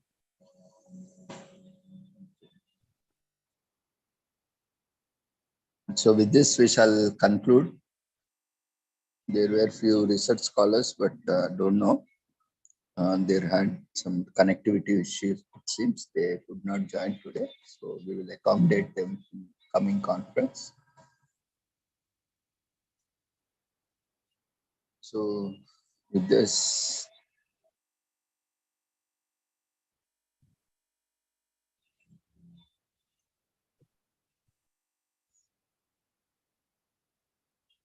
so thank you, Virendra Kumarji, for joining us and sharing wonderful insights. You are, very good contributor, especially in the field of legal awareness, and that is very much essential for us, especially health professionals. Where we have to deal with lot of legal aspects as well, though not directly, indirectly, and we need to have awareness of all these legal aspects.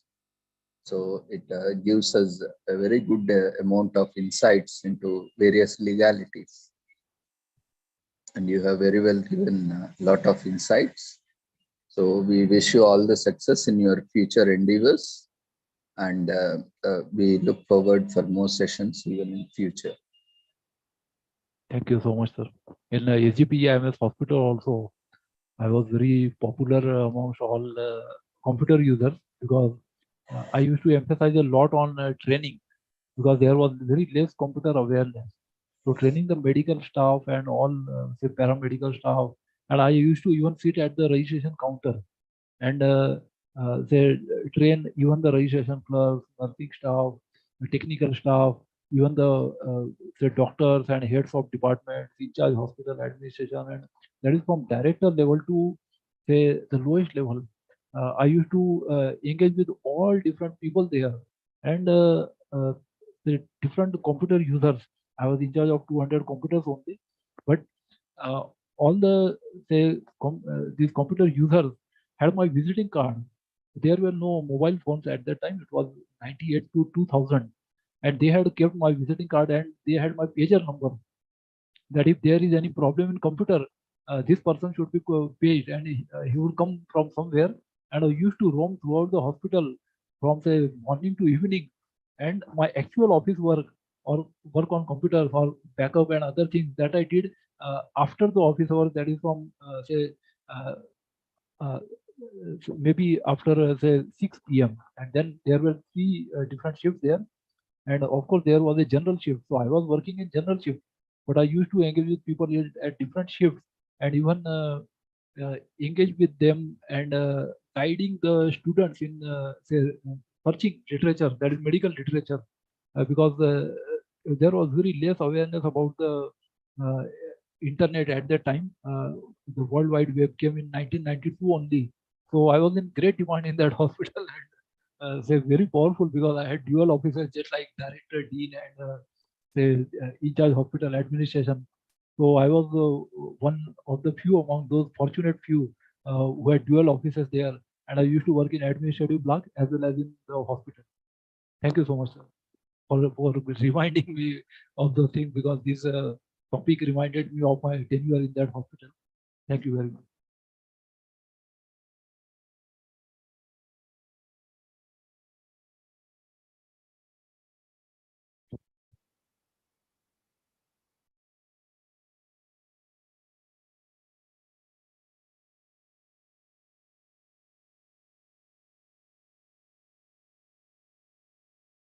Thank you, sir. So we have come to end of the day, and it was nice listening to various sessions today. Though, I mean, irrespective of number of speakers, but our timing continued to be same. So somehow that is managed. So I thank each and everyone for joining us and being part of these wonderful programs daily and weekly. And it is a very good opportunity. Unfortunately, this is what we call deserved. We have to be deserved. Opportunities everywhere. Everyone can become everything. Even this platform is also open for everyone. In spite of that, only very few could able to use it. This is what we call, in spite of having equity, equality, equal access, affordability, everything, people are still not able to develop, or people are not still able to utilize. This is, I think, this is what, in spite of having everything also, people are, if we are not able to utilize the opportunities. See, every opportunity is an opportunity for ourselves and for contribution to the society. But many times, because being a social worker, being a counselor, being a psychologist, and being even into other aspects also, as a faculty, as a teacher, as a professor, I always keep listening from, I don't have opportunity, I'm not getting opportunity. But I see, even if we give opportunity also, people are not willing to take opportunity, not willing to develop, not willing to contribute. And it's merely seems to be a futile excuse. They don't really, bother to take or utilize opportunities. They always, stay backward, or, maybe many times I feel that, yes, this person or this person should be given opportunity. But again, I don't know why, even if they are offered opportunity, they are not taking. So this is this kind of, where people will remain backward and in poverty, and, just getting jealous of someone, or getting, someone is developing, like in India also, it's quite common. You see, like there are recently, it is very common nowadays. So in media also, like Ambani, Adani, they are only growing. Then why you also not take opportunity when a simple platform like this cannot be utilized? And how you will utilize a big opportunities like that? So I think this is a lot of mindset change needs to be happened in the should be brought in the population. No, without just simply blaming others, or saying lack of opportunities is not the opportunity. The real disability is inability to use the opportunities in the right way. This is what I have observed in a lot of things. We are reaching to so many people, so many universities. I traveled to across 200 plus universities in India, and many institutions, colleges, in spite of that, having a huge network in India, abroad. And still, people are very, not, this is a wonderful opportunity where everyone can join, share. And in spite of that, it really, reaffirms that not everyone is deserved. It's not that everyone don't get opportunity, but even if they get opportunity also, they are not able to utilize. So sometimes it always makes me to believe in God, and, this luck also, for that matter. Because even if provided opportunity also, people are not willing coming forward. So definitely they are not the ones who are deserved. So they don't deserve it in the very first place. forget about opportunities. For getting opportunities, you need to be deserved. Only then you will get opportunities. Not in the very first place, you are not deserved. Then how you will get opportunities? Maybe I feel so. This may not be true, but most of the times I see it is true. Even if we give people opportunities also, I don't know what is bringing or making them to stand behind. They are not able to use opportunities. So maybe they have to think themselves. Maybe they do not want to develop, or it's again a different study that has to be taken up.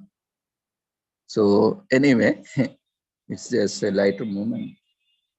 Wanted to share. So anyway, thank you everyone for joining us for these wonderful sessions.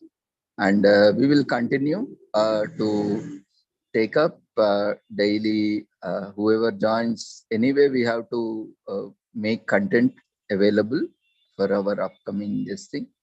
So even few people join doesn't matter, because we respect everyone's time and effort. So we will continue to do that. Doesn't matter, sometimes, a tree to grow and bear fruits, suddenly, it needs lot of efforts. And like some trees will take years together to grow, but once fruit is there, then it becomes overnight, is being recognized for its fruits and flowers and essence. Like that, for certain, it also helps us to the trees to grow fully with full potential.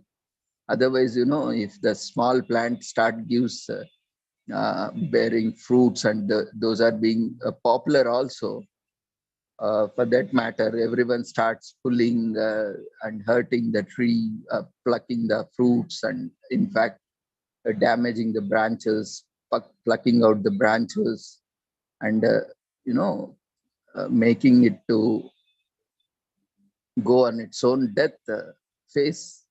So I think God always protects us from, sometimes a lot of these suicides, especially when we are talking about suicides, lot of celebrities and popular figures commit suicides because they are not able to handle that pressure. Once, if you taste the success, and once you taste the, this kind of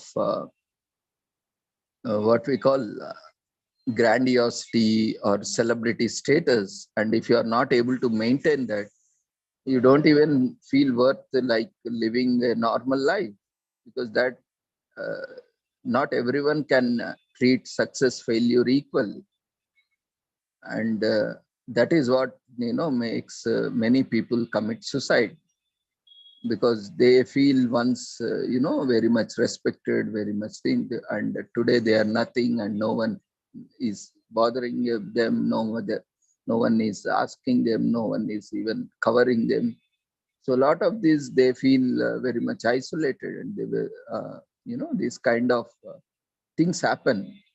See, life is full of opportunities in every aspect. Maybe it may be education, employment, opportunities.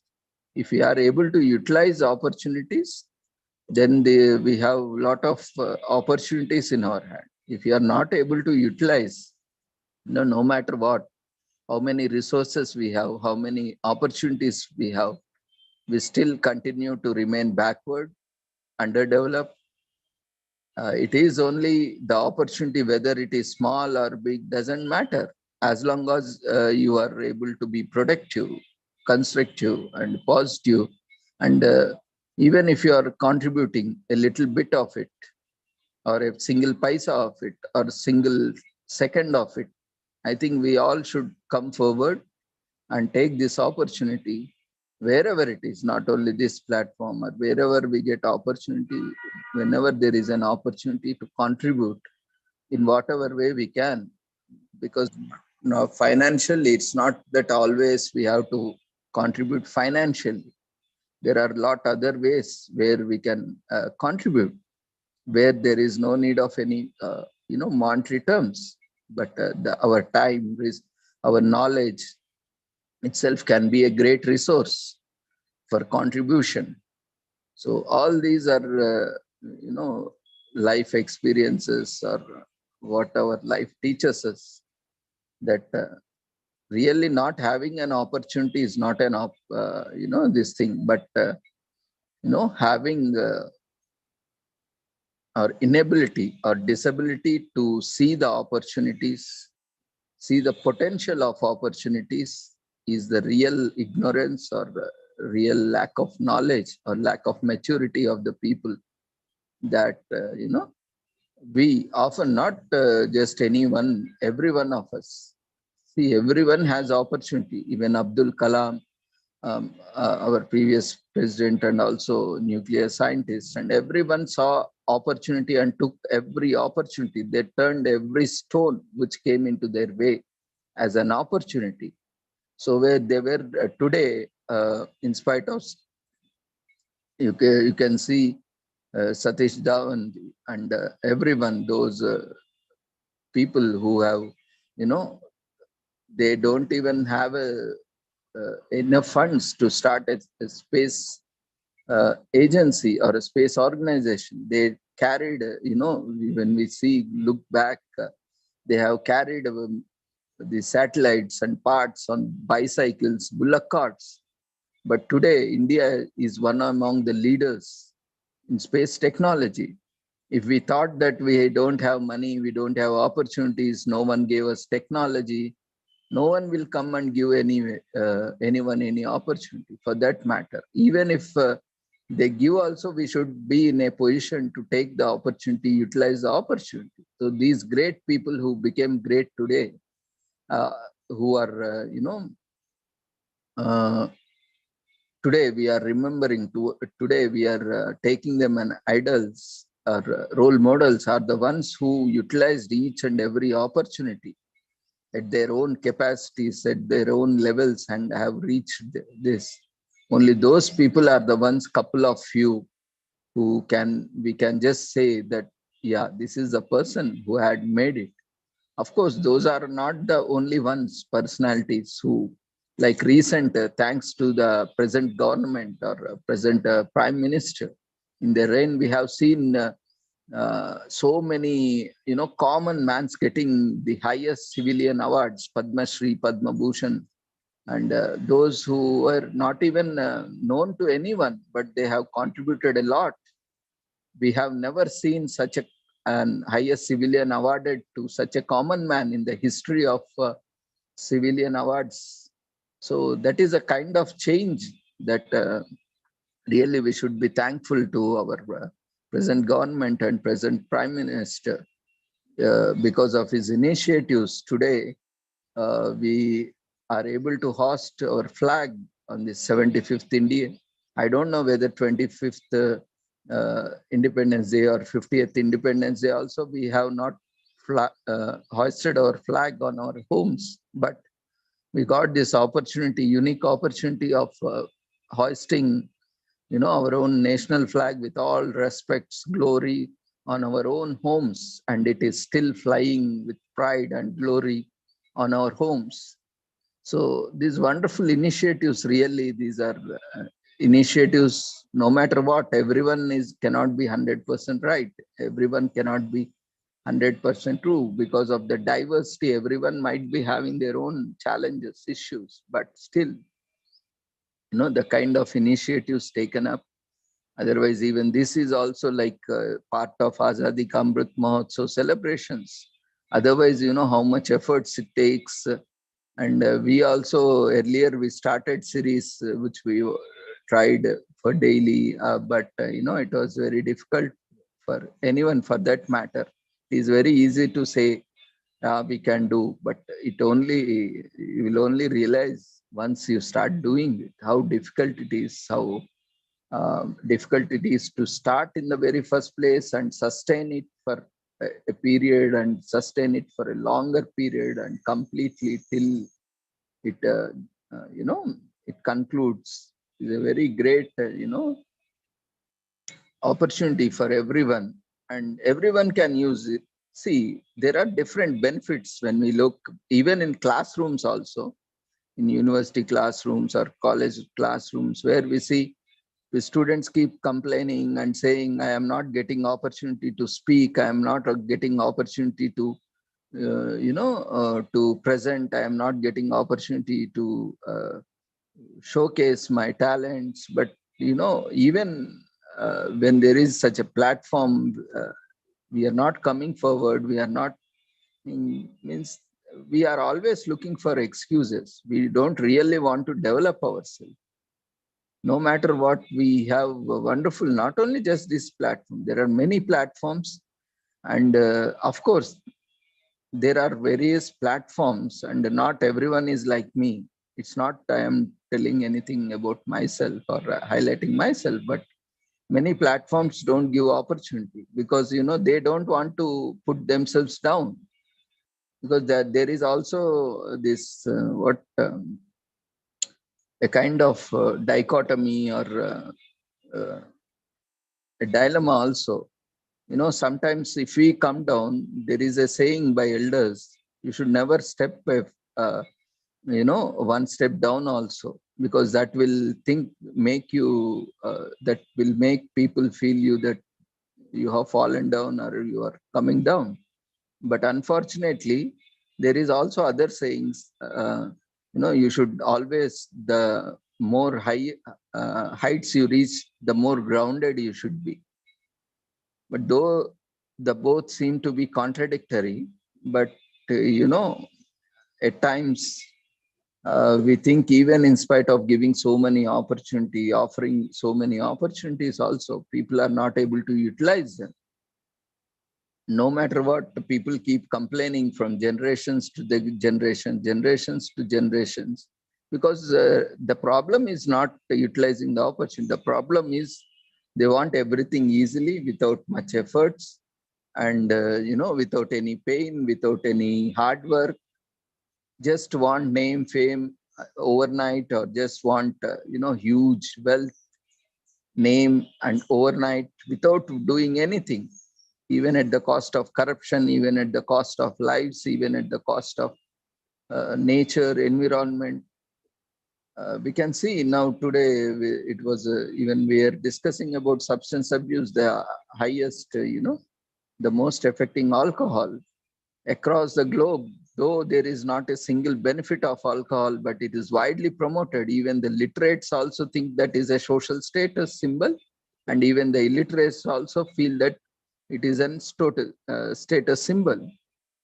And every event, every organization, or a gathering or a celebration doesn't go without the meat, or most of them, not everyone, but most of them without liquor and meat.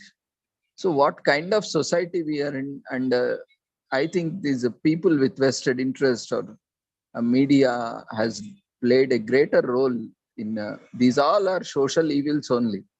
Of course, someone might think I'm, against the system or against the system, but definitely we should be in favor of health. We should be in favor of well-being, in favor of, the development, sustainable development. It doesn't matter how we are moving ahead. Like the present generation, the present years or decades, which are seeing a lot of disasters, and every country, no country is left. Yesterday, it was Pakistan, day before yesterday, it was China, day before yesterday, it was, US having severe floods and devastation. And before that, India also had seen, and various other countries, no matter what the technology has brought us, we still continue to, face these because of our irrational development, irrational thinking, illogical thinking. And all these have really contributed to all these disasters, diseases, disorders. And anyway, thanks to technology and also people who really, today, those people today we have this kind of at least development thanks to those who really worked hard, not expecting anything. And so that nations and, you know, planet is thriving, especially the farmers, especially the soldiers. You know, they do how much hard work. The first person, anyone who is doing such a hard work is farmer. Really, he should enjoy the highest privilege on the planet. But unfortunately, he is the one who feeds the entire planet. I mean, for that matter, entire population. But he has no benefit. See, these bureaucrats or you know, these high-paying software employees, what do they do really? How much they complain instead of being in, though I am also an IT professional. I am not, I am also part of it. But you know what we are doing, but what we are getting, and we are paid lakhs and lakhs of rupees as an IT professional, and poor farmer is struggling for minimum price. That's why so many, you see the NCRB report on suicides, you can see huge number of farmer suicides. Why? When you are getting lakhs and lakhs of rupees, when you are paying, why not pay a farmer? Why not fix a farmer every year some amount? Or at least don't fix, you need not show any sympathy to farmer. Just give him his right of, you know, whatever expenditure is there, you calculate realistically and fix the prices. Somewhere, you know, entire gamut of what business, carrying out the business by governments or, you know, by the private players is entirely, what is most important is neglected, what is not important is being promoted. And really these army soldiers, you know, day and night in extreme conditions, they are working. And farmers 24/7, 365 days, they are in hot climate, cold climate, you know, cool climates, without any proper protection. They are working in the fields for the, you know, feeding the population, and they don't even get these things. They are the ones who need to be recognized. They need to be appreciated.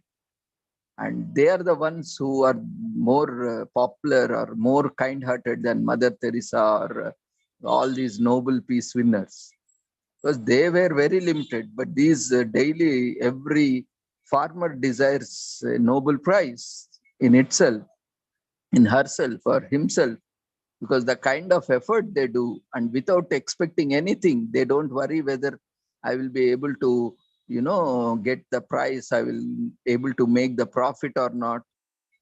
Just imagine what will happen. Entire farmers on the planet go for a crop holiday. And imagine half of the population will wiped out in one single day. You don't have anything to eat, what you will eat?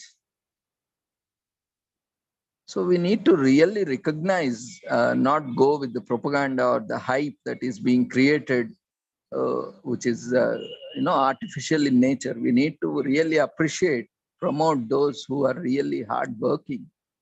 And especially when we are talking about, because this is the last week of Suicide Prevention Month, and we are going to conclude, and we are not going to take it again. I mean, it's not like that. We are not going to take it again. But as part of commemoration of Suicide Prevention Month, we are talking about this, that, you know, in spite of having so many stresses, and, you know, we need to get inspired from those people, and especially these construction workers, you know, how they work, how hard they work. But that much work no one of us do. They, you know, do a lot of physical work, mental work, and in spite of that, what they are getting paid. And we are getting some lakhs and lakhs of salaries, and how much we are working compared to them. And without they working, can we sit here and work? Without us, they can happily survive. But without them, can we survive? Because in this week, we also commemorated equal pay for value of work.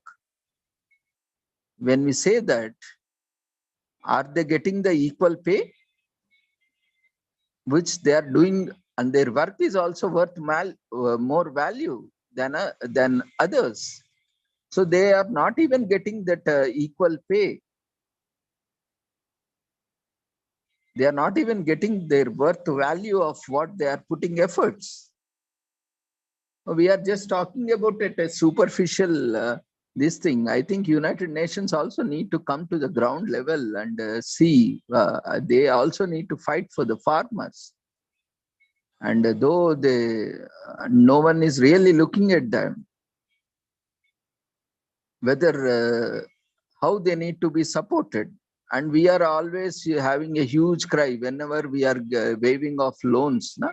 Of course, there is a misuse, because there are some farmers who are landlords and they have huge lands and they have other business also. There should be always exempted. See, everywhere there is an exemption. There is an exclusion criteria, inclusion criteria. And we need to be very, rational in taking up these things. So by leaving them, whatever is there on the ground reality, the majority, we should be able to contribute to them and support them so that these less number of suicides, farmer suicides, can be prevented. What they do need, at least don't give them profit. At least don't make them in the debt trap. Na? At least bring out them out of debt trap. See, you get all free, some central organization, state organization, their children get free. Once they get into the job, their children, they get a canteen facility at subsidized prices, and they get this transportation facility. Their children get a subsidized all free education. But what poor farmer is getting? Is working 24/7 for the nation only, not expecting anything, no benefits. So where is the justice happening? Where is the equity? Where is the equality? And farmer is not really, related to any particular religion, any particular community. He is completely a secular man, striving for all the communities, all the religions, all the, irrespective of boundaries, for the entire planet. And what kind of opportunities, what kind of benefits we are giving to farmer. And we make a huge cry when we waive off their loans. But we are happy when our loans are getting waived off, our EMIs are waived off. So I think, we need to change a lot. And we will not change so easily unless and until we go through it and we, learn some life lessons. So that is what I think nowadays. Many times I also feel in counseling sessions, sometimes unless and until the person comes and begs, we should not tell them or give them opportunity. So then only he or she will realize what is that value. Otherwise, if you give it for free, without asking, there is no value for that, and there is no value for that person also. So this is what happens, especially in the country also. Those who are really begging for food, we are not providing them. And those who are, they don't need, we are providing to them, and they will definitely misuse it because they don't understand the value of it. Today, many people are dying of hunger. And why we are not able to provide a free ration to them? Why this PDS is not reaching to them? Why still, even after having this food security, why any person is dying of hunger? They should not die, na? That is what food security is. Not having at least biryani daily, but at least he can have starch also, na? But why, in spite of having food security, in spite of having public distribution system, why people are still dying with hunger? So all these are very much, various issues are there where we can talk and we can come up with solutions. Basically, we are not just looking at the problems, but also looking at towards the solutions of that problem. The problem has to be discussed and we should come out with various solutions. So anyway, thank you once again. So for joining us and being part of this wonderful conference and proceedings. And so from tomorrow onwards, in fact, today onwards, it is holidays for everyone, for universities, colleges, until 10th October. Even our organization is also closed from today. So all the office work will resume from 10th October.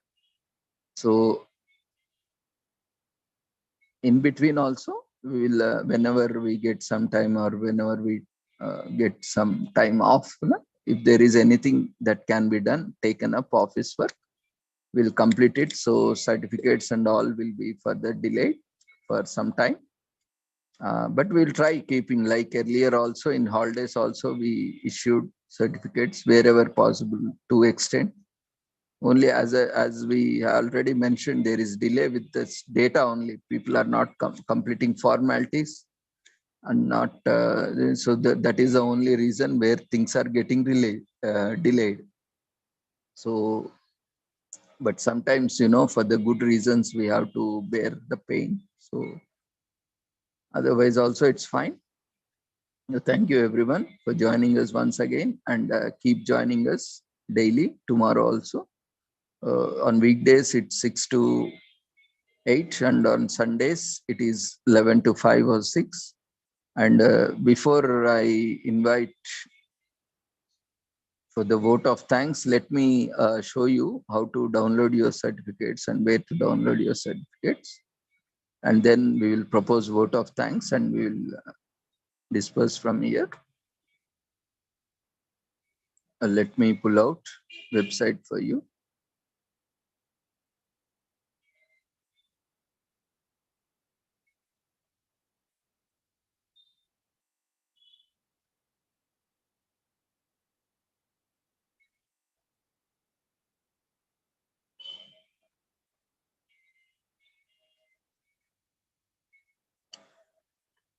And wait for the final feedback.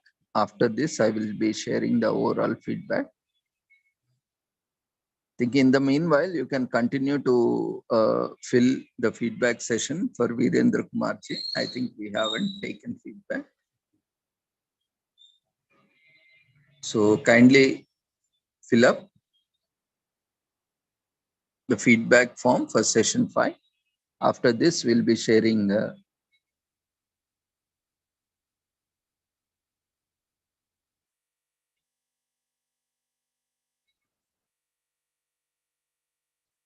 don't worry, I will wait for some time so that you complete, we have 5 minutes to fill up the feedback form.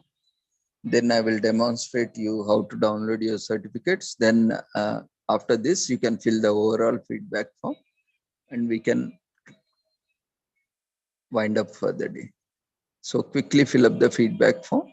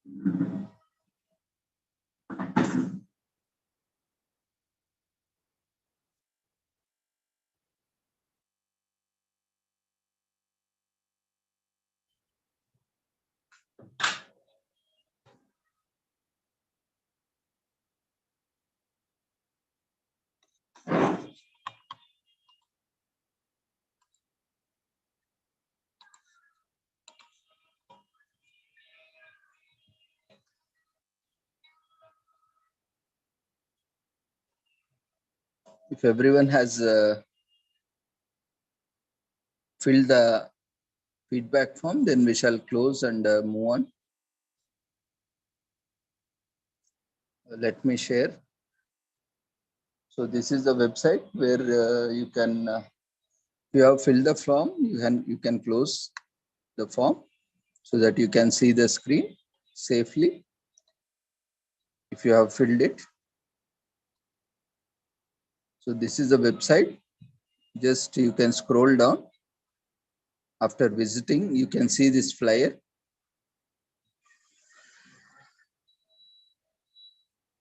It has all the details required. If you want to participate, present, we have put all the information on the flyer to make it easy, and it is being circulated.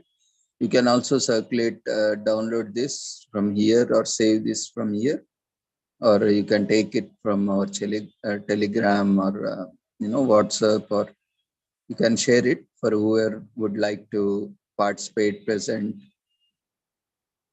So from here, you can see there for weekdays, there is a single registration form for all events. You can directly use this link to register for all the weekdays. On special days and Sundays, there will be a different registration form that you can visit by clicking on this schedule. Here you can see calendar of all the events. So upcoming events also, as and when they are confirmed, they are updated here. So even we have confirmed session every day till till August 2023. Every day, one slot is already booked. So that is commemoration of daily events. So every day we will be having session till August 31st, 2023. Every day we will be commemorating various international, national events. So half of the time is already reserved, booked. So the half of the time, that is for 1 hour or whatever time, you can hurry up and reserve your topic. You can give later, but you can, or if you have already topic which is not in line with commemoration, you can share your topic and book your slots early also. Sometimes, we need time to prepare. So you can decide on topics and you can select dates accordingly. So Sundays are conferences, full day conferences.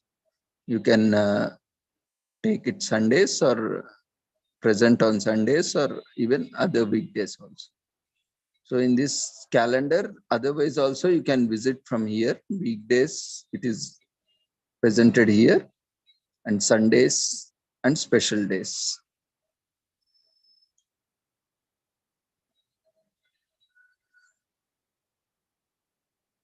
So this is last Sundays. Like this, you can visit, you can find the flyer just below the flyer or above the flyer. We have two formats, recently introduced one more format, where either you can find, generally it is found down only. Otherwise also it will be just above the flyer or below the flyer. You can see this e-certificate for participants. You can click and download your certificates. Similarly, today's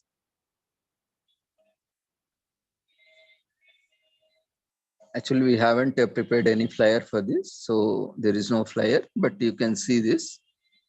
After this conference, that flyer will be there because there was delay in sending photographs. So here you can see the download link. So for eligibility and guidelines, instructions, everything, you have here link. Just before that, already festival notification, holidays notification has been updated here till 9th October, and this has to be updated. I think we'll check it. From 10th October, the certificate verification and all these things will resume, because we also need to celebrate festival. We need to enjoy holidays like you all. So there will be no personal intimation regarding certificates. All the certificates should be downloaded from the website. So even from now onwards, we have put a new policy based on recent meeting happened. For speakers also, we are not going to share through WhatsApp from now onwards. That is from October 1st onwards. All the speakers should mail their details in prescribed format to our conference email ID. That is only one email ID. You should follow the same format which is available on the flyer or on the registration form.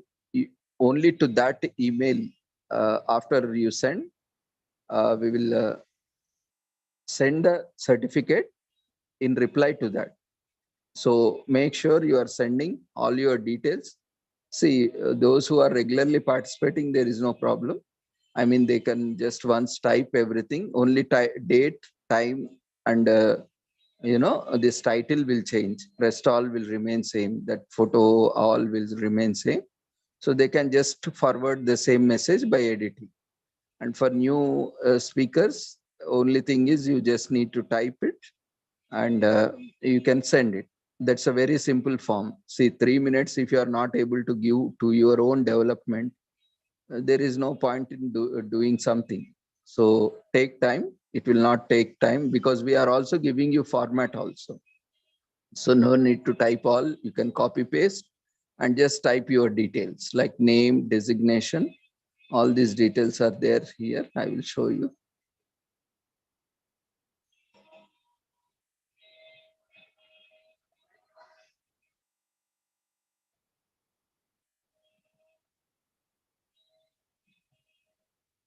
Let me open that form for you.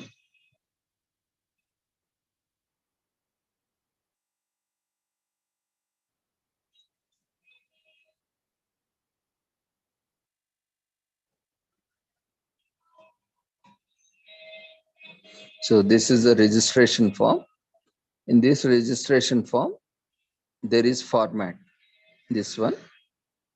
You can just simply copy paste from here to here.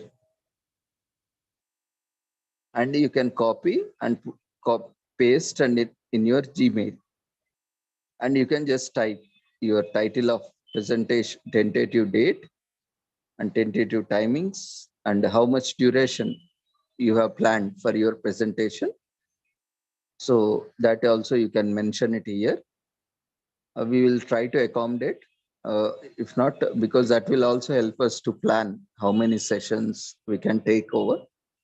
And your session title and topic and your full name, designation, organization, and your brief introduction. So this all will go onto the flyer basically. This title, topic, name, designation, photo. These all will go onto the flyer. I will show you one flyer, for example. Already you are aware of this, our flyer, pattern. But these all details will go onto the flyer, so it is mandatory. And also, if you want to collaborate or be co-signatory, you can also share this logo and signature. See, from this logo will also go onto the flyer. And apart from that, on certificates, these all details will again go on for certificate also, along with logo and signature and your full name, designation, organization, and brief introduction. And photo. Okay, only contact numbers for various reasons we are not sharing on flyers and various others, because some speakers like it and some speakers don't like it. So we are not sharing contact details anywhere. They can always contact us if they want details, so that we can connect you to the speakers. Or if you can share your contact details, we will share it with the speaker, so that if they are interested, they can contact you back. So this is very simple procedure. First, you need to fill up whoever may be presenter, speaker, panelist, or participant. They need to fill up this form. For participants, no need to do anything. Just all the links are there, joining links are there, and timings we have. Social media links are there where you can get updates. So all these details are there. So you can just visit our conference by clicking on this at the respective time.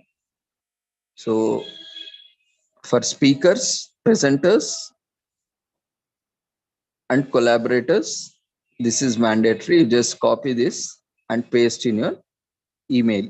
Keep it once as a draft, and every time you can use same this. So rest of this is all are same only, except till here it will be same only. So only thing is you need to change this topic, those who are regularly presenting, and date anyway, whatever date it is for Sundays or weekdays, and timings, 6 to 8 on weekdays, and this 11 to 5. In that, you always avoid first half an hour or 1 hour, because we'll have inaugural and some special guest is there, or sometimes we also need to give proper orientation, so it will take time. So always avoid this first and last hours, or first, in case of daily also, first half an hour or first 15 minutes. and try to make sure you accommodate leaving this first half an hour or 1 hour, and you can. This is tentative only. We will, depending on the number of speakers and any priorities, we'll see, and we will inform you. So once you send these details to this email address, so as well as to WhatsApp also, you can do one thing is you can copy and keep this on your mobile also. You can send it. Like sometimes, there is problem with files or some introduction or some CV. There is also a CV here that also serves for verification also. So all these details, if you are not sure, you can send us WhatsApp. We can just immediately confirm you. That is the reason we are asking you. And the same registration is mandatory for everyone. Otherwise, we are not going to issue certificates to the same email, and make sure you attach all the documents, presentation PPT file or summary file. You write, if there is no PPT, you write what is that you are talking about.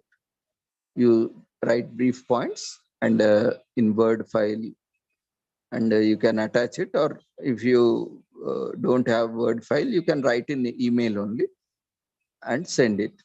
And if there is any logo and signature, if you want to add along with your CV, attached to the same one email only. And to this reply, once you have completed your presentation, because from these details only we'll be preparing flyer and certificate. So make sure you provide details from this, and you need to send email, and to the same email we will be sending you certificate. So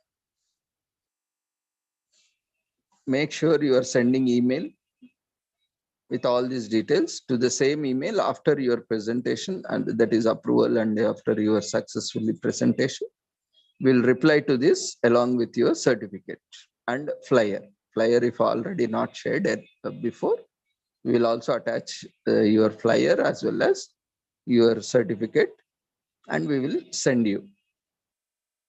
So this is going to be from October 1st. So everyone needs to follow this, whoever wants to join. So kindly, we request everyone to follow these guidelines and ensure that everything is smooth. Otherwise, our staff or whoever is preparing, they are also finding it difficulty to every time search, every time having, and sometimes after preparing flyer, this has to be changed, that has to change. All this, to avoid this, we are keeping. And in case of any further clarification also, your CV or profile is there, so we can go back and check it. And photo also is mandatory because we are preparing flyers with photos. So photo also you need to put, and PPT file or the content summary file, whichever you are doing, that is mandatory. And if you also need your signature and logo, you can send them along with.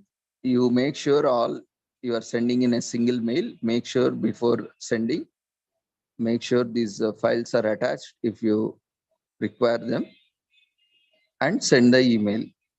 And this should follow for every event, because every event there is a different certificate, there is a different flyer.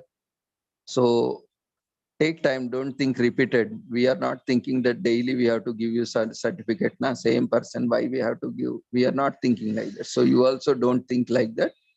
So every event, don't worry about that. So you better, so this will, reduce a lot of time and resources going back, forth and sending. You can avoid this. If you are a regular, this thing, you can avoid these photos, logo, signature every time. You can also mention that it's already shared or already enclosed. And just in case if you require, you just let us know. We will send you. That is enough only for those who are, who have already been presenting from long time. For that, to avoid unnecessary, space storage, we can do that. But for new persons, strictly follow this. And whenever you are sending that, so this is one thing, format, and everyone has to register. and everyone needs to attend and provide feedback. And after minimum attendance and feedback, your certificates will be uploaded here. So for presenters, we are sharing it personally, and for others participants, because there will be lot number of certificates, and the email address also many people are typing it wrong, and again that is also creating issue. So that's why we are not providing to email address. So we are putting everything here. You can come here and download here. But these formalities are mandatory. So you can read all the instructions here. What are the common mistakes and what is happening about feedback form and all those things. We have clearly mentioned what all we are experiencing or facing. And whenever you are contacting us, there is no need to contact us for certificates. But whenever you are contacting, make sure you properly introduce about self. Daily events are happening. So you also mention which date, which webinar, which time, which title. Don't just simply message my certificate, my all these things. That is very nonsense kind of thing. That is, being professionals, you should be able to communicate properly. You should introduce yourself, and what you are asking, you should communicate properly, right? So it is not required actually, but just in case, wait for minimum 15 working days, because we also are same like you working. And this is a non-profit organization, and we are doing also as a service, as a charity. So don't expect that, to be like very this thing. We are also taking time. Daily we take around 3 to 4 hours time for this, to, put things, prepare all these flyers and verify them, and, share it across and conduct these sessions for 2 hours. And so, if you can't even take 5 minutes, and how can you expect whole day to keep replying you on your chats, emails? That is not possible, because we also need to do our work, right? So anyway, even if some person is there, some other person is there, they need to get approval from us. So we need to approve them, and we need to, guide them. So following formalities and instructions will always help us. So kindly follow it, and let's keep it. This will help us. In fact, many flyers, certificates get delayed because not everyone shares this. Even if one speaker is pending to send his logo, or if she wants, and that even today, last month, one speaker has presented. Until now, she has not sent her photo. See, that flyer we couldn't even release till now. 2 months it is pending. We have sent repeated reminders. She doesn't even bother to send, in spite of many reminders. See, this is not, should be not like that. When we gave you opportunity, when you utilize that opportunity, see, sometimes, in last minute you contact us and we give you opportunity, then it is your responsibility to complete all the formalities. Otherwise, the entire thing will get stopped. That is why unnecessary delays are happening. We can give you for each case also why that delays, but we don't want to, pinpoint someone for some reason. But for just one person's sake, entire process gets halted, and we cannot go back and again, because every day is a new day. Every day there is an event, and every day we need to keep, generating new brochures, generating new, registration links, feedback links, and we need to take attendance. Every day is a new task for us. We cannot go back, and it is very difficult for us. Again, we need to spend more time. And who has time? If you don't have 4 to 5 minutes time, how do you expect us to spend hours and hours? It is not practically possible. So kindly understand that. We are there to help you, support you, and we request your support and help also in conducting these sessions. So kindly follow the formalities, everyone. Don't think you are big or I am small, or I am small, you are big, or I am big, you are small. All these keep aside. This is a charity platform where we all are coming together to share knowledge. So follow instructions carefully, and let's together enjoy all the sessions and have this wonderful platform. You see, all these presentations will be published in a commemoration at the end of the Azadi Ka Amrit Mahotsav with an e-book. So on that day, this is a wonderful one-time opportunity. I have not seen, at least no elsewhere, nowhere in the country, that such a program is happening. As part of Azadi Ka Amrit Mahotsav, no program is happening like this. So this is also one kind of unique opportunity. That such a long time, such a long thing, that too, quality presentations are coming from all the places, and good, not even if sometimes by students also, new topics and new commemorations are happening. So this is one of this unique opportunity. Don't think that because we are not persons who publicize or advertise ourselves, no. So we are keeping a low profile. Otherwise, it's a very good thing. And one day it can also, generally certain things also will make a one day outburst, and it can also become one day, though we are not putting efforts, it can also, some days people will recognize, but at that time, you should also not regret that you were not part of that.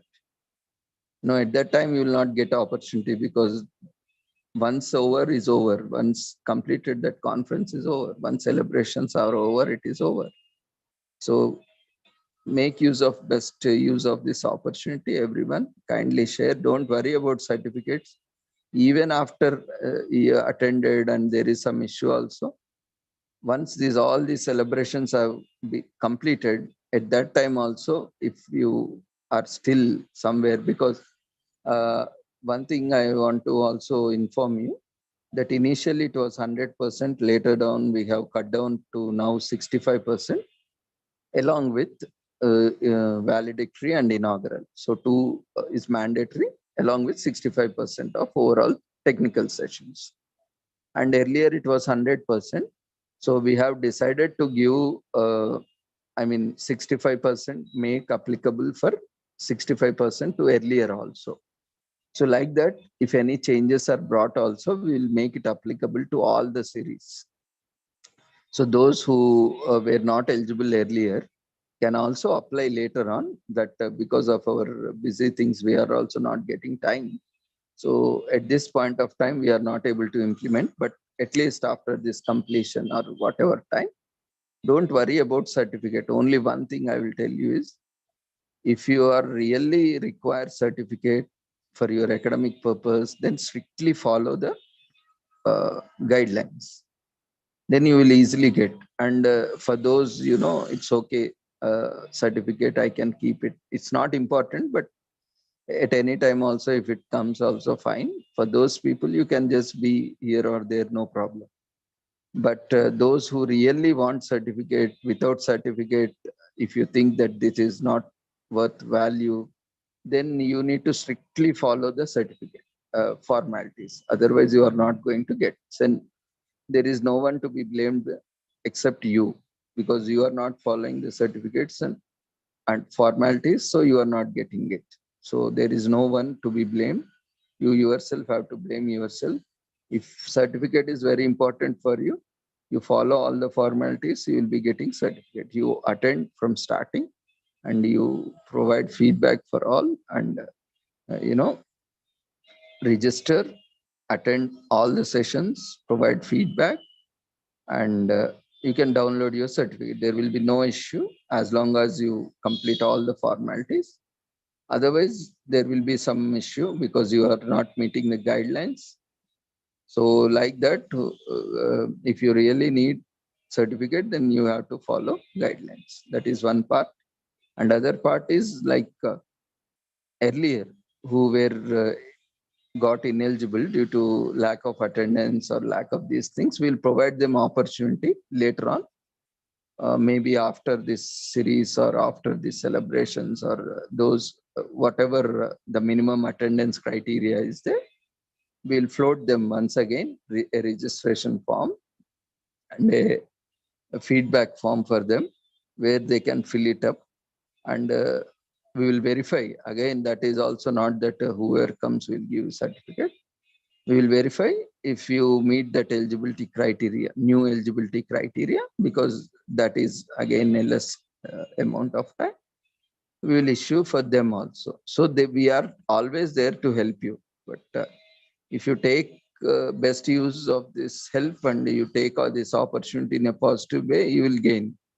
You will get all the certificates, and you will also be part of this celebration. And this is a very unique opportunity to be part. So thank you for joining us once again, and we'll go with final poll. And I think after this we'll end.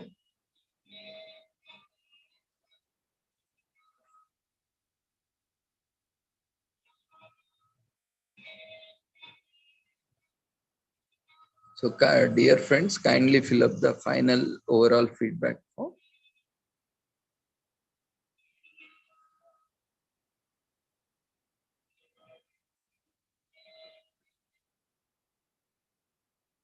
Quickly. Overall feedback form has been raised.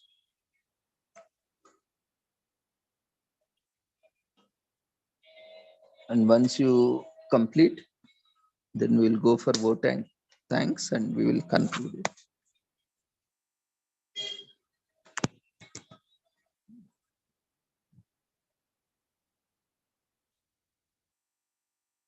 Quickly fill up the feedback form. Don't worry about the certificates.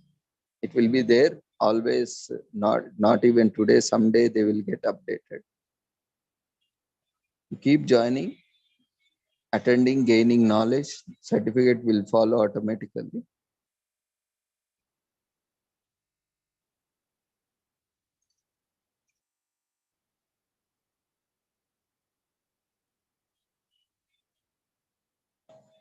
As people say, where there is a will, there is a way.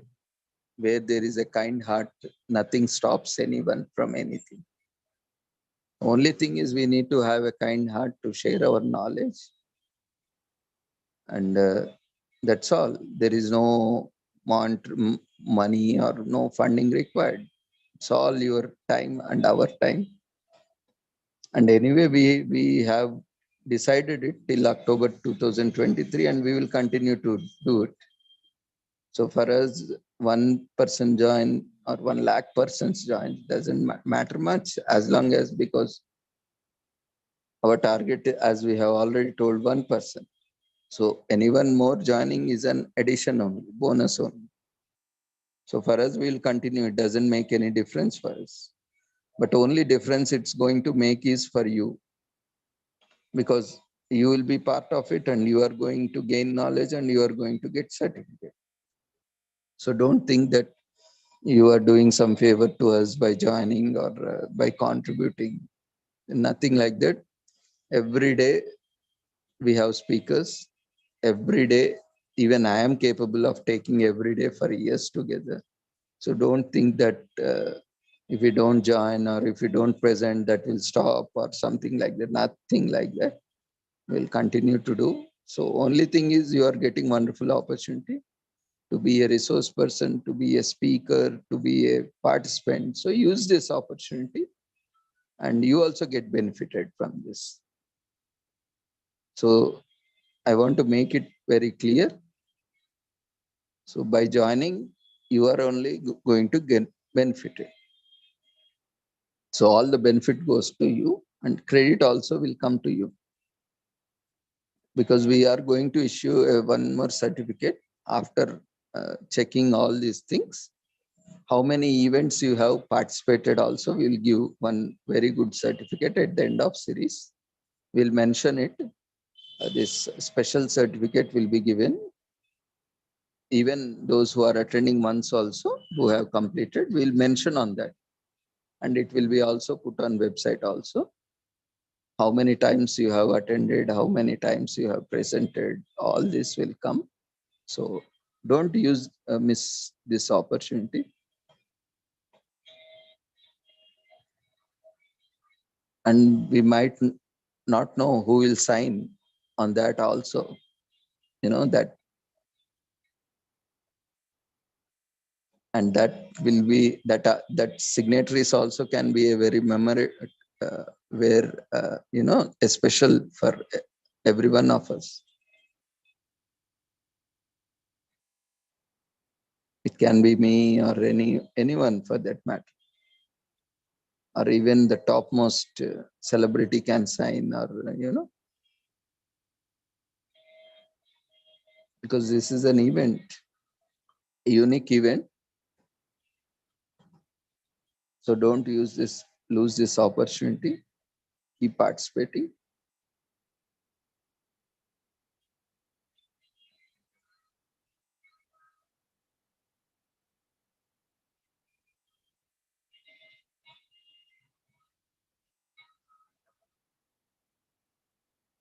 Quickly fill up the feedback form.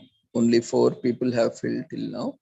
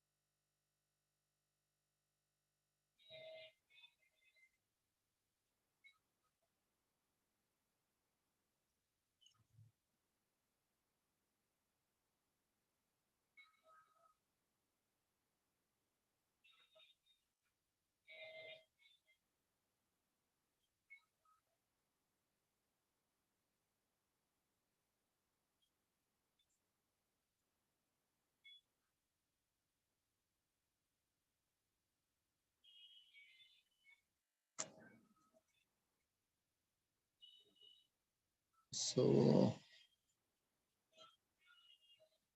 Manasa, if you are done, you can raise your hand, filling up the feedback form.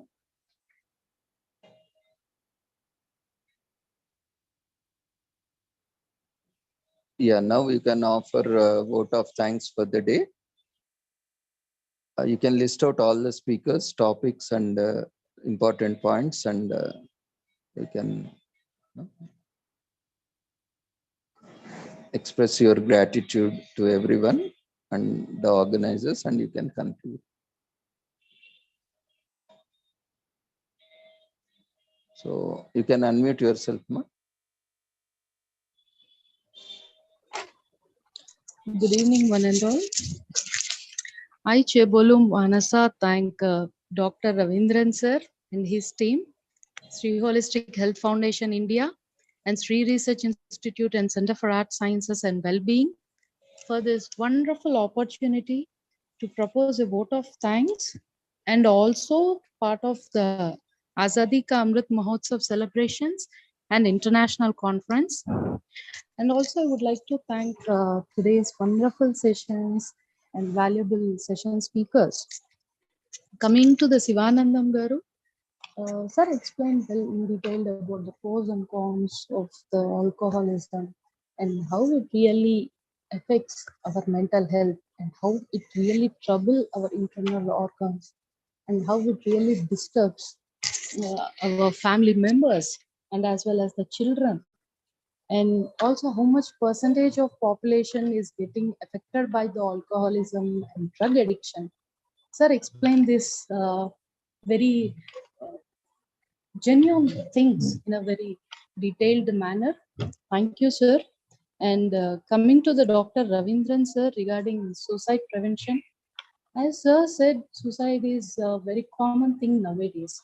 As we see, for every 40 seconds, people are getting affected or implemented to this suicide attempts due to their personal problems or some mental health problems, but or practical problems. But the point here is the sir concluded a very good point. If you are observing any person with warning signs before they are trying to attempt a suicide, just go and talk to them, make them happy, or create awareness for them, like before, tell them so attempting suicide is not a good thing, come back and just start a new life. It's been really very supporting session for everyone, and I also feel like it's a very motivational video for everyone. Thank you, sir. Thank you so much. And coming to the Nagaraj sir, of course, it's been a really very regular topic for us regarding the Braille. But coming to the deaf and dumb people and also for the welfare associations, the one who loves to achieve their dream or fulfill their dreams, for them, it's a really very knowledgeable and very informative session for them, because sir really explained the role and the importance of the Braille and the lead, how it has to be taken. It's been really wonderful session, sir, very insightful. And coming to the Virendra Kumar sir, uh, regarding the patient safety surveillance, sir explained in detail about the blood safety levels and how really the adverse reactions will take place, the quality control, how they are working on it, and the quality assurance, how they are really looking into it, and also the role of mercury levels in the medical device safeties, and also the objective strategies in a very detailed manner. Uh, Thank you, sir. Thank you for providing such a wonderful session. And one again, I thank Dr. Ravindran sir and his team, Sri Holistic Health Foundation India, and Sri Research Institute and Center for Art Sciences and Wellbeing for this wonderful opportunity, and also to be a part of Azadi Ka Amrut Mahotsav celebrations and international conference. Thank you all.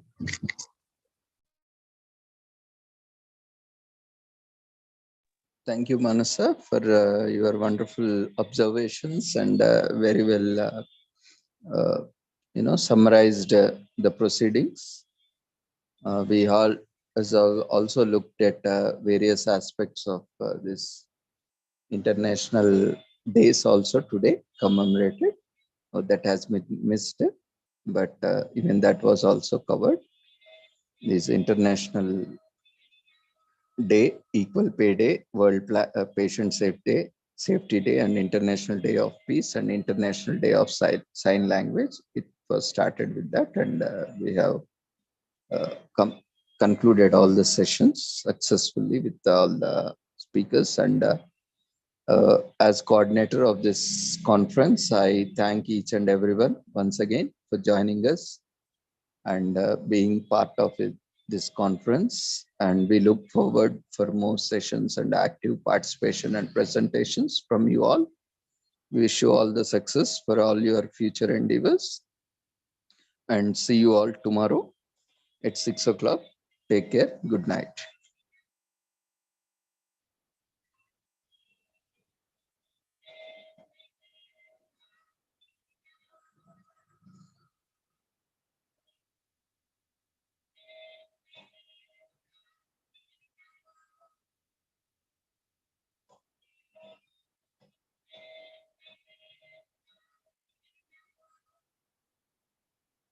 Before leaving, whoever has not yet completed feedback, kindly fill up the feedback and you may leave the platform. See you all tomorrow. And happy Navaratri to all. Happy Dasra festival celebrations to all of you. And happy Dasra.